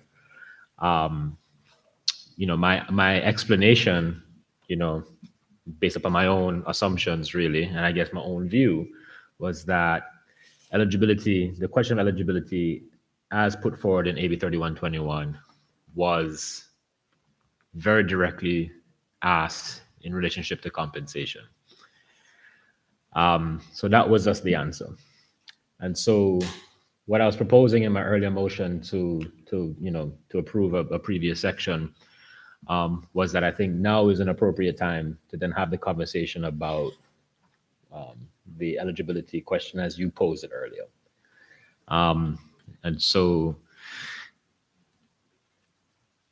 my view, given the limitations, meaning the practical limitations on having to get this done in a matter of weeks, the idea of a chapter, I don't know, but it sounds like from the DOJ, the creation of a new chapter and the required procedure of drafting that new chapter, getting feedback from the task force on that chapter, then voting on that chapter would be infeasible given our timeline. My question to both my colleagues and the DOJ was really, could we satisfy the need to robustly, respectfully, adequately define eligibility as you were asking for it to be defined, Chair Moore, within the compensation chapter?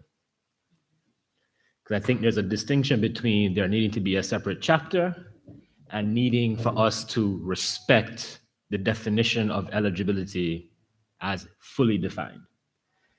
So that was kind of it. So, that was the question. And I think, Attorney Newman, provided, I think, a beginning, a quick rough draft of how that expansion on defining eligibility could work. My question was to my colleagues, what more would we want reflected in that definition, right? So there's a history that you were talking about, Chair Moore. I think that could go in there, right? I think, we could talk about me. I don't know what's within the limits. And so I'm trying to strike a balance here between what we can do procedurally and what we need to do to kind of fully flesh out the kind of definitional terms of eligibility. What I would say is that whatever the answer is, I want to respect fully defining eligibility. I mean, that's fairly consistent on my part. That's why I asked for further, and again, a more declarative statement last meeting. I asked for it again in my follow-up recommendations as we were asked to provide by the deadline.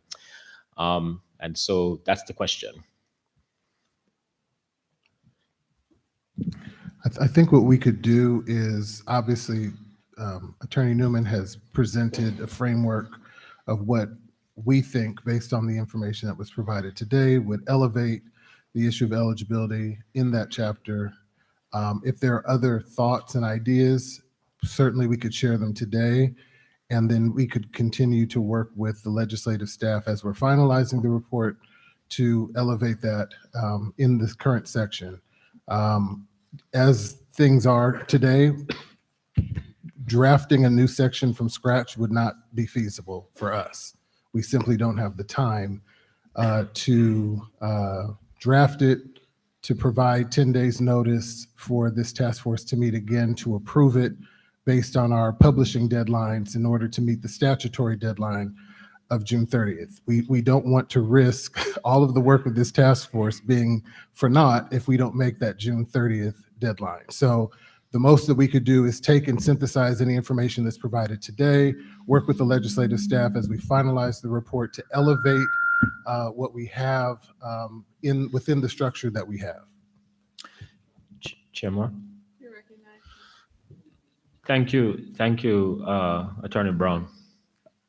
So, and so what I'm trying to ask for is not necessarily the drafting of a new section, but is it not within our capabilities today to say, well, there is already language around eligibility in Part 4, Chapter 17 that can be expanded on significantly?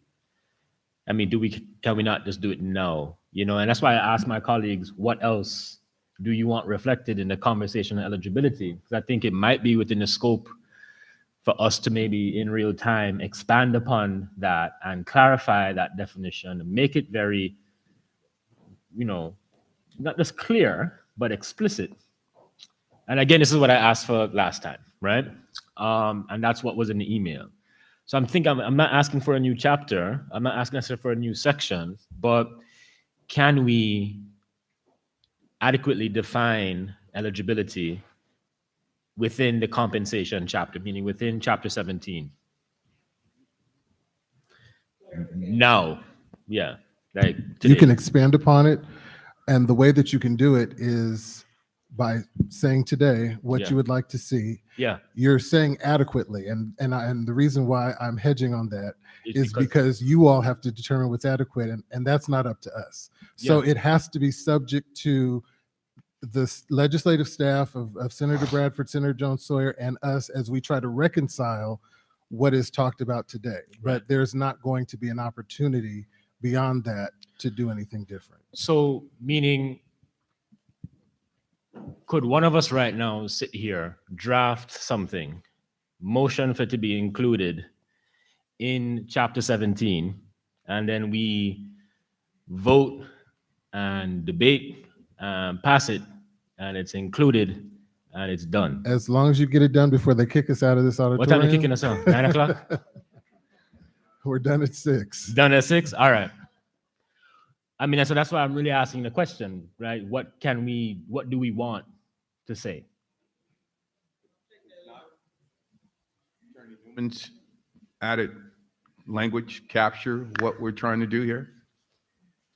And as we move forward with the editorial process and the motion that was made earlier, would allow them a little bit more leeway to better define that if there's more to be added versus trying to wordsmith it right now.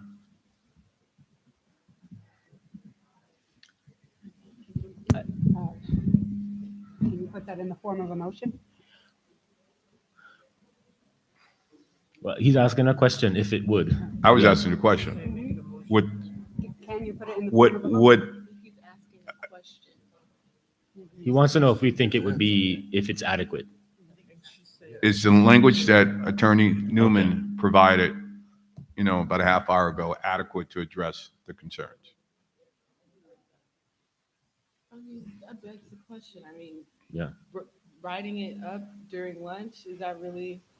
Come on, seriously. We don't have time. I'm trying to tell you, we're up against the clock. Well, as far as you meaning, think you're gonna- the point is that the actual motion for eligibility was written it was a motion. We didn't draft eligibility and then send around drafts and debate it and then vote on it. It was a motion, and we got to the terms of eligibility that passed through the process of motioning and voting on it. And so what I'm saying is that we can perhaps expand, this definition of eligibility, not expand, But better define this definition of eligibility through this process. And that's why I was saying, so we have some language that's already here, right? Because it's important to note, and for those, who might be interested, Chapter 17 is titled Final Recommendations of Task Force Regarding Calculations of Losses to African American Descendants of a Chattel Enslaved Person or Descendants of a Free Black Person living in the United States prior to the end of the 19th century, and forms of compensation and restitution. So the eligibility is baked in, but I think what we're missing and what I said we were missing from last meeting was a very clear statement of eligibility. And then that's what I think we heard in public comment. I think that's what Chair Moore is asking for. I think that's what Member Montgomery Stepp is asking for, is a very clear statement of who we are talking about. And I think Chair Moore is asking for us to further state why. And so what I'm asking is, can we do that through a motion, have it included within Chapter 17, which talks about compensation, which I would argue is appropriate because AB 3121 asks us to talk about eligibility in terms of compensation. And so that way we can respect the much needed clarification, recognition, representation of the eligible community, and also respect the DOJ's timeline for getting this done. So that's what I'm trying to get at. It is for the people. Well, you know, the issue is that when AB 3121 was put into a bill and was passed, AB 3121 came with a deadline. So we ceased to exist on June 30, meaning you will see me on the street and I'm just Javon. Don't ask for no picture, it won't be worth anything. And so there is a real issue here, which is that if we don't get this thing done, it's not done. And so what I'm asking for is if we can get it done the right way in the right time. And yes, Member Montgomery Stepp is right. Right? We should have done this better earlier. It's on us. Full stop. And I think there's a reason why it wasn't done earlier. That's fine. But here is where we are. And so what I want is for us to do this right in the right time or the necessary time, right? It's not the right time, necessary time. And so I'm asking us to say, because if we're quiet now, Right. You said something earlier, Dr. Brown, about silence. It's that. So if we're quiet now, that means you're good with what we got. And then if that's the case, then we vote, and then it is what it is. Hey, Attorney Newman, can you read the paragraph?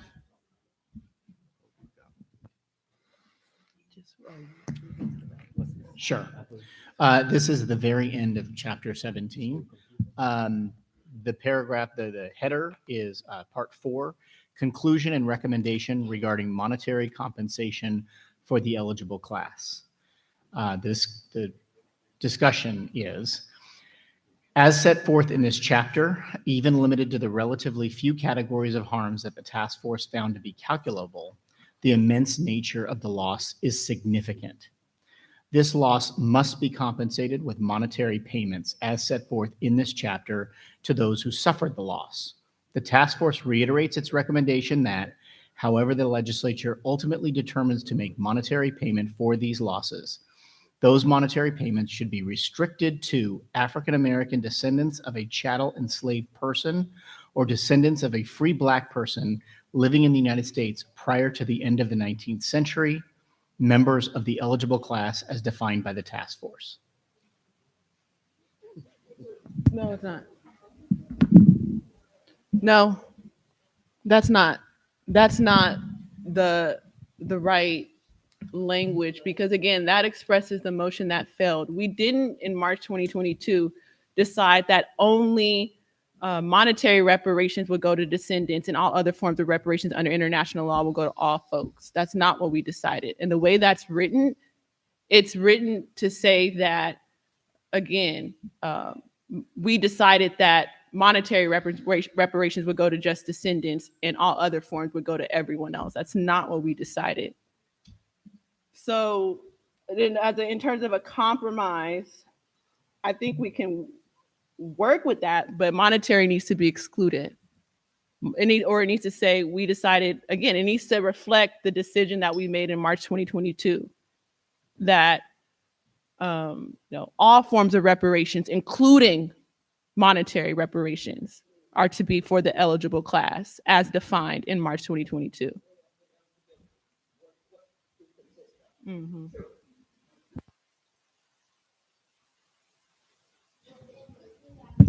I'm sorry, you cannot speak from the audience. You cannot speak from the audience. Please. This is a deliberation of the panel. So again, the way that that paragraph is written, again, that is a reflection of the motion that failed in March 2022. Again, when you read the statute, AB 3121, yes, it asks us to determine who's going to be eligible for compensation. But again, we, through our 5-4 decision, so we're not relitigating it here today, unless you guys want to relitigate that. But we already decided in March 2022 that all forms of reparations, including monetary reparations, would go to the community of eligibility. So we can use your paragraph, but it needs to be modified to say all forms of reparations, including monetary reparations, goes to the community of eligibility. And that way, then you'll just change the title of this section and include, and it'll just say forms of compensation and restitution, comma, satisfaction, rehabilitation, and guarantees of non-repetition. You keep that paragraph, change it to say all forms of reparations, including monetary reparations, goes to the community of eligibility. And then you pull up the Freedmen Affairs Agency from Part 5 and you put it in Part 4, and then we're done.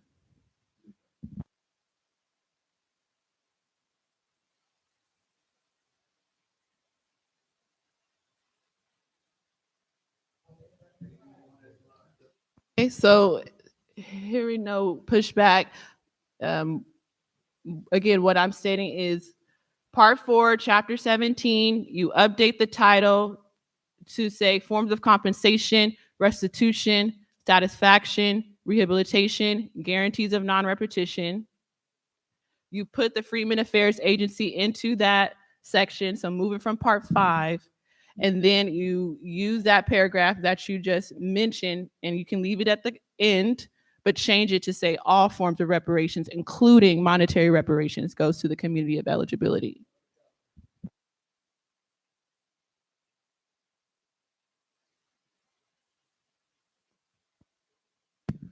Is that good? Everyone satisfied? I don't. I haven't heard a motion. As stated by you,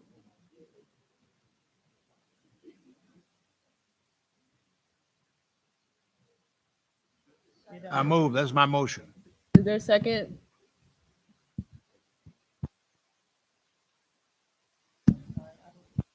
I'll restate the motion. The motion is to amend Part 4, Chapter 17.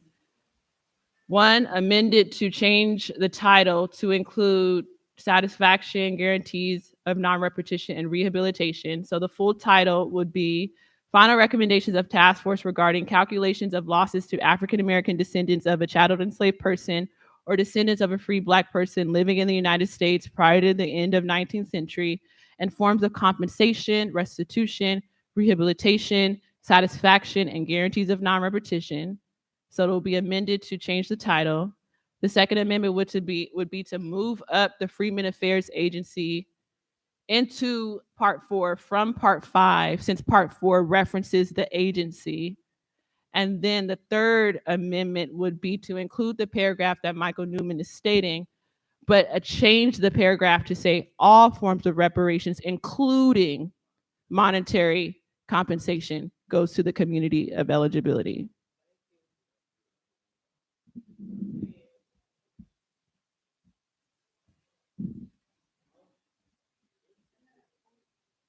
If that's the motion, it needs to be framed as a motion for reconsideration, and then we can vote on it. Motion for reconsideration. Provide a rationale for that. The rationale is that it is a motion for reconsideration because you have changed the terms and the definitions that were previously agreed upon. So it's a motion for reconsideration. So frame it as such, and let's take the vote. What have I changed? Respectfully, Member Holder, what definitions have I changed? Yeah, This would be rescinding the votes that we previously took, establishing the organization of the chapters.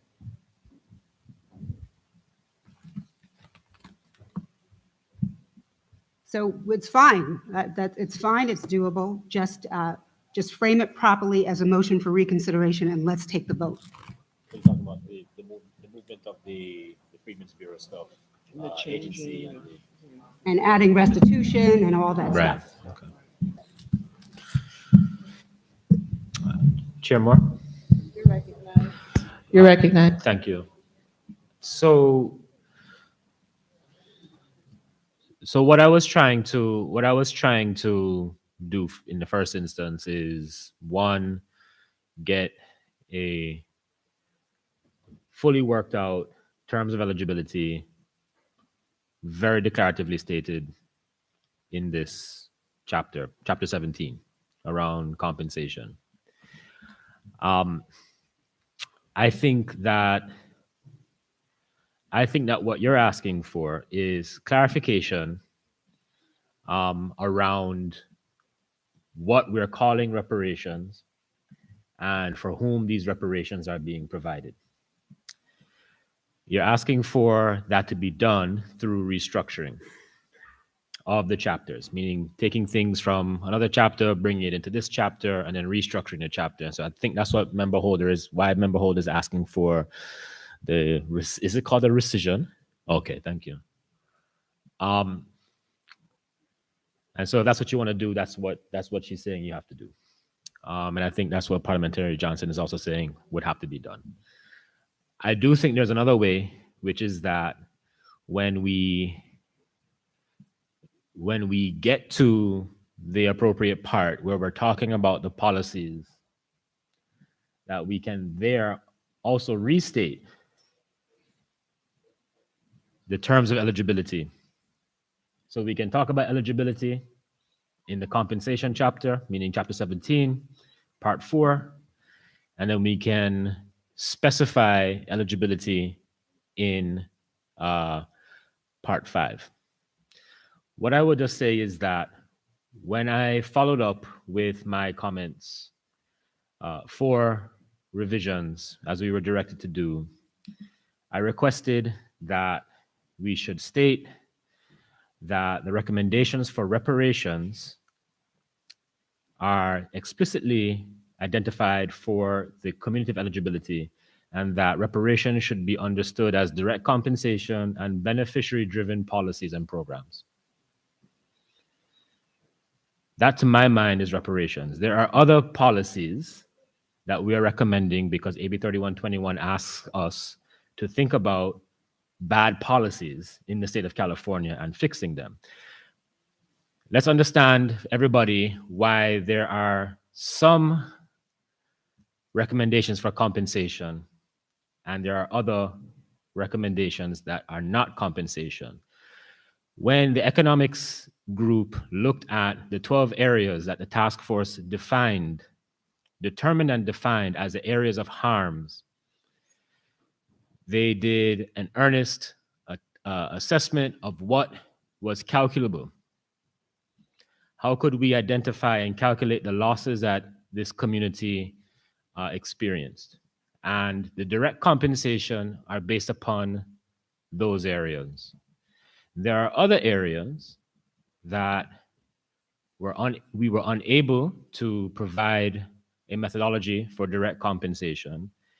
And in lieu of direct compensation, we made recommendations as a task force for policies and programs. So what that means is that reparations here looks like two things. In part, it looks like direct compensation, and it also looks like policies and programs. Both of those are meant to be directed towards the eligible community. There are other policies and recommendations, again, that are a separate concern, which is to remedy the wickedness, right? If I can just put it that way. And so what I'm basically trying, and I provide that as a kind of, context for what I'm trying to suggest here, which is that there is, I think, appropriate scope for us to clarify that there are policies that are directed to the descendant community, the eligible community.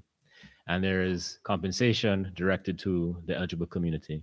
And so what I'm asking is if we can do that within the scope of what we have.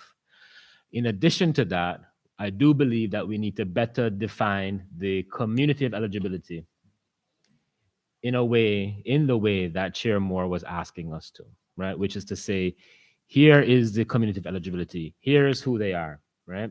Here's who we decided deserves reparations as defined. And so I'm just saying, I think we can do that in part 4, and I think we could do that also in part 5. And I'm making this as a suggestion, hoping that it doesn't require rescission and it doesn't require a whole bunch of work from anybody. And I want to hopefully think that we can do it before you say, Damon, 6 o'clock. And I kind of think we might be able to, and I'm just wondering if we can.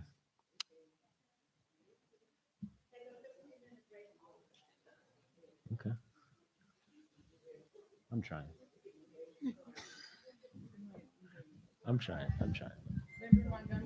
Member Montgomery Step, you're recognized. Thank you. What about, so Chair Moore,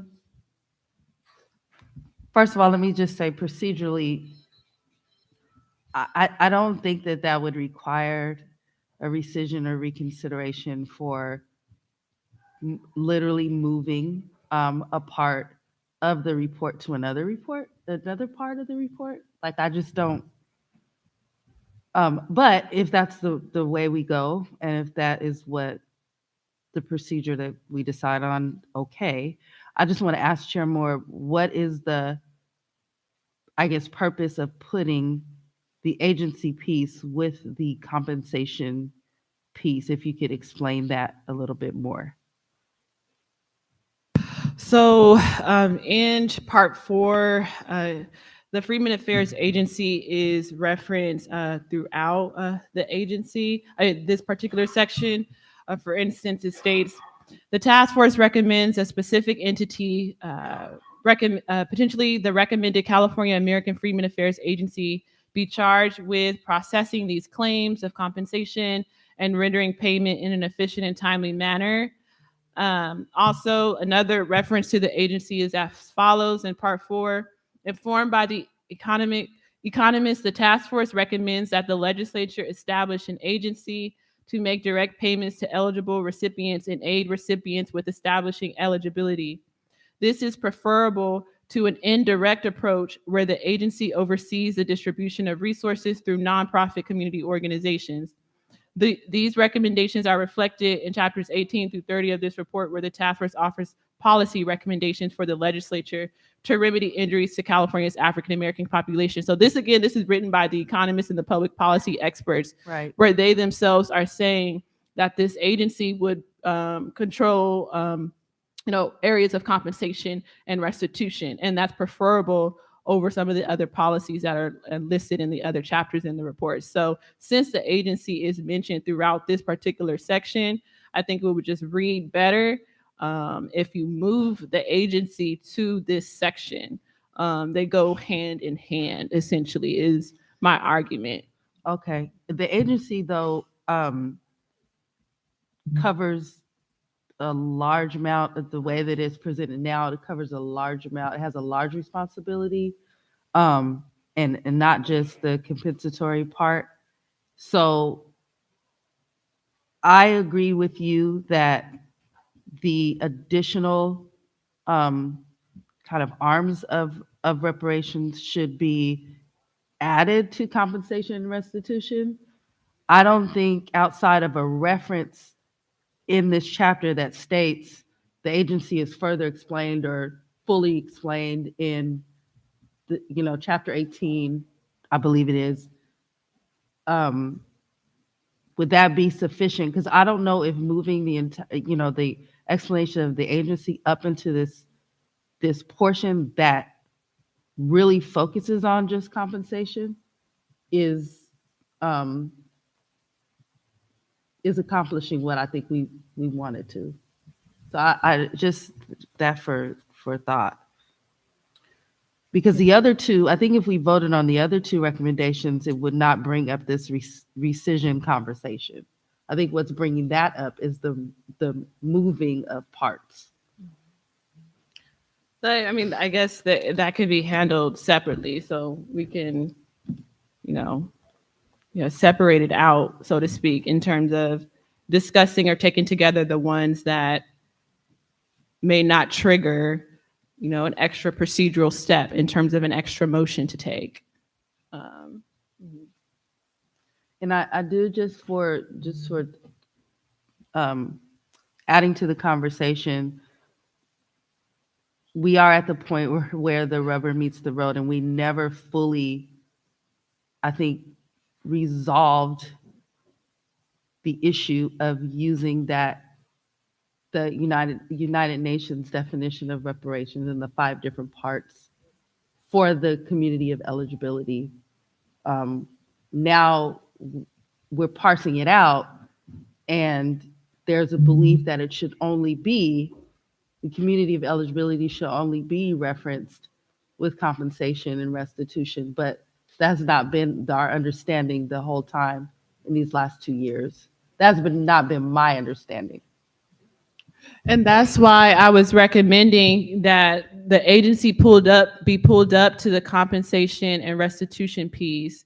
And then part 5 or chapter 18, that's just general policy recommendations, just good public policy, us doing extra credit work, so to speak, and coming up with, good public policy that corresponds with the particular section in the report that asks us to consider, policies that disproportionately impact the African American community, but may benefit other people. So that's why I was recommending that. Again, the reparations section is part 4. I'm gonna just be straight up. The reparations section, that's part 4. That's the compensation, that's the restitution, which has several references to the agency. Then also a part of that section would be the agency that will provide direct reparatory justice services, aka full forms of reparations under international law. And then part 5, that's the good public policy section. We're not calling that reparations, that's the good public policy section that corresponds with a particular section in the statute that requires us to consider how California laws and policies that continue to disproportionately and negatively affect African Americans as a group and perpetuate the lingering material and psychosocial effects of slavery can be eliminated. So again, part 4 is the reparation section for the community of eligibility. And part 5 is the good public policy section that satisfies 8301(3)(a)(c) of the statute. Okay, I get that. I do believe, though, that there are still some policies that are descendant specific, even in those. That's true. And then I was also thinking through that as I was going through the drafts, I'm like, do we need to pull all the descendant specific policies into part 4 as well, so there's no confusion either? I think based on timing, we do have to submit something. And I just, like member Scott Lewis, some of this is on, I will take responsibility. But I think we have to go, my opinion is we need to go with what we have before us and try to do the best that we can with that. But if I had it over to do again, I think it should have been parsed out that way, honestly, because that's where the confusion is coming from. It's coming from the fact that we're kind of putting together in the policy section, universal policies and policies that are descendant specific. It's an easy fix because we're acknowledging that there's confusion, and this is the space and the place to fix it where we don't have to do another notice public meeting. And so the other part is, what are the other rationales for why that Freeman agency needs to be in that compensation and restitution part is the agency is a form of restitution. under international law. The Freedmen's Bureau did once exist in this country to provide services to the descendants of slaves, but it was dismantled after Abraham Lincoln was assassinated, Andrew Johnson went into power, and all of that progress during that brief period of Reconstruction was dismantled. So having a new state agency, yes, on the state level, particularly for descendants of slaves to provide direct reparatory justice services, that is a form of restitution under international law.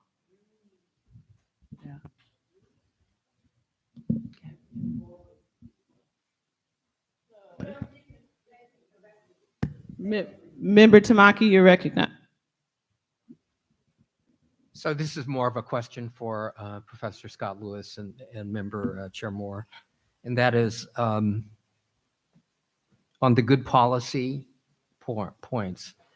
We're dealing with terrible data, or terrible, horrific outcomes, like in San Francisco, the Black infant mortality rate being 5 times that of white babies, and policing. And we just concluded a 58-county survey on district attorneys' offices in order to ferret out anti-Black bias infecting everything from arrest to sentencing. And so these are areas that are, we are addressing them in great detail in the proposals in Part 5. And so just for clarity, what I was struggling with, maybe you could clarify this, is for the abolition of the death penalty or for Black infant mortality, we're not just talking about descendant babies. It's a healthcare outcome that is a result of a systemically racist education, policies, practices within a particular sector that continues to just churn and recycle this sort of pathology. And so, it's not easily broken down into or addressed by lineage. So I think that's part of my concern, that if we say that all forms of reparations only are addressed to descendant community, how does that translate to a healthcare provider or UCF staff or our medical system, for instance, in addressing that when it becomes, as a practical matter, very difficult to implement. And so that's what I'm struggling with that particular motion. I like, frankly, the motion draft that Michael Newman drafted it, but if we put an angle that has to be all reparations has to be focused on descendants, and then you have to prove lineage and whatever. How does that translate into, like, the San Francisco infant mortality rate? How do you fix that? So, and yet I think we should have those policies in there in our report.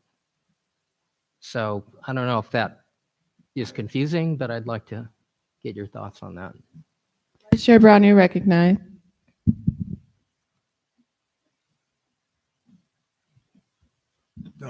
I appreciate your concern. However, we must, because of this system, go to the scene of the crime and deal with facts. And the fact is that because we are descendants of enslavement in this nation, and we know who they are, we have to deal with that. How do you deal with a big elephant? Take one bite at a time. And we got to take this bite here, or else we as Black folks will never get any kind of healing at all. Dr. King's first autobiography was entitled Strides Toward Freedom, not jumping to it. And we have not even made strides in this state. We have not made strides in this nation. U.S. Congress, either one presidents have done anything about this issue. So I think it comes a point in time that we got to be practitioners We got to be social engineers and make sure that we deliver something to this black population, or else we never will do it. And I'll be going on to glory. So we got to start somewhere. We got to brighten this corner. Yeah, and thank you. I mean, you pretty much captured it. Again, no one is saying take anything out of the good public policy section. Yeah. My point is call it what it is, which is the good public policy section that meets 8301 AC of the statute. And again, we voted March of last year that all forms of reparations would go to the community of eligibility. We made no distinction between monetary or other forms. Now, I understand you might have some concerns with that because you were on the minority side. But again, if you want to relitigate that, then that would have to be an agenda item. That would have to be on another notice meeting. But it is what it is in terms of who we decided reparations would be for. We decided a year ago that it would be for descendants of enslaved people or free Black people living in the United States prior to 1900. And so by law, that means that's who we need to call the community of eligibility. That's who reparations goes for. We made that decision already. Everything else needs to be called what it is, which is good public policy.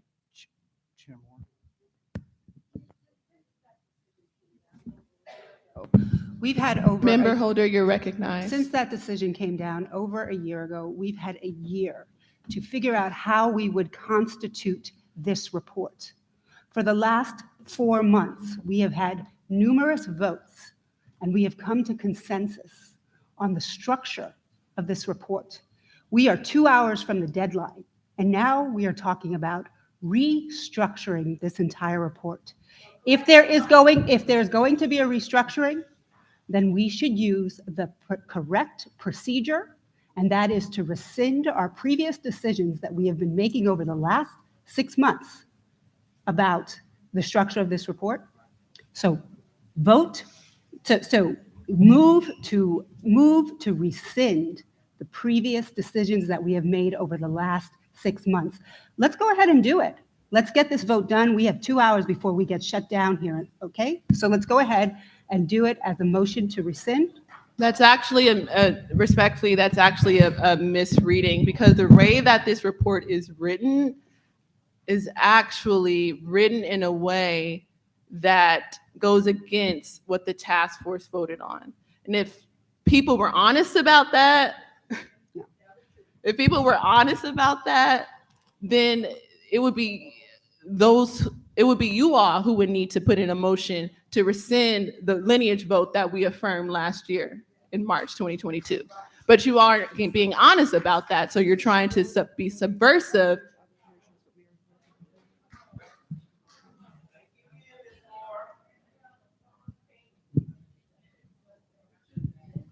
For the last 4 months, we have looked at different iterations of the organization of this report. Every month we came back, we all reviewed the report. We came to a consensus on what the structure of the report would look like. We cannot, in the last 2 hours of a 2-year process, try to now completely undo everything that we just did in the last 6 months in terms of structuring this report. It's completely impractical, and frankly, it's just not ethical. So if that is your approach, then I say move to rescind, and then let's move forward. We don't have any more time. Let's take a vote.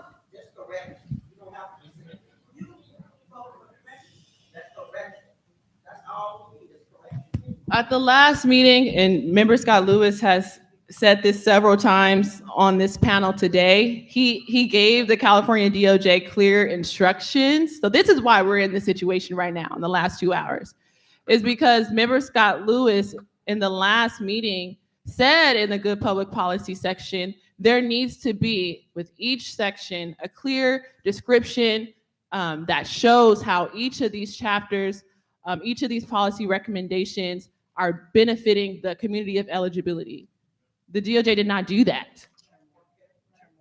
Member Brown, Attorney Newman, you're recognized. Yeah, thank you. And thank you for the discussion. It's certainly been an interesting discussion. I will just say that having been through the report in a final edit after all the attorneys on staff and having read every word, every line of the report, between the last meeting to this meeting, the number one change in the report is in light of the direction we received from the full task force last time, we have amped up throughout the entirety of the public policy section the focus on the fact that every single thing is intended to benefit the eligible class. There are certain things, as we discussed, as various advisory committees presented, that we can't really narrow. But even in those cases, we said that the intent of the task force is that first and foremost, they are intended to support the eligible class descendants. We've throughout the report, it made it quite a bit longer. Throughout the report, we've not just said African Americans, but we've said African Americans and some formulation of what AB 3121 says, which is specific consideration or ensuring that the benefits first flow to, or some other way of saying, number one in every scenario is that descendants and members of the eligible class are benefited by every single public policy proposal. And that has changed from the last meeting because we did get the sense of the entire task force, because what had come in through the original advisory committee recommendations weren't all necessarily tied to this eligible class. We had this full discussion, and all of that has been implemented in the version of the part that, well, we're not yet actually technically there, but it's all been implemented in that section. So for those who have read it, you will have noticed a significant shift and pivot in the public policy section that truly emphasizes the fact that these public policy proposals are intended by the task force first and foremost. And there's language about how previous efforts, previous things that were intended to support the African American community, you actually had other people benefiting first. You actually had African American people who were not getting the benefits of those programs. They were actually helping other people first. And the point of this, all these policy proposals, is that descendants are helped first, and the focus is on ameliorating the historical harms and atrocities perpetrated against African American people. So that's the biggest difference from the last meeting to this meeting, and I want to just correct the record and ensure that everyone understands the direction of the task force as a whole was implemented. Thank you. So again, it's an easy fix. And again, the introduction to Part 5 still is a misreading of what the task force voted on in March of 2022. The introduction of Part 5, thank you in good faith for beefing that up in the ways in which you just described. But again, the introduction of Part 5 reflects the failed motion that member Holder raised in March 2022. It does not reflect the motion that actually passed. So again, it's an easy fix in terms of changing that language, which also includes changing the paragraph that you had just read out to say that all forms of reparations, including monetary reparations, will go to the community of eligibility. And this section, Part 5, is a good public policy section, so to speak, that satisfies Section 8301 AC1. And then Part 4 is where you have that conversation around compensation and restitution, where the agency is referenced numerous times.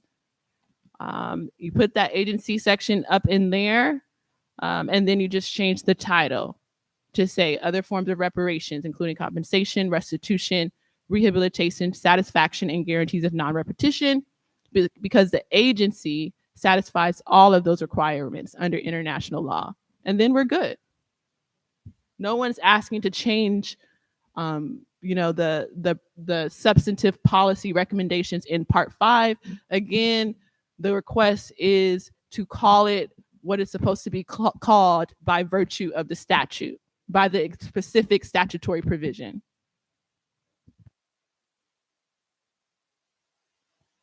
Member Montgomery Stepp, you're recognized.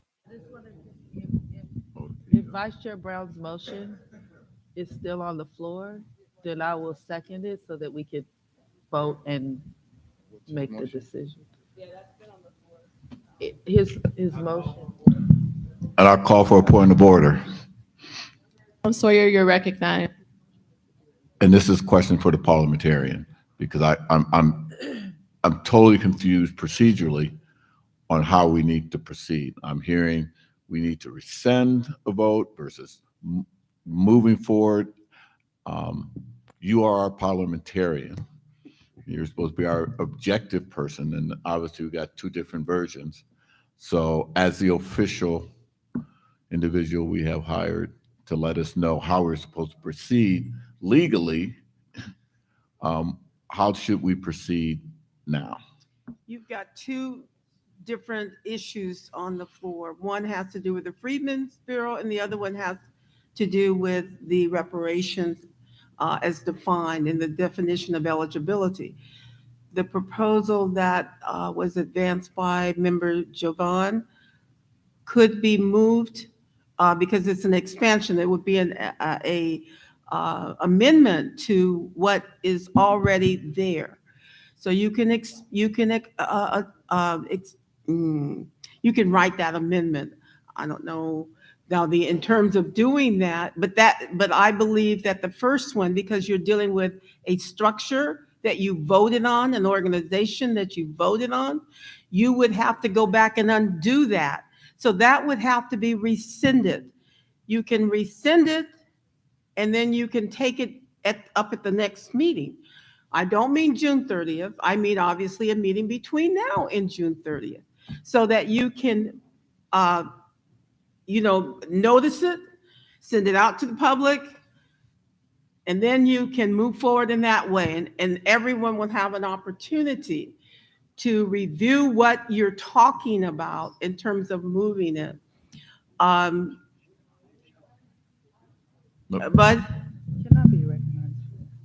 Record the motion that Vice Chair Brown had put on the floor before Member Scott Lewis spoke. Yeah, remember I said that you could not do that motion. It died. It was open for someone to make a motion to rescind. No one did, so they moved on. And to your point, Member John Sawyer, if you want to move an action forward, you can call for orders of the day to get back on the agenda, so that so everyone knows where they are, because the chair would have to then state where you are on the agenda so that you can proceed. Member, I'll wait to be Montgomery recognized by Stepp, the I'm chair. finished. Parliamentarian Johnson, you can finish. Did you finish? I was waiting to be recognized by the chair. Member Montgomery Stepp, you're recognized. So to Parliamentarian Johnson, so there is no motion and second on the floor then, is that what you're saying? Okay. That is correct. First of all, substantively, now the order might change based on the recommendation. Go ahead. Yeah, yes, you did, and I seconded it. Was it seconded? Yes, it was. And it was seconded. So that's why I asked you, Parliamentarian Johnson. It was a motion on the floor by Vice Chair Brown. It was properly seconded. And I asked if you have that recorded.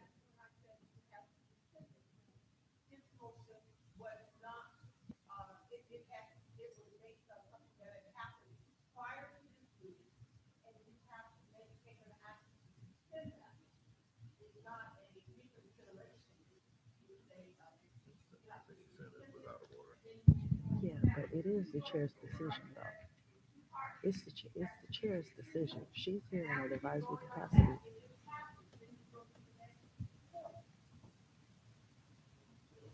So, okay, so really quickly, Parliamentarian Johnson, what is being rescinded? What's being rescinded by the definition of what rescind means? What is being rescinded? The order, just the order.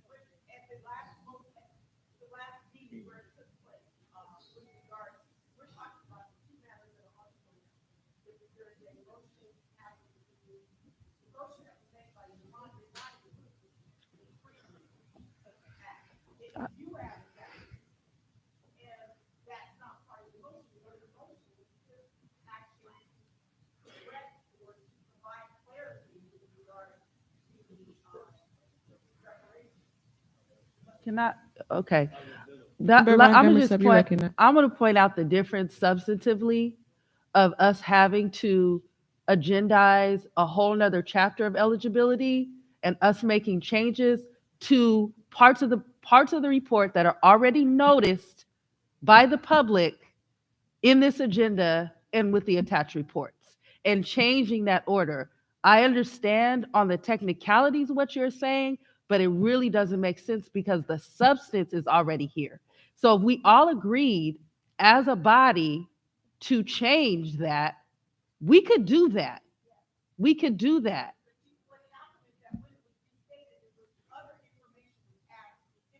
No, with this motion, with the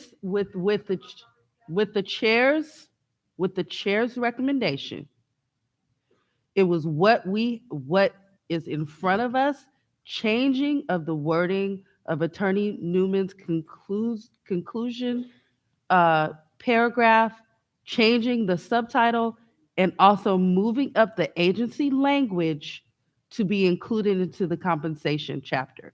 That is all what has been discussed and what is in front of us. None of that is different. It's not creating a whole new paragraph or chapter.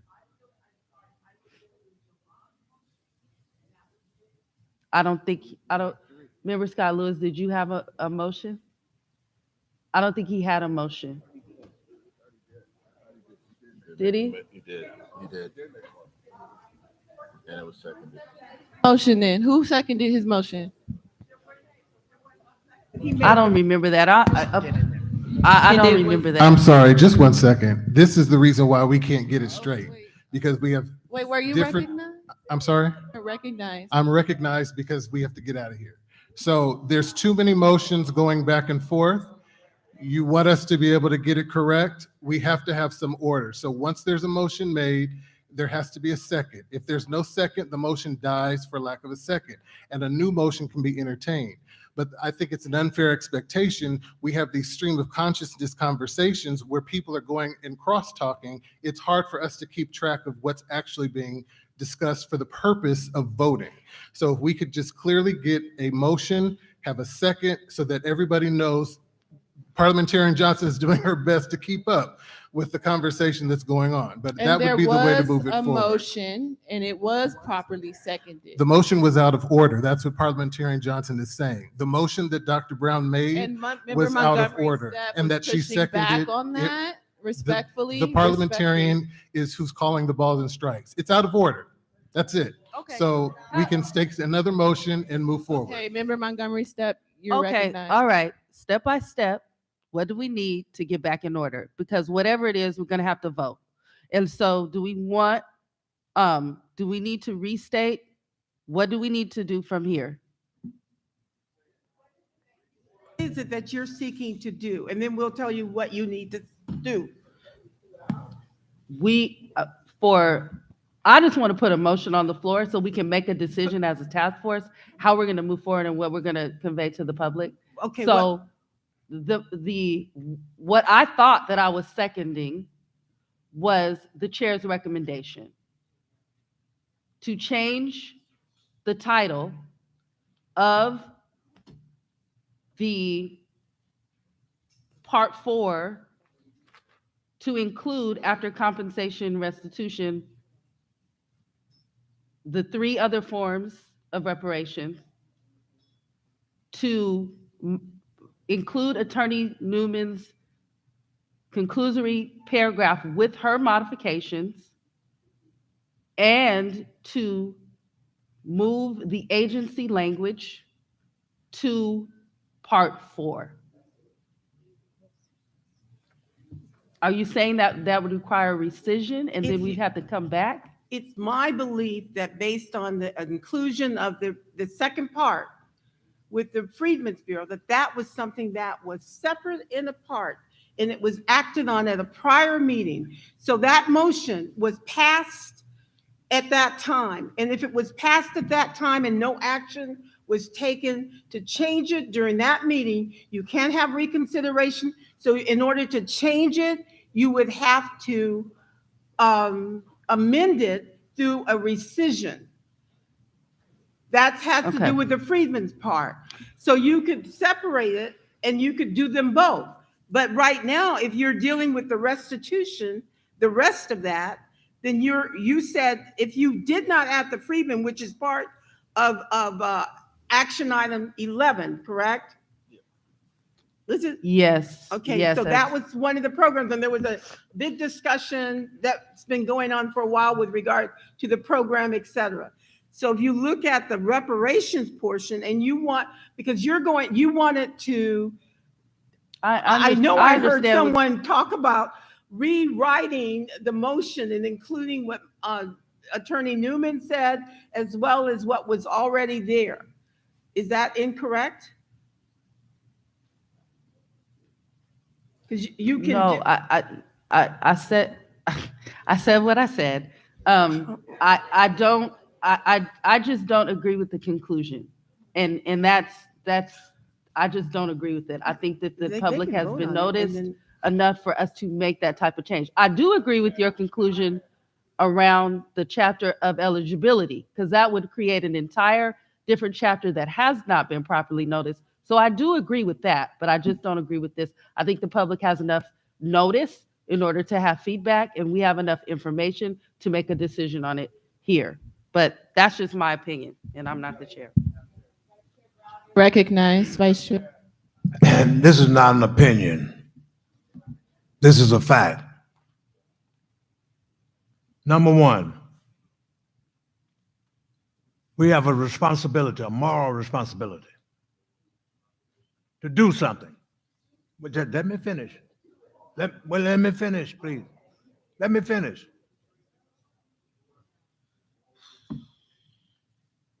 And if this body has, through deliberation, discussed the issue that we have on the floor now, is nothing secret. There's nothing that had not been unheard. It's time for the body that's constituted to just do it and stop going around here in circle on Tweedledee and Tweedledum. And I made the motion, and it got confused with cobwebs. And I called for the question. Has been called. I'll turn to Parliamentarian Johnson for a roll call vote on the motion on the floor. What is the question? Could you he's calling the question. Okay. There requires a 2/3 vote to call the question. May I have, you need to get a second for the call for the question.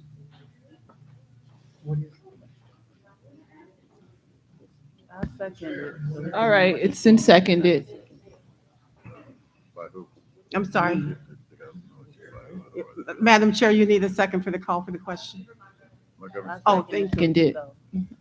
Okay, I will begin to the vote. It requires 6 to pass. Chair Moore? Aye. Chair Moore says.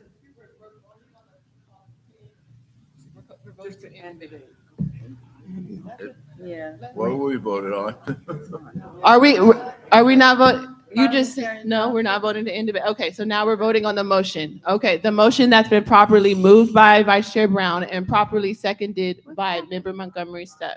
He called for the question. That stops debate.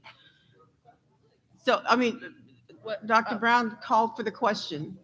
And when he did that, that means to end debate, which is where we are now. So we were voting on that. Oh, otherwise we keep debating. It's a vote.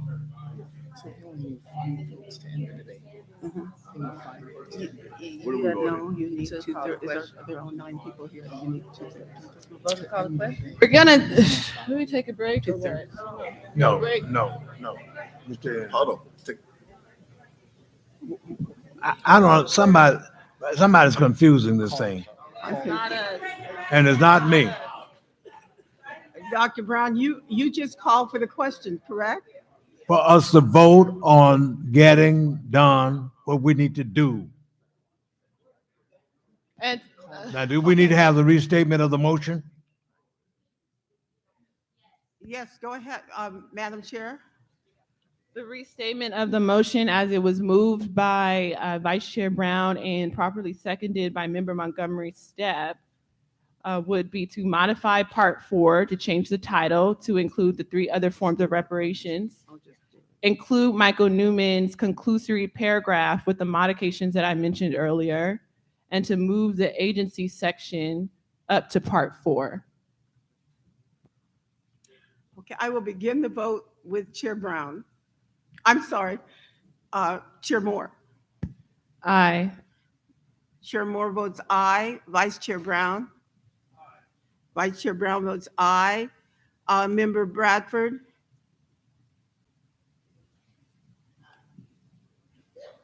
Nay, is that nay? I don't, nay. No vote. No, he's no vote. Okay. Member Grills? Member Grills votes nay. Member Holder? Member Holder votes nay. Jones Sawyer, Member Jones Sawyer? No vote. Member Lewis? Member Lewis votes no. Member Montgomery Stepp? Member Montgomery Stepp votes aye. Member Tamaki? Member Tamaki votes no. There were 9 members present and voting. There are 9 members present and voting. And there were 3 ayes, 2 no votes, and 4 nays. The motion does not pass. Thank you. There are 3 ayes, 4 no votes, and 2 abstentions, and thus the motion fails. So as a reminder, we are on agenda item number, we're on agenda item number 10.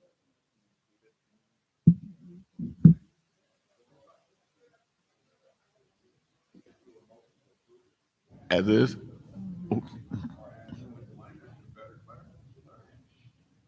Which is it? But again,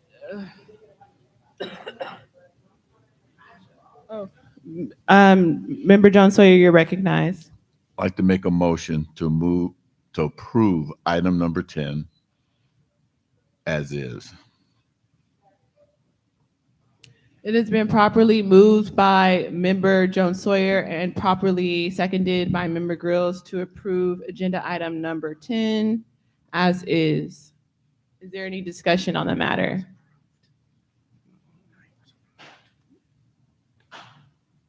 Elephant? So where does that leave Michael Newman's paragraph that he wrote during lunch? You want to add paragraph? Can I amend my motion to add the paragraph for Michael Newman? Again, so the motion, okay, there's a motion to amend. Is there a second? Been properly moved by Member Jones Sawyer and properly seconded by Member Grills to include the paragraph that Attorney Newman wrote during the lunch period. Is there any discussion on the matter? Again, my concern with the paragraph that Attorney Newman wrote during the lunch period, it doesn't accurately reflect what the task force decided in terms of eligibility. So the paragraph as written is flawed. It goes against the decision that we made as a task force in March 2022. We never made a distinction that only monetary reparations goes to the community of eligibility and all other forms go to everyone else, including all Californians, regardless of background. We never made that statement. That paragraph reflects, again, the failed motion that passed, not the actual motion that passed. And that is in page 10 of the March 2022 meeting minutes. Member Jones Sawyer, you're recognized. Thank you. Thank you, Chair Moore, for your comments. I believe we've discussed this for quite a while. So I'll call for the question.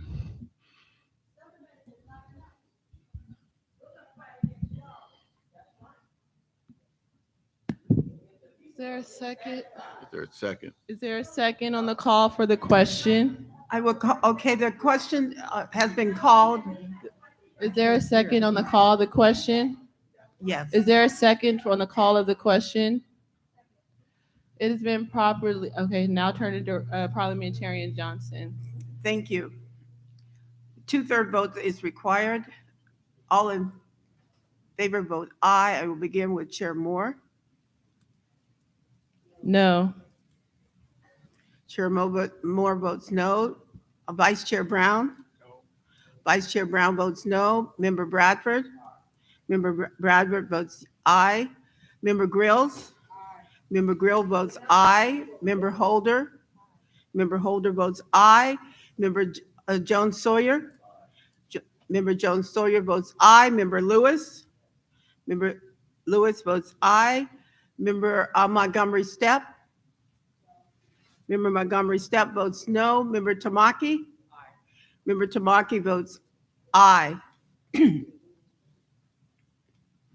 Madam Chair,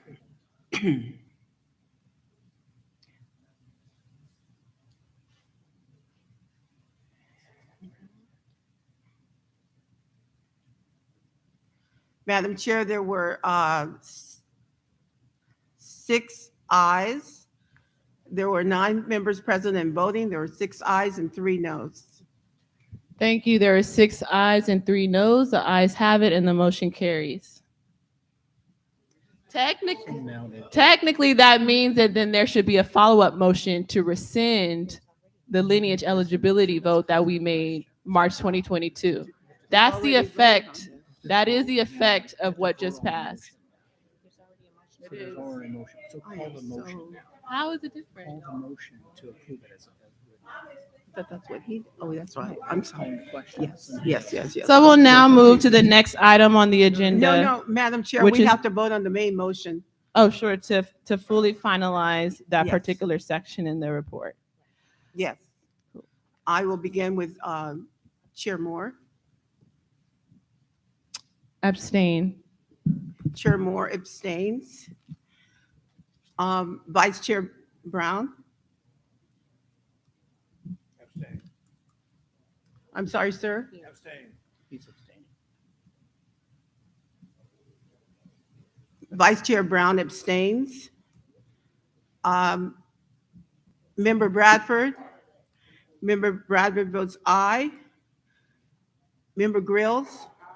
Member Grill votes aye. Member Holder? Member Holder votes aye. Member Jones Sawyer? Member Jones Sawyer votes aye. Member Lewis? Member Lewis votes aye. Member Montgomery Steppe? Member Montgomery Steppe votes aye. Member Tamaki? Member Tamaki votes aye. Madam Chair, there were 9 members present and voting. There were 7 ayes and 2 abstentions. No nays. Thank you. There are 7 ayes and 2 abstentions. The ayes have it and the motion carries. The next item on the agenda is action item number 11, final discussion and vote on full final report, part 5, policy recommendations to the legislature as to the appropriate policies, programs, projects, and recommendations for the purpose of reversing the injuries. Any comments, questions, additions? Hearing none, can entertain a motion. It's been properly moved by Senator Bradford and properly seconded by Vice Chair Brown to essentially approve action item 11, part 5, policy recommendations to the legislature as the appropriate policies, programs, projects, and recommendations for the purpose of reversing the injuries. The discussion on the matter.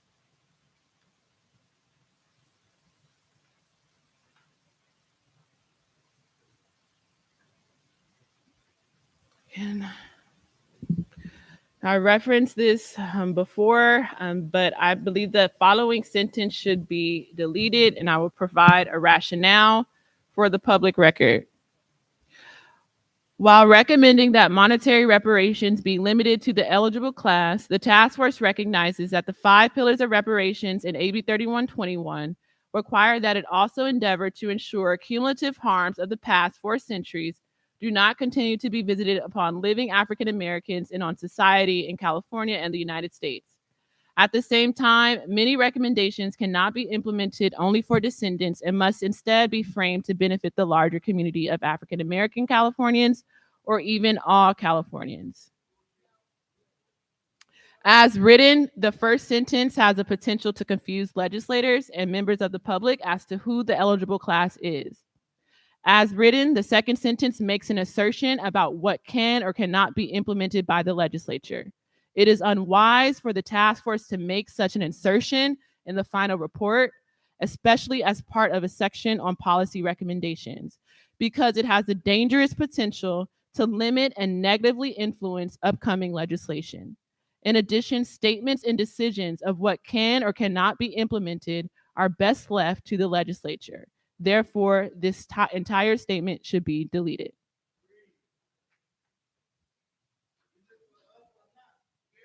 Apparently it's not.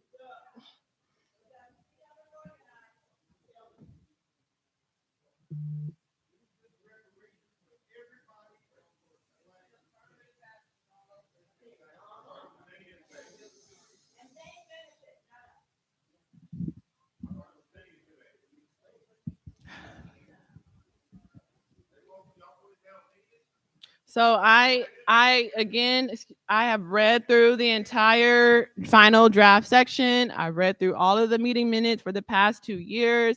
Again, this sentence is the complete misreading of the statute in and of itself. It's a deliberate, in my opinion, misinterpretation of the community of eligibility decision that we made in March 2022. And therefore, that entire statement should be deleted. I will read the following sentences that should be deleted as follows.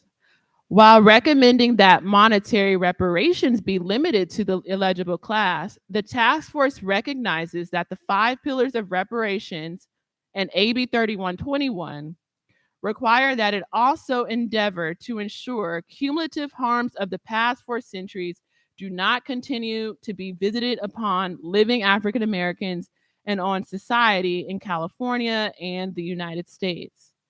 At the same time, many recommendations cannot be implemented only for the descendants and must instead be framed to benefit the larger community of African American Californians or even all Californians. That, yes, or even all Californians. It's a joke at this point. Vice Chair Brown, you're recognized.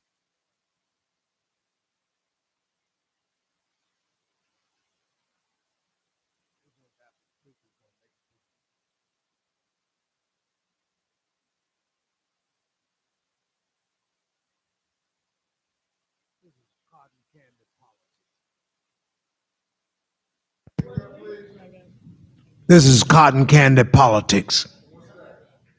Like Jack and the Bear making tracks and get nowhere. We're supposed to be righting the wrongs for what happened on this land.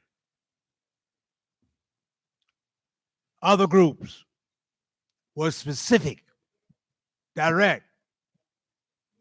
They were not shooting with a shotgun all over the place, pellets everywhere. Boom! It was a live rifle approach. In Germany, The Jewish community was wronged. And the German government paid the reparations. And in America, it was a Japanese community that was specifically wronged. And the US government, during the tenure of Ronald Reagan, paid for reparations. Let's be honest. Yes, there were violations of other people of color around this earth. But Belgium, France, Portugal, the villains, including England too. And they still haven't gotten it right over there with the racism that is still prevalent.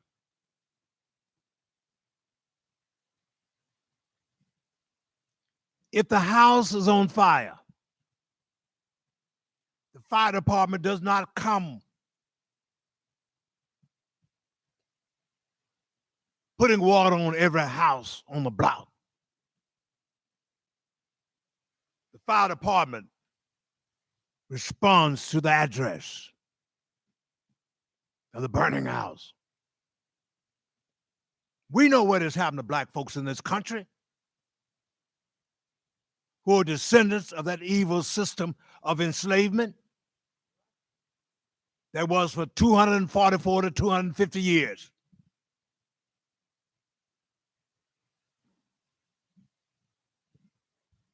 And if we are serious about righting the wrong, we ought to stay with the scene of the crime, or else this political process in this nation, in this state, gonna whoop your behind.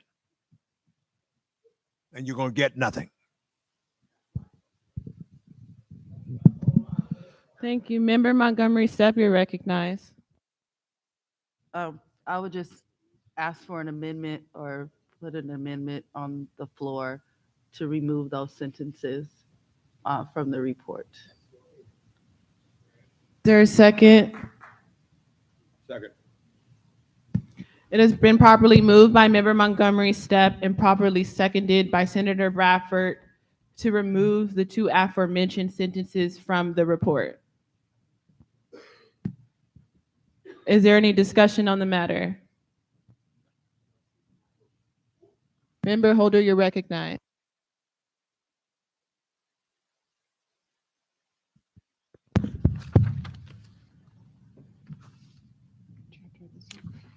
Page 2 of chapter 14. That talks about who qualifies for reparations under the UN principles on reparations, based on the fact that AB 3121 requires us to recognize international human rights standards on reparations. I would suggest that we remove the last sentence and keep the other sentence, which emphasizes the importance of guarantees of non-repetition. That is critical. So I would suggest that we remove the last sentence only.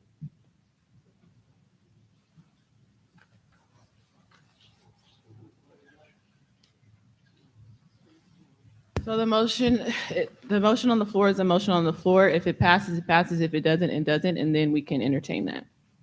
Unless you No, want to we're put in the having a motion to discussion. amend. This is a discussion. Okay, I'm just This is a saying. moment for discussion.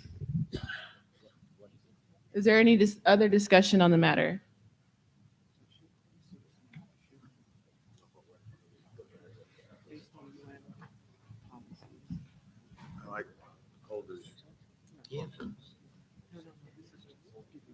So can I do?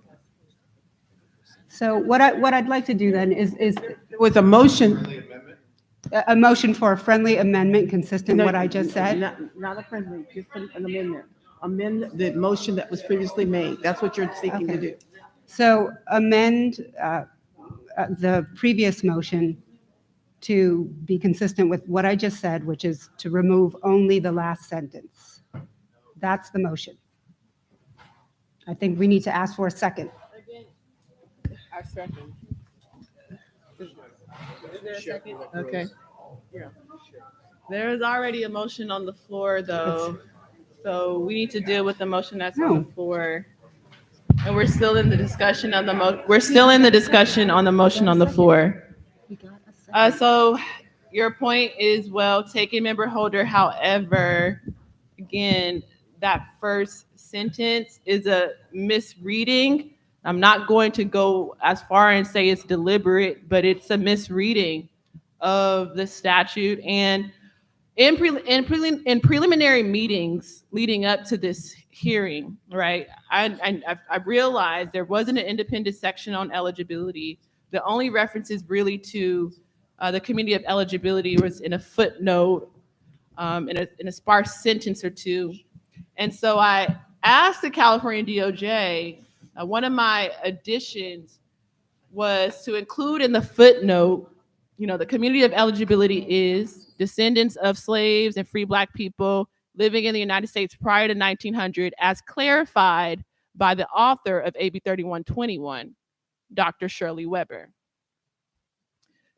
The California DOJ told me if I want to add that little phrase, as clarified by the author of the bill, Shirley Weber, that would have to be a motion.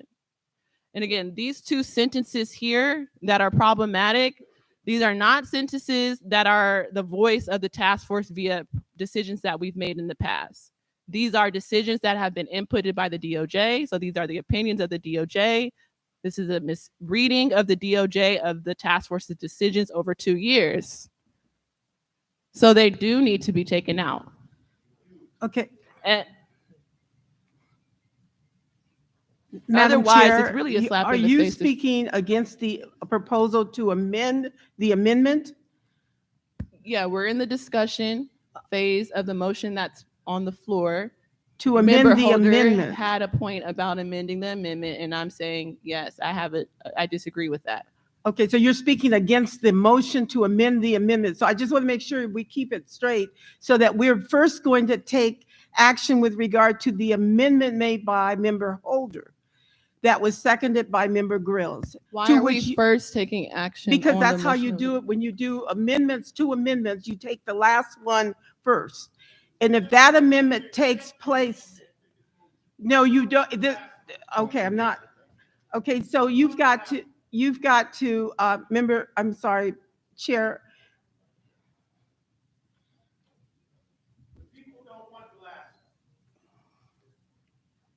So you have to take action, and obviously the vote, you can discuss it, which is what you're just doing, but you're discussing, it should be based on what you said, but make it clear that you're speaking with respect to the last amendment made. And then after that, if there's no further discussion, you would move it to the vote, and the member of the task force would vote on that amendment. If it fails, then you go back to the main motion with the amendment that was just made by Member Montgomery Stepp. Okay? So you first do this amendment, because what happens is that if that passes, it becomes a substitute motion. Okay? So that, because it takes the place of the first one. Okay, Madam Chair? No? Could you please?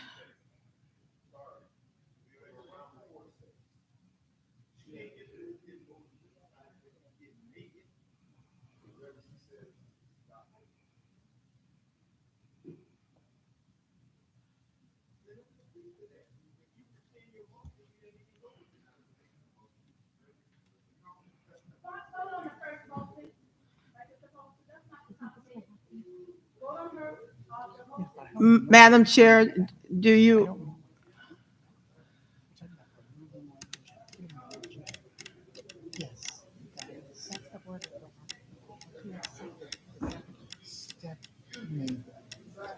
Yeah.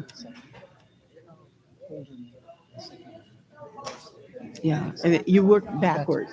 Yeah. Work backwards. No, I was looking at her text. That was Stepp's motion that Bradford seconded, or Bradford accepted. Let me. What is? That's why the chair doesn't participate in this. That's why she's supposed to facilitate and not.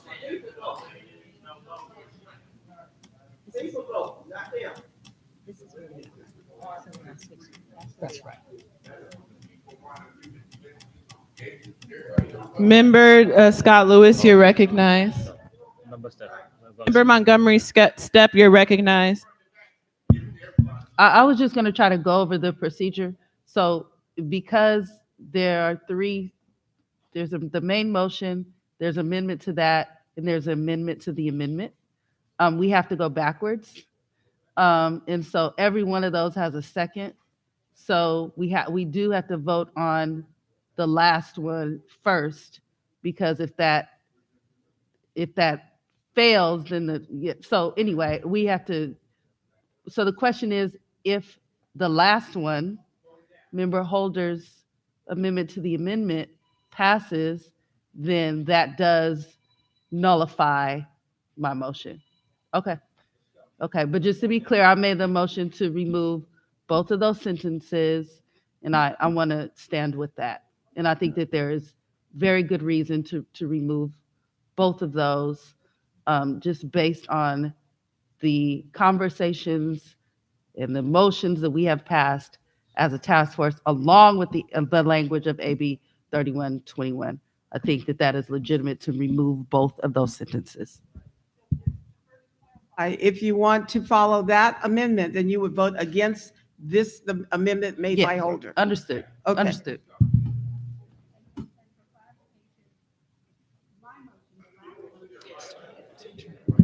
The last motion is to delete the last sentence. I just think that I understand that Okay. and appreciate and know where you're going with that. I do just think that there is an interpretation of the statute that I don't necessarily agree with in the previous sentence. That's fine.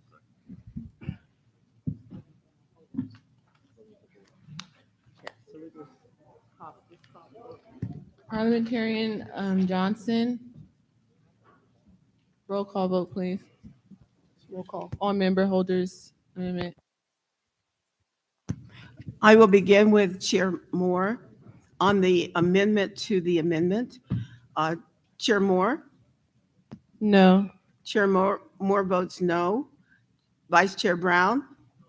Vice Chair Brown votes no. Member Bradford? Member Bradford votes aye. Member Grills? Member Grill votes aye.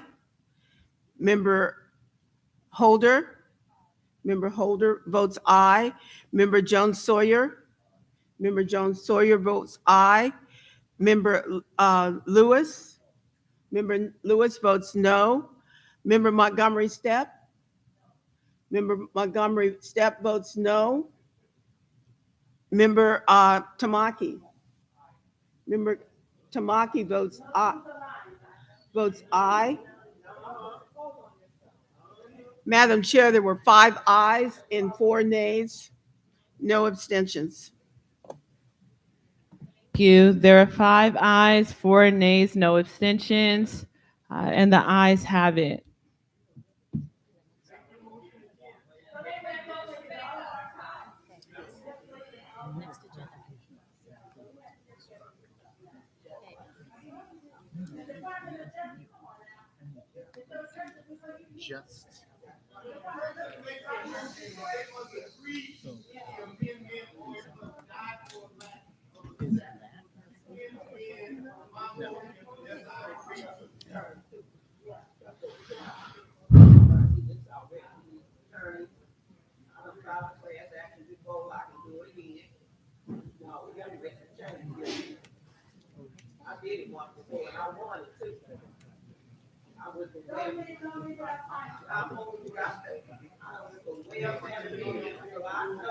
So, okay, it is what it is. The motion has passed. You know, the sentence does not reflect the decisions that the task force has made over a course of years, and it does not reflect the actual language of the statute. It is a reflection of the opinion of the California DOJ. Well, the California DOJ has editorialized this paper. That sentence is not a reflection of the task force's lineage decision. It's not a reflection of the statute as it's written. Chair Moore, just so we're clear, the decision was the decision of the task force. They just voted on it. So we just want to make sure that we're clear. There's no editorialization happening. We're reconciling what's voted on and the feedback from the task force members, and the task force just made a vote to make a change. Okay, so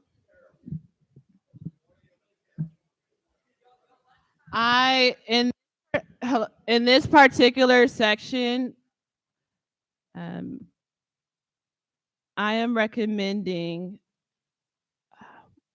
when we reference the community of eligibility, we put in a footnote as clarified by the author of the bill, Secretary of State Shirley Weber.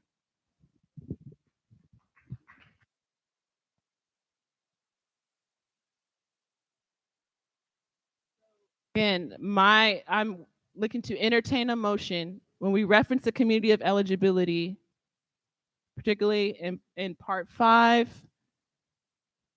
we add a footnote as clarified by the author, Secretary of State Shirley Weber, when she provided expert testimony to the task force in February 2022.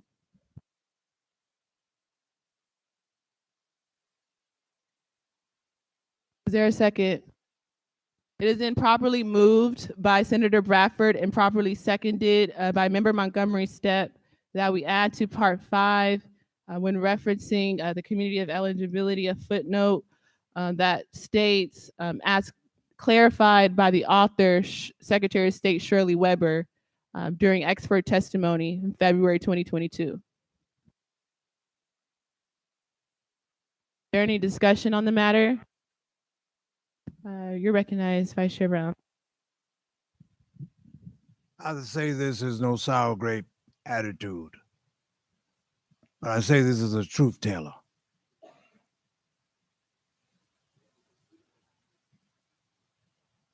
I was born and bred in Mississippi. And when I die, I'm going to be a Mississippian who's been a fighter since I was 14 years old.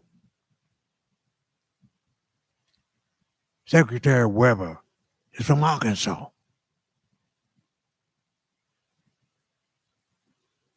Knows something about Eileen, Arkansas, that many don't know about, can't even imagine it. And I say this day, with all due respect to you, is a slap in the face of this lady. The person who gave birth to the notion and idea of reparations. And what is happening here? That the evil of dissing and disrespecting blackness and black genius is rising again. Right in our midst.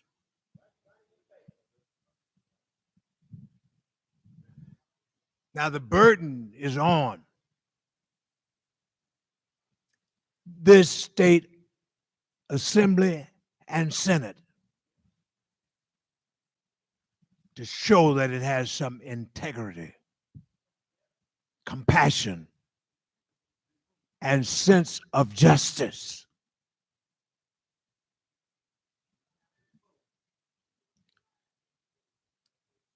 To do the right thing.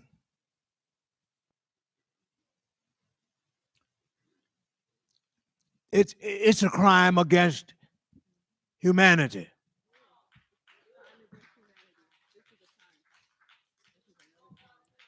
But what's happening still as we speak to black folks in this state, and you all know what I'm talking about. And after all these years, the same thing that happened at Clinton, Mississippi on September the 4th, 1875, when 50 black people were massacred by those racist Democrats who didn't want to follow Reconstruction and were mad because Hiram Rhodes rebels made it to that U.S. Senate. Were mad because C.K. Bruce was elected too. So I say, we are spitting on the grave of the people of Clinton, the town where my mama and granddaddy were born. 12 miles west of Jackson. Near a place right now where the state legislature is taking over the whole judiciary system of the city of Jackson. And also the police department. We're just as bad as those folks down there.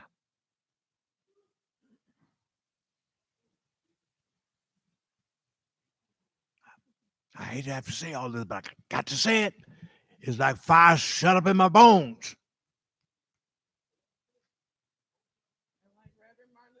Jr. said, where do we go from here?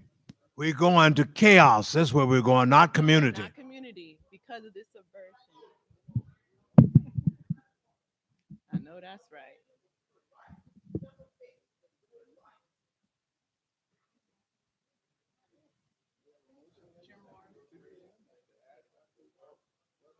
Yeah, so the motion is on the floor. It's been properly moved and seconded.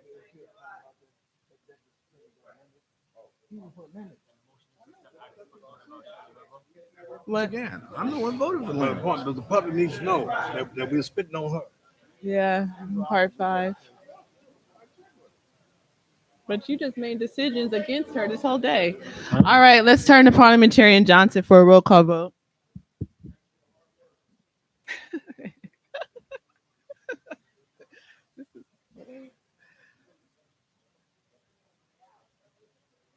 And he turning red.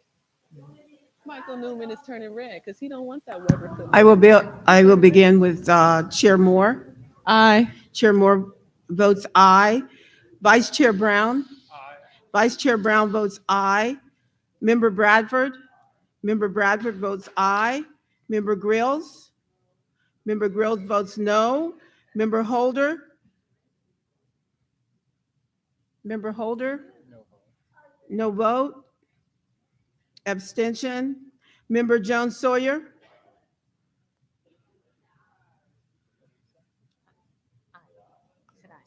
Member Jones Sawyer votes aye. Member Lewis.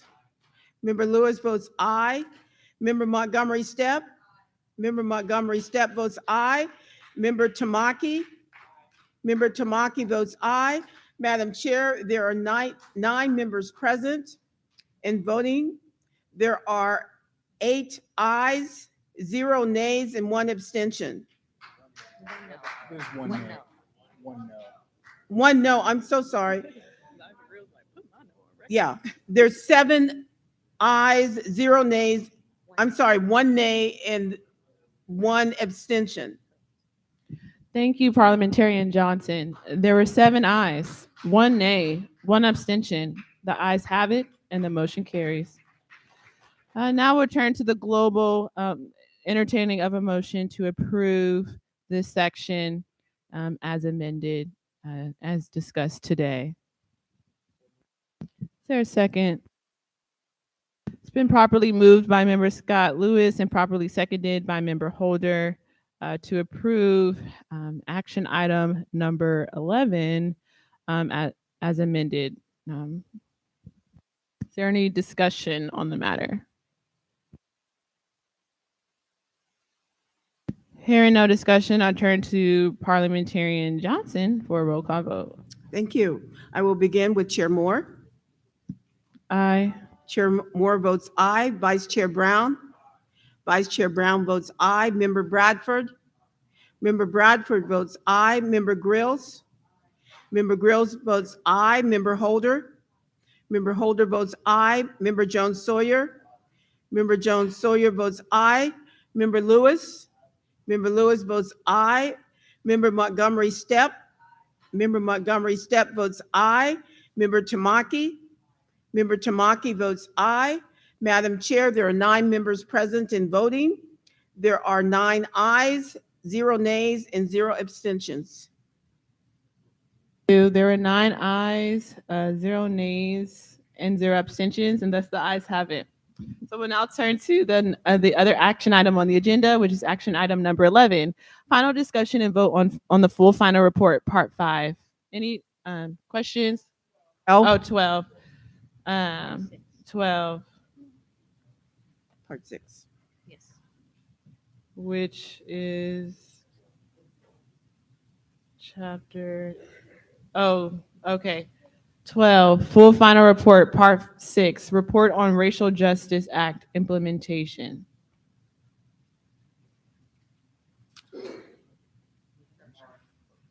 Second. It's been properly moved by member Tamaki and properly seconded by member Scott Lewis to approve action item number 13. 12.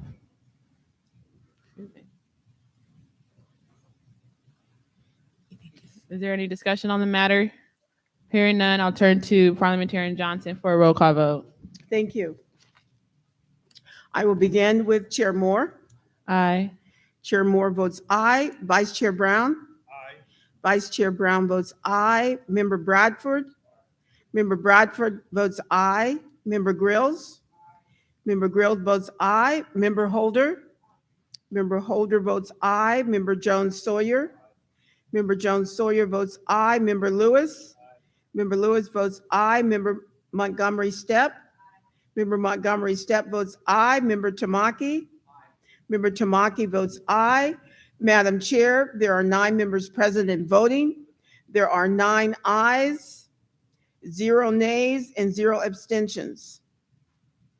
Thank you. There are 9 ayes, 0 nays, and 0 abstentions. The ayes have it, and the motion carries. We'll now turn to action item number 13, final discussion and vote on the full final report, Bunch Center report on community engagement and input through community listening sessions. Is there a second?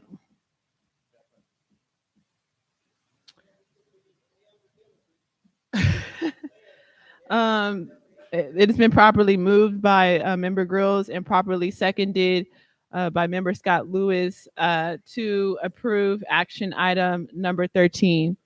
Is there any discussion on the matter?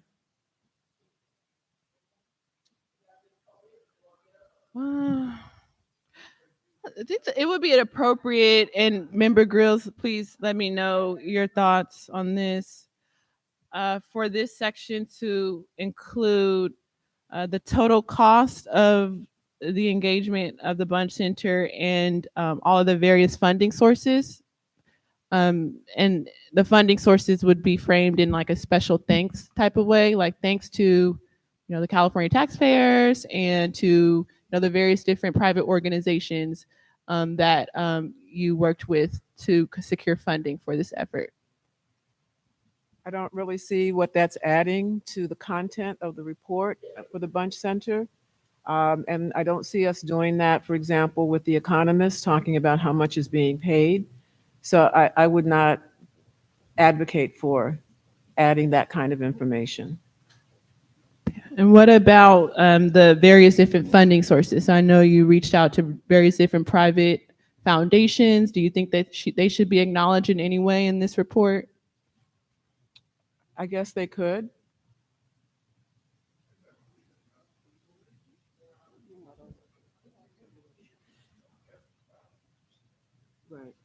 Right. Is the California DOJ But that would feeding have to go info through the to Bunch Dr. Center, Bills? because that's the Bunch Center's report, which is being inserted into our report.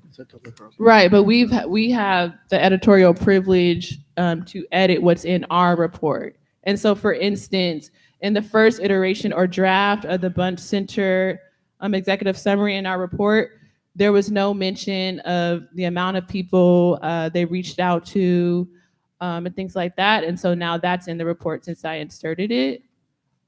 So again, we have the power. We're independent of the UCLA Bunch Center. We If you can do what wanna we ask want. Professor Stoll, that's a decision that I would say Ask he's. Professor Stoll what?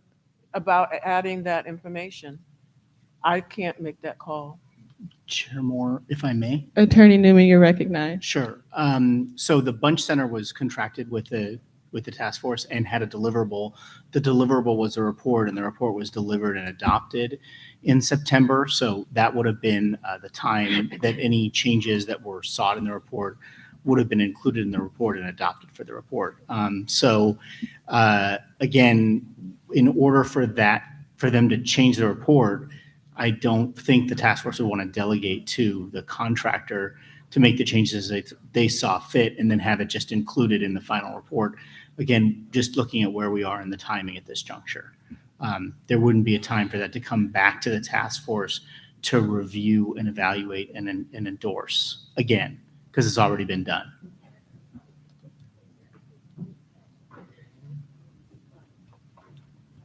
Okay.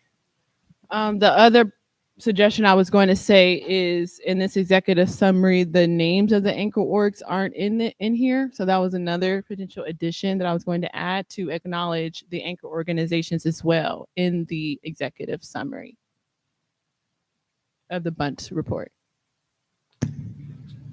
Yeah, again, it's the same issue. The task force already adopted the Bunch Center report as presented. So at this point, they'd have to go back in and change, and then it would not leave an opportunity for the task force to re-adopt it. So that would have been something that would have needed to have been done previously. So, okay, so it's been stated by member Grills and the California DOJ that they don't want the funding sources to be in the executive summary because the UCLA Bunch Center hasn't put that information in there. And thus, well, I wasn't finished, but okay. That's neither here nor there. So again, my thought was that there should be a section in that report to be transparent. This is a public board and commission. We should know, what private organizations are funding this community engagement process. And I thought that because we're an independent task force, I understand the UCLA Bunch Center has its own report, but we have the editorial privilege to put in the report what we want to put in. And so it was just a friendly recommendation, right, to acknowledge the private foundations that you recruited, to have them acknowledged in this report as well. If you don't want to do that, that's perfectly fine. And we can entertain a motion to accept this part of the report as presented. Is there a second? For point of clarification, they're all listed in the acknowledgement section of the report. So they're already there. All of the contributors. So the names of the private foundations that have been recruited for this. Member Montgomery Stepp, you're recognized. Not sure if it's an exhaustive list, but the anchor orgs are listed in the acknowledgements. There's also a section that says, we would like to thank these organizations and individuals who supported this project from facilitation to funding. So that may not be completely clear who they are, but it is listed in there. I have the Weingart Foundation and the California Wellness Foundation and quite a few others. Sorry. But I don't know if it's exhaustive. No, I misspoke. Sorry, I was talking about the executive summary. So in the executive summary, we give a synopsis of the Bunch Center report, and I was saying that information should be in the executive summary because most people are not going to read the full final report. So anyway, excuse me on that. So we can entertain a motion to approve the final Bunch Center report. And it's already a motion on the floor. It's been seconded, so I'll turn to Parliamentarian Johnson for a roll call vote. Yes, I will move on action item number 13. I will begin with Chair Moore. Aye. Chair Moore votes aye. Vice Chair Brown? Aye. Vice Chair Brown votes aye. Member Bradford? Member Bradford votes aye. Member Grills? Member Grills votes aye. Member Holder? Member Holder votes aye. Member Lewis? Member Lewis votes aye. Member Montgomery Stepp? Member Montgomery Stepp votes aye. Member Tamaki? Member Tamaki votes aye. Madam Chair, there are 9 members present and voting. There are 9 ayes, 0 nays, and 0 abstentions. Thank you. There are 9 ayes, 0 nays, and 0 abstentions. The ayes have it, and the motion carries.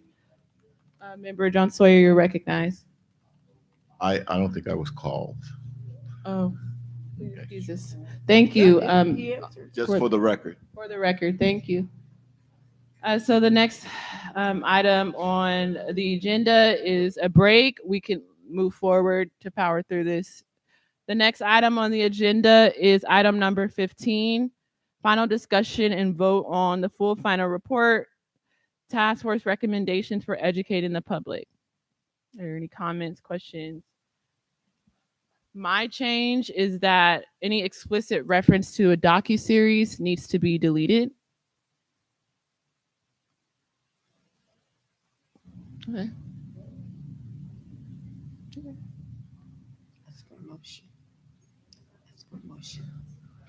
So we can entertain a motion to approve item number 15, as amended with the deletion of any explicit reference of the docuseries. So move.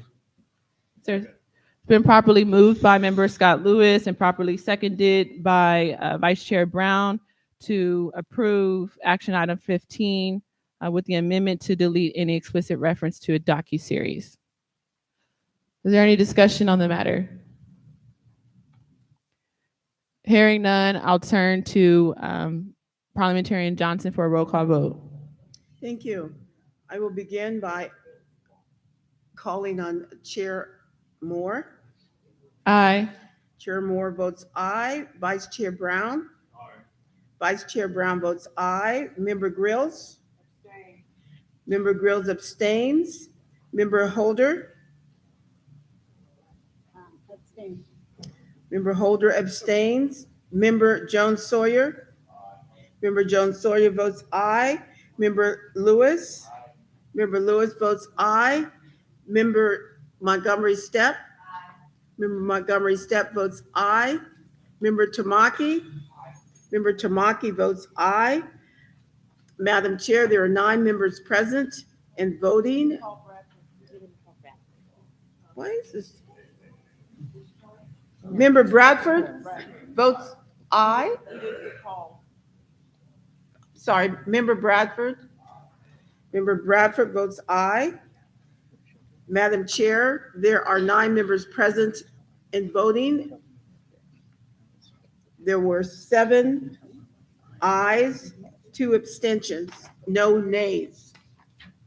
Thank you, Parliamentarian Johnson. There were 7 ayes, 2 abstentions, and no nays, and thus the ayes have it, and the motion carries. We'll turn to action item number 16, final discussion and vote on the full final report, Part 9, Compendium of Statutes and Case Law that contributed to an unjust legal system. There a motion to, is there a second?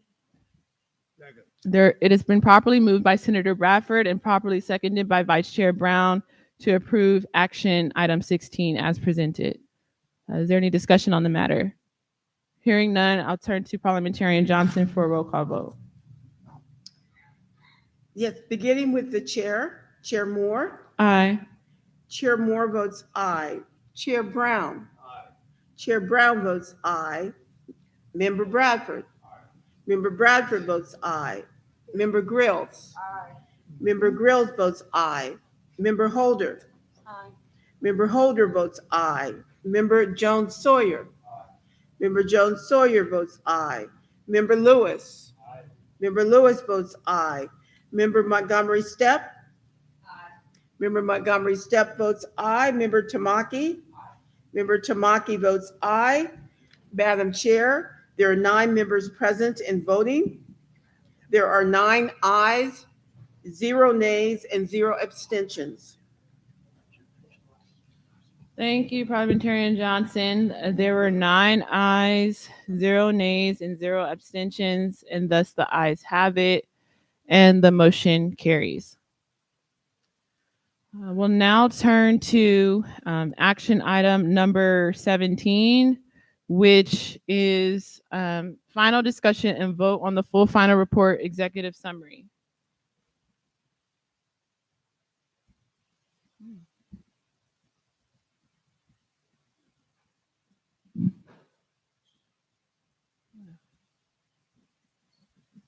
I have a point of clarification.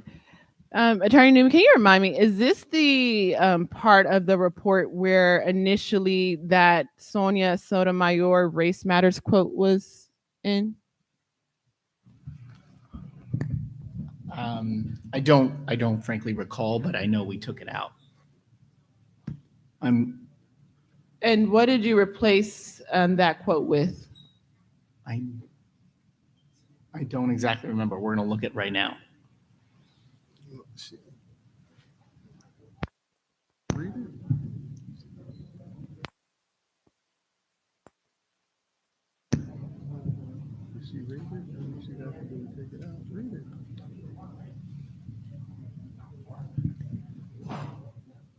We can come back to it if there are other issues, but we'll look for that. And I don't remember. Do you remember exactly where that was, Chair Moore? We'll search for it and come back to it.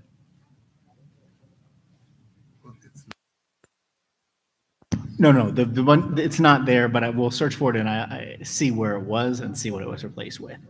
Or actually, it was taken out, and we can follow up with you right after the meeting. If you don't want to use time right now, we can follow up with you on it, but we have taken it out. You instructed it, and I think there was a vote on it, and so it's out.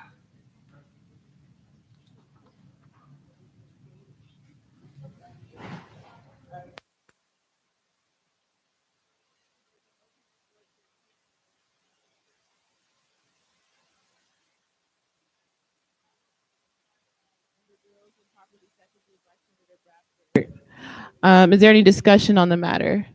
I have a discussion or a comment or a point to include. We already voted to include in the footnote where we referenced in part 5 the community of eligibility. We voted to insert as clarified by the author, Secretary of State Shirley Weber. I'm voting to, I would like to entertain a motion to also incorporate that footnote. Anytime in the executive summary, there's a reference to the community of eligibility, that it be added as clarified by the author, Secretary of State Shirley Weber.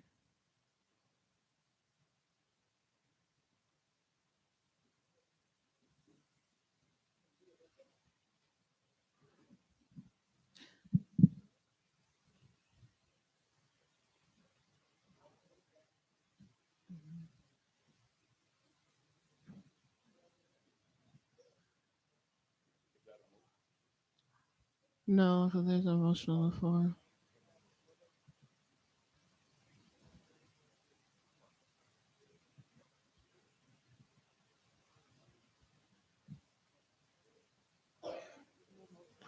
Okay. So the motion on the floor is to approve it as presented. Dr. Grills, are you willing to do a friendly amendment to add that footnote? No, you're not. Okay. So is there any other discussion on the matter? Okay. So I'll turn to Parliamentarian Johnson for a roll call vote. Abstain.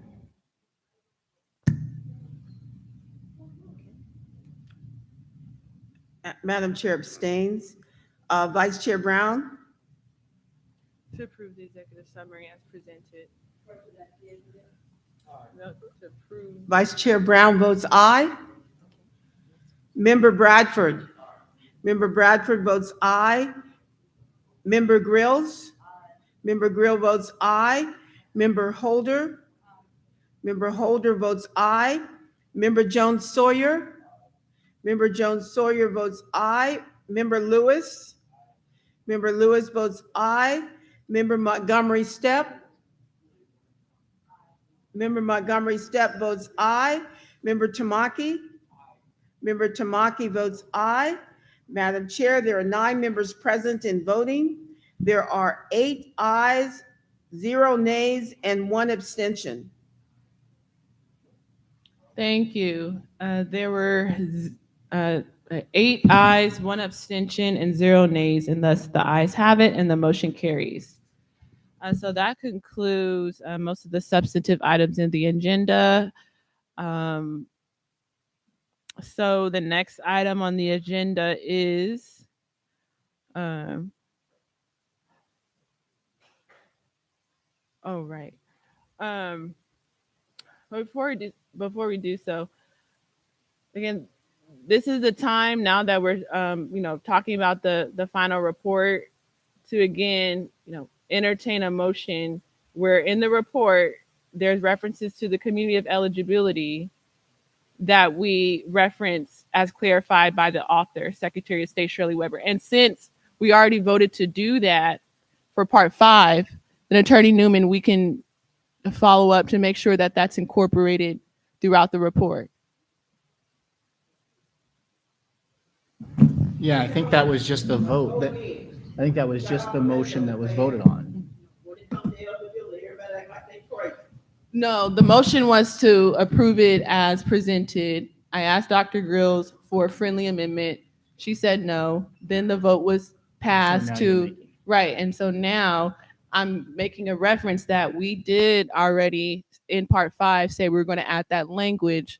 So we might as well just entertain a motion to apply that language throughout the interim report and see what happens. I mean, throughout the final report and just see where the vote goes. So is there a motion?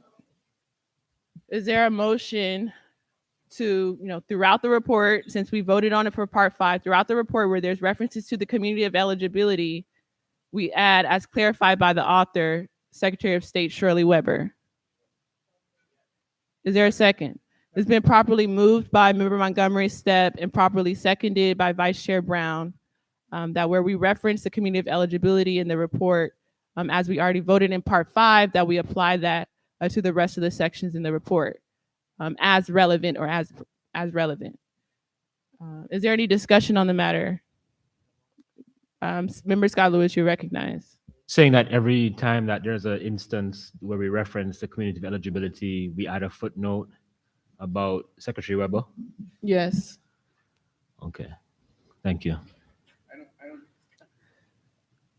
I might not add Dr. Weber specifically. I would reference the legislation that got us here, and I would reference AB 3121. But remember, over a course of a year and a half before we decided who would be eligible for reparations, we were all kind of, needed clarity for why, for clarity around what the statute actually said.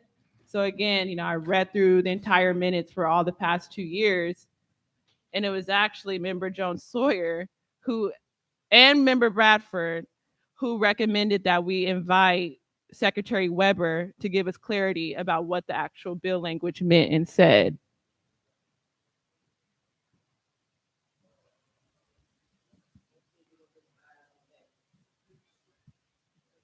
So October 2021 meeting minutes. Member Jones-Sawyer stated that the topic of community of eligibility should be a priority for the task force to study, get help from experts, and that Dr. Weber could be invited to a future meeting to explain her intent directly to the task force members.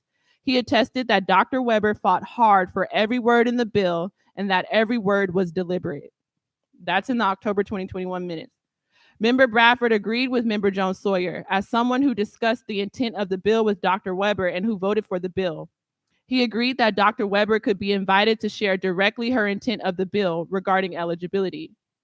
Vice Chair Brown moved that the Secretary of State, Dr. Shirley Weber, address the task force regarding the topic of community of eligibility at a future meeting. The motion was seconded following the discussion, and it passed.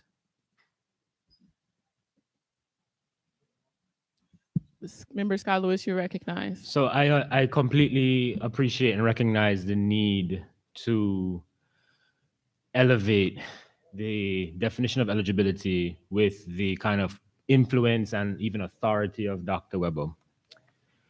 I do want to say, though, that if we as a task force mean anything, we should feel confident enough that as a body, we have defined eligibility, and that should be enough.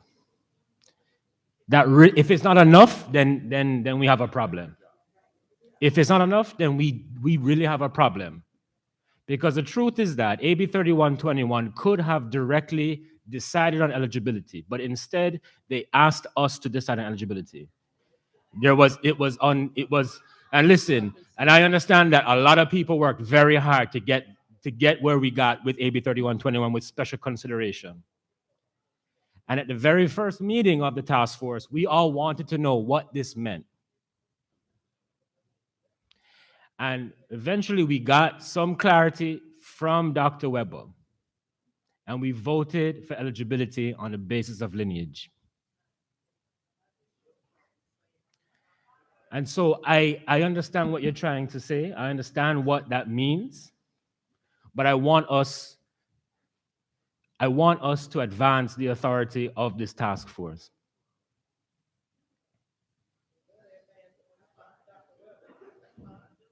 We have a footnote that provides clarification.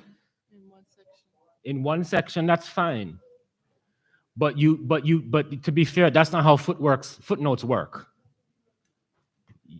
Right? So what we can do is we can say that at the first instance of eligibility in the final report, we have a footnote there that mentions Dr. Weber.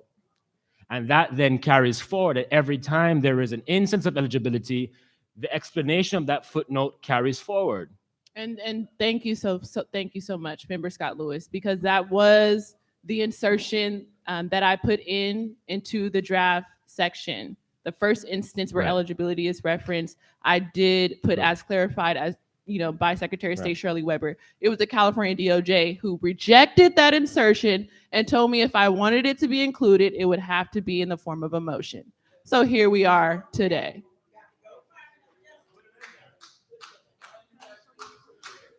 But it's in there, right? So where did it change it to move it up to the first instance then? As I said, Okay. as I requested to the DOJ 3 weeks ago. Okay. I did well, okay? Okay. Vice Chair Brown, you're recognized.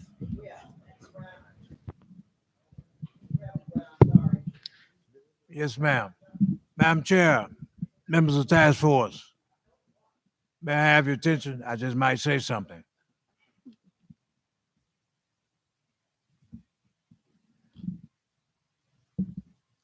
Except those whom I told, I want everybody who's heard of Reverend Josiah Henson.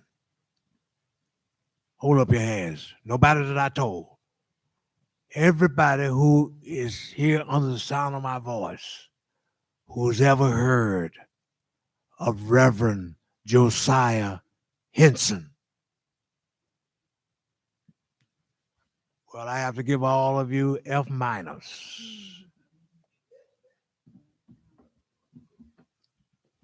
This is the reason why we need to be careful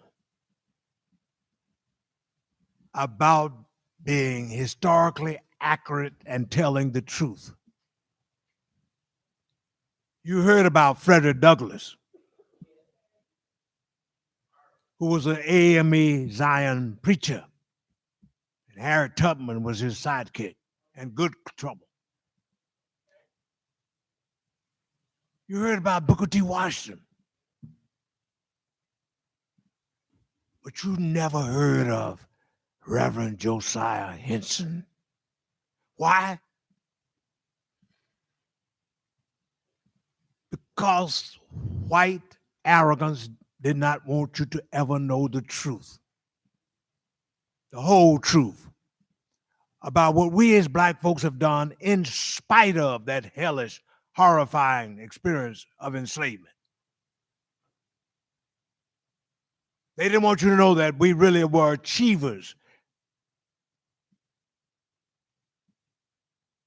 But I give you the answer. Reverend Josiah Henson was born in 1789 in Montgomery County, Maryland. And this evil white enslaver, this doctor who was his enslaver, caught him one day on that plantation with a spelling book in his hand. And he looked at him and said, using the N-word, "Where did you get that spelling book from?" He said, "I bought it from the fruit that I've been selling." And he grabbed a stick and beat him across his left shoulder. That left him deformed for the rest of his life, even though he lived to be 93 years old. He fled from enslavement in Kentucky after he was sold down there. Kept on fighting up to Ohio. And way back in 1830, before the Civil War, built up at Don, Ontario, Canada, a whole community, which there was a school, there was economic empowerment, and our people were thriving. He went to England twice to speak to Queen Victoria about the evils of slavery in America and all of the hardship and horrors that he went through. And he spoke also to the Archbishop of Canterbury. The point that I'm making is, this man was a builder and excelled in spite of the hellishness and horror of enslavement. But you never heard about it. And you know what else? Harriet Beecher Stowe stole his Uncle Tom's Cabin. That was his autobiography. And she got notoriety. And when Abraham Lincoln met Harriet Tubman, he looked at her and said, "So you the little lady who got this Civil War going, which was about slavery and not about states' rights." Thank you for indulging, but I think I did something here today. With all this man did and led over 100 people to liberation, to Canada, was beaten, was sick, and lived to be 93 years old, and some of us don't even make it to 25 or 50. So, brothers and sisters, let's get with it. Be strong, like Josiah Henson was. And don't let nobody mess with our thinking for ourselves.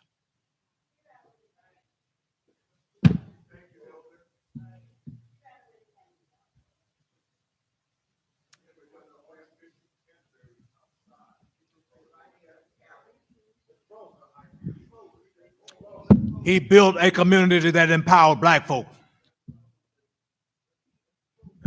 Right. So That's what he did.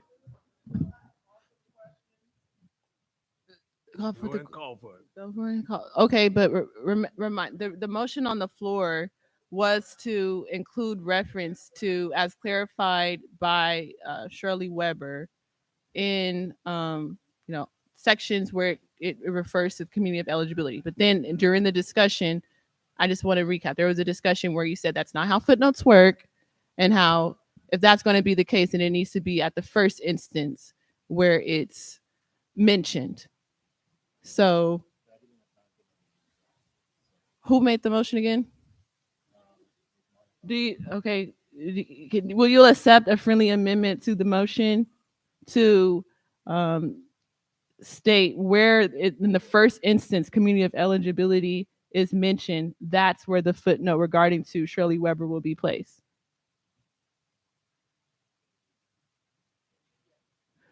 Okay, so Member Montgomery Step has accepted that friendly amendment. Now there's been a call to the question. Now we can turn to Parliamentarian Johnson for a roll call vote. I'd just like to get clarification so we know exactly what our instructions are in the drafting, which is previously we had a discussion and a vote to include Shirley Weber as referenced in a footnote. So I want to make clear, are you now telling us to include Shirley Weber in that footnote at the first mention of the task force's vote on lineage? Yes. And that's it? Okay. Yes, because it'll apply globally wherever community of eligibility is mentioned So throughout it's the report. modifying the earlier vote that was had to just say the first time. The first instance. Great. Okay, so the first one only. I will begin with the vote with Chair Moore. Aye. Chair Moore votes aye. Vice Chair Brown? Vice Chair Brown votes aye. Member Bradford? Member Bradford votes aye. Member Grills? Member Grills votes aye. Member Holder? Member Holder votes aye. Member Jones Sawyer? Member Jones Sawyer votes aye. Member Lewis? Member Lewis votes aye. Member Montgomery Step? Member Montgomery Step votes aye. Member Tamaki? Member Tamaki votes aye. Madam Chair, there are 9 members present and voting. There were 9 ayes, 0 nays, and 0 abstentions. Thank you. There were 9 ayes, 0 nays, and 0 abstentions. The ayes have it and the motion carries. So we are about on time, so we can move to the next item on the agenda, which is the planning of our last and final meeting. We can do that now, or if you guys want to take a little break. All right. Okay. So the next item on the agenda is June 30th, 2023, meeting location and agenda. So the location has not yet been chosen, as well as the substance of the meeting. So does any task force member want to start off the discussion in terms of what you all may think the last meeting should look like? Member Jones Sawyer, you are recognized, sir. So it's come to Mr. Bradford's attention and my attention that on June 30th will be the day that we in the assembly have the official change from one speaker to another, from Speaker Rendon to Speaker Rivas in Sacramento. We're worried that because of the press that will be out for speaker change, because it's a pretty big deal in California, that we may not get the publicity and what we want. And we're recommending that we move it up a day to the 29th and then have it in Sacramento, because that's where Mr. Bradford and I will be in Sacramento. We both have to be in session to vote. But most important, that we have the actual turning over the document on the 29th at Dr. Shirley Weber's, Secretary of State Weber's facility and auditorium. She is the original author. I think it would pay homage to her. We may also get some other statewide officers or African American to attend, and we can then have the full attention not only of the entire Assembly, the Senate, but hopefully the state and the country that day, and not have to compete with the changing of the guard in the Assembly. There's been some preliminary talk with Dr. Weber and her office about the availability of using her auditorium. I believe we got preliminary okay to do that, but this would not delay us from being able to print the report. But probably the most important thing, well, the two most important things is, one, to make sure that the press is focused just on this and reparations and nothing else. And then two, to have Dr. Weber there when we do that would really be, I mean, I think it would be the culmination for her and her career, and really a way to celebrate with her the accomplishment of something she set out 2 years ago.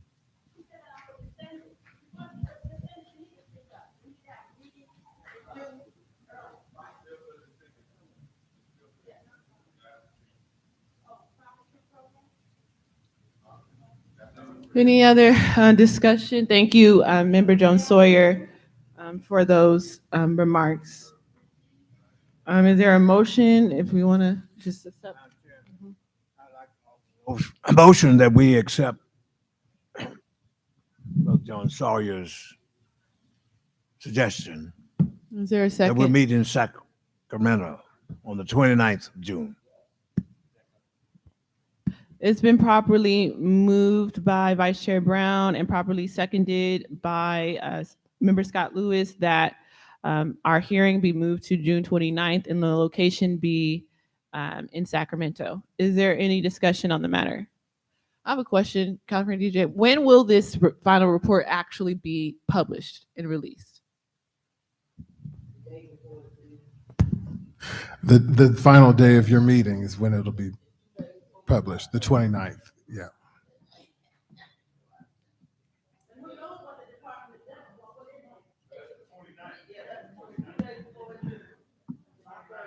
So, okay.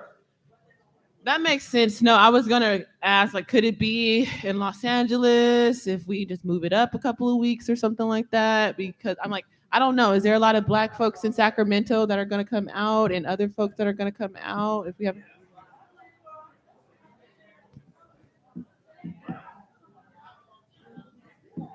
Okay, so there is a motion on the floor. Is there any discussion on the matter? Hearing none, we'll turn to Parliamentarian Johnson for a roll call vote. Thank you, Madam Chair. I will begin with Chair Moore. Aye. Chair Moore votes aye. Vice Chair Brown? Vice Chair Brown votes aye. Member Bradford? Okay, Member Grills? Member Holder? Member Holder votes aye. Member Jones Sawyer? Member Jones Sawyer votes aye. Member Lewis? Member Lewis votes aye. Member Montgomery Stepp? Member Montgomery Stepp votes aye. Member Tamaki? Member Tamaki votes aye. Madam Chair, there were 7 members present and voting. There were 7 ayes, 0 nays, and 0 abstentions. There were 7 ayes, 0 nays, and 0 abstentions. The ayes have it and the motion carries. We'll now turn to number 19, which is discussion and potential action item, unfinished business. You're recognized. The other piece to that item was to set the agenda for that meeting, and we put it up on the screen. It's also part of the meeting materials, but that is a draft for your consideration, but we need to vote to approve that as well. Much Attorney Brown for that. One addition that I think would be good would be if we add, because I know I think in September we said we were going to organize an evening testimonial event where the community of eligibility would be able to share their personal testimonies about the different atrocities that they've experienced that correspond with the chapters in our report. And so I do think we have some time to plan for that. We have about 2 months until that last meeting where we can add between 3 and 4 an agenda item where we invite 13 people, so to speak, or 12 people corresponding with each chapter in our report: enslavement, political disenfranchisement, racial terror, racism in the environment and infrastructure, the pathologizing of the Black family. We invite a person to speak to someone who has lived experience with each of those corresponding harms. Since we will have press and we'll have the eyes and the attention of the nation and the globe, I think that would strengthen and bolster, again, the import of this final report. So I'm willing to, work to identify. And in fact, again, we were already supposed to have this in September, but I think the comms group pushed it to February and it never happened. And there are people who were already identified, like, I won't say their names, but I think Elmer Fonta and some other folks, descendants of folks who were enslaved in the state of California, who are eager to share their testimony to the task force as it responds, as it relates to the different chapters in our report. So I think that would just be a really good addition, again, to our final meeting, to hear from 13 individuals, 12 to 13 individuals, where they can share their story as it relates to each of the atrocities that we've defined in the report.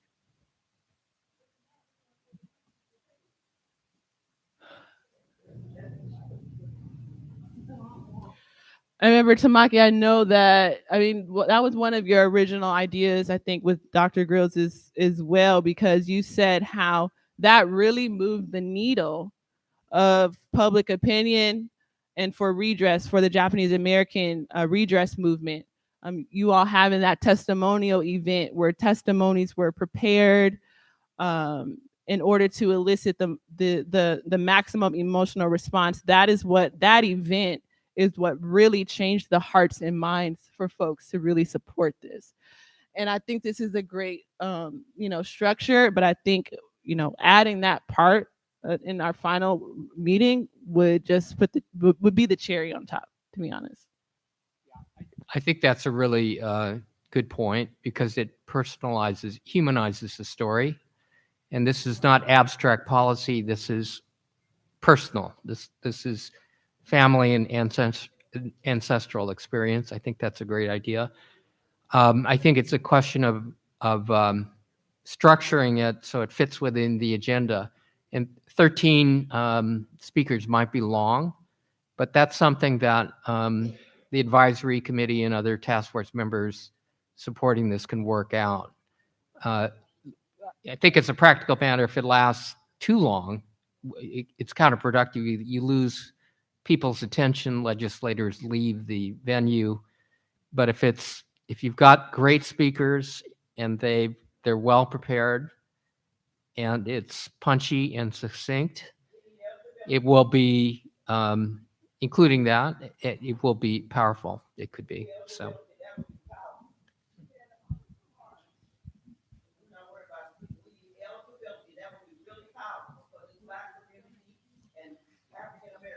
Okay, so Madam Chair, I offer motion that we would work to put that in place. So there's been a motion. Is there a second? So there's been a motion properly moved by Vice Chair Brown and properly seconded by Member Tamaki that we include in our final meeting an agenda item where we will invite people, particular people, to provide personal testimony on some of the atrocities that we've identified in the interim report.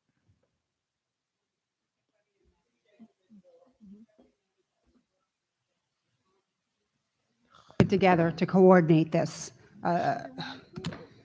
We can work with the comms team, but again, she was supposed to organize it in December. Then she said she pushed it to February, which never happened, and she never gave us an update on when it would happen again. And she's not here today. So Yeah, so it did get pushed back. You're totally right, Chair Moore. But other things have been happening. And for instance, And when the consultant came on, we had, let's just take the endorsements of organizations. Maybe we had 40 or 50. Now it's 165 organizations in California, big and small, including yesterday was the California Wellness Foundation. There are, of course, advocates on there. There's civil rights organizations. Folks here have been responsible for that. But there's been basically a lot of work done in terms of getting the awareness out. And so suddenly this endorsement thing has really accelerated.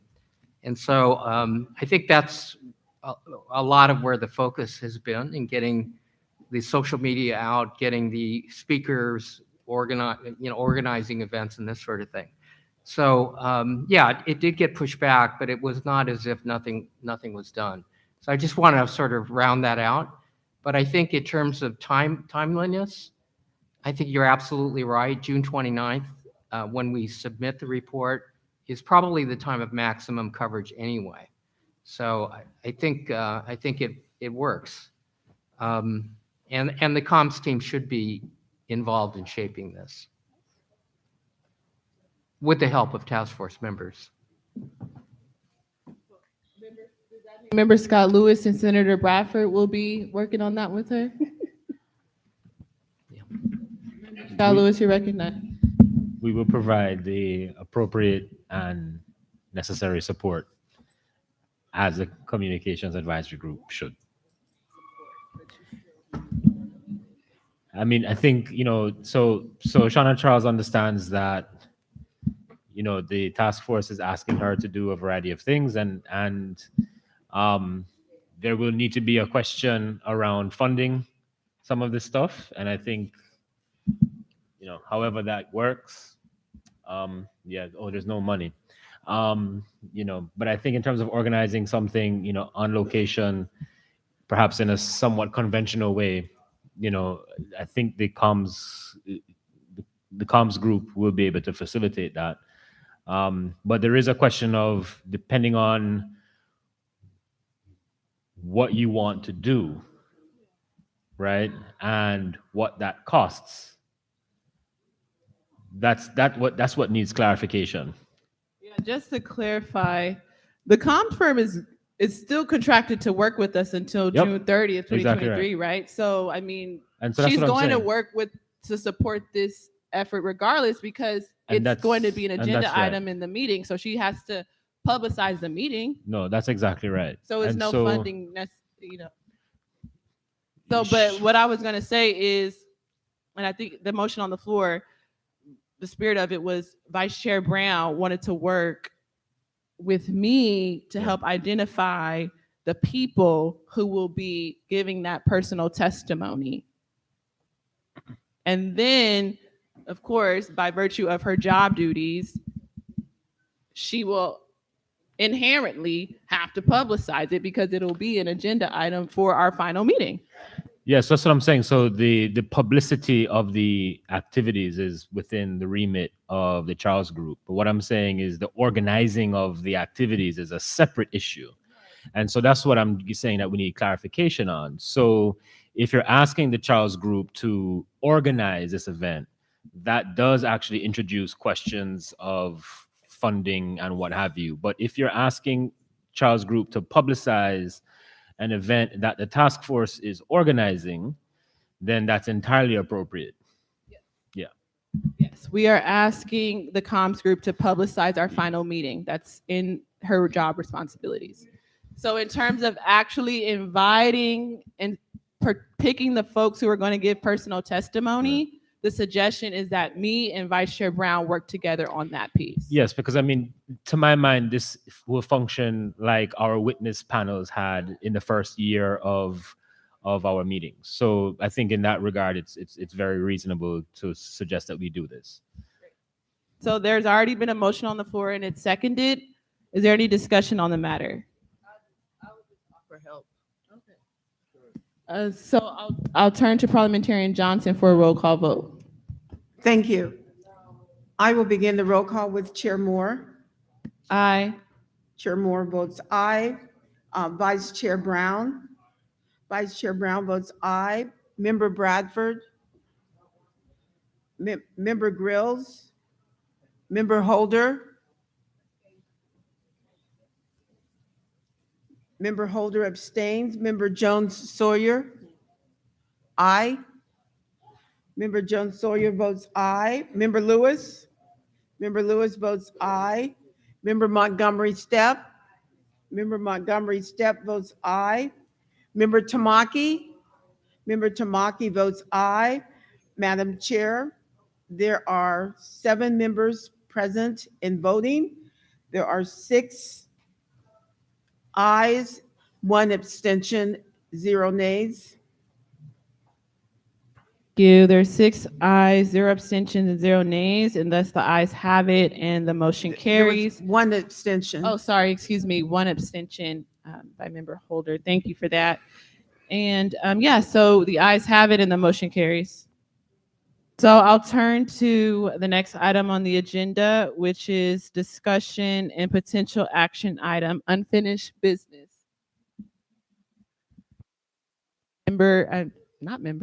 Attorney Brown, you're recognized. Okay. We don't have any other items to discuss. I just wanted to clarify on the last vote that was taken that you and Vice Chair Brown will work with the comms firm directly on planning this event, because we don't want to create a Bagley-Keene violation if you're working through Bradford and Member Lewis.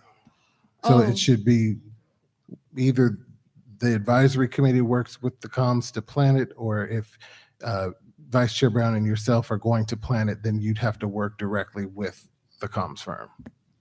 No, it would be indirect because, again, her role already is to publicize our final meeting. And we voted that we're going to include, public testimony. So all she has to do is publicize the final meeting, and in her publicity mention, we're also going to have, as part of our final meeting, a section where we will hear personal testimony from people with lived experience. Yeah, no, that's and then fine. when the agenda item is public, if we publicize the names of those people, then she could amplify or augment her publicity to mention those names in their stories. Yeah, that's fine. I just wanted to be clear that it wasn't working through that advisory committee, and DOJ does not have a role in that process. So we'll just agendize it, and then you'll do whatever you do to get the people there. Okay.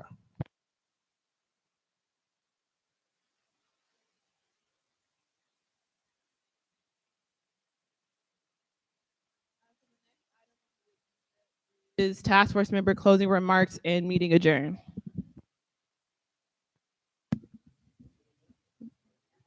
Vice Chair Brown, do you have any closing remarks? No. Member Tamaki, you're recognized. Well, I want to just thank the Department of Justice again. I mean, the amount of work that was produced, just going through these pages and being able to harmonize them in a way that makes sense, because there's numbers of attorneys, each authoring different sections, each working, to incorporate the feedback of task force members. It is a monumental job. And I'm getting emails at 1 a.m., 2 a.m. during the weekday and on weekends. So I have a sense of how much work has been involved. And it's one of these things where people have to believe in the mission in order to do this.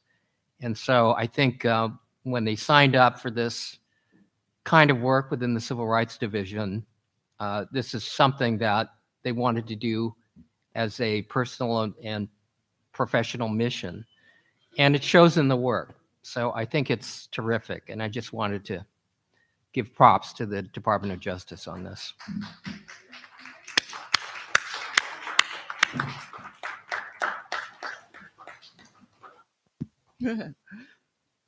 Thank you, Member Tamaki. Any other closing remarks? Again, I'd also like to thank Mills College for hosting us.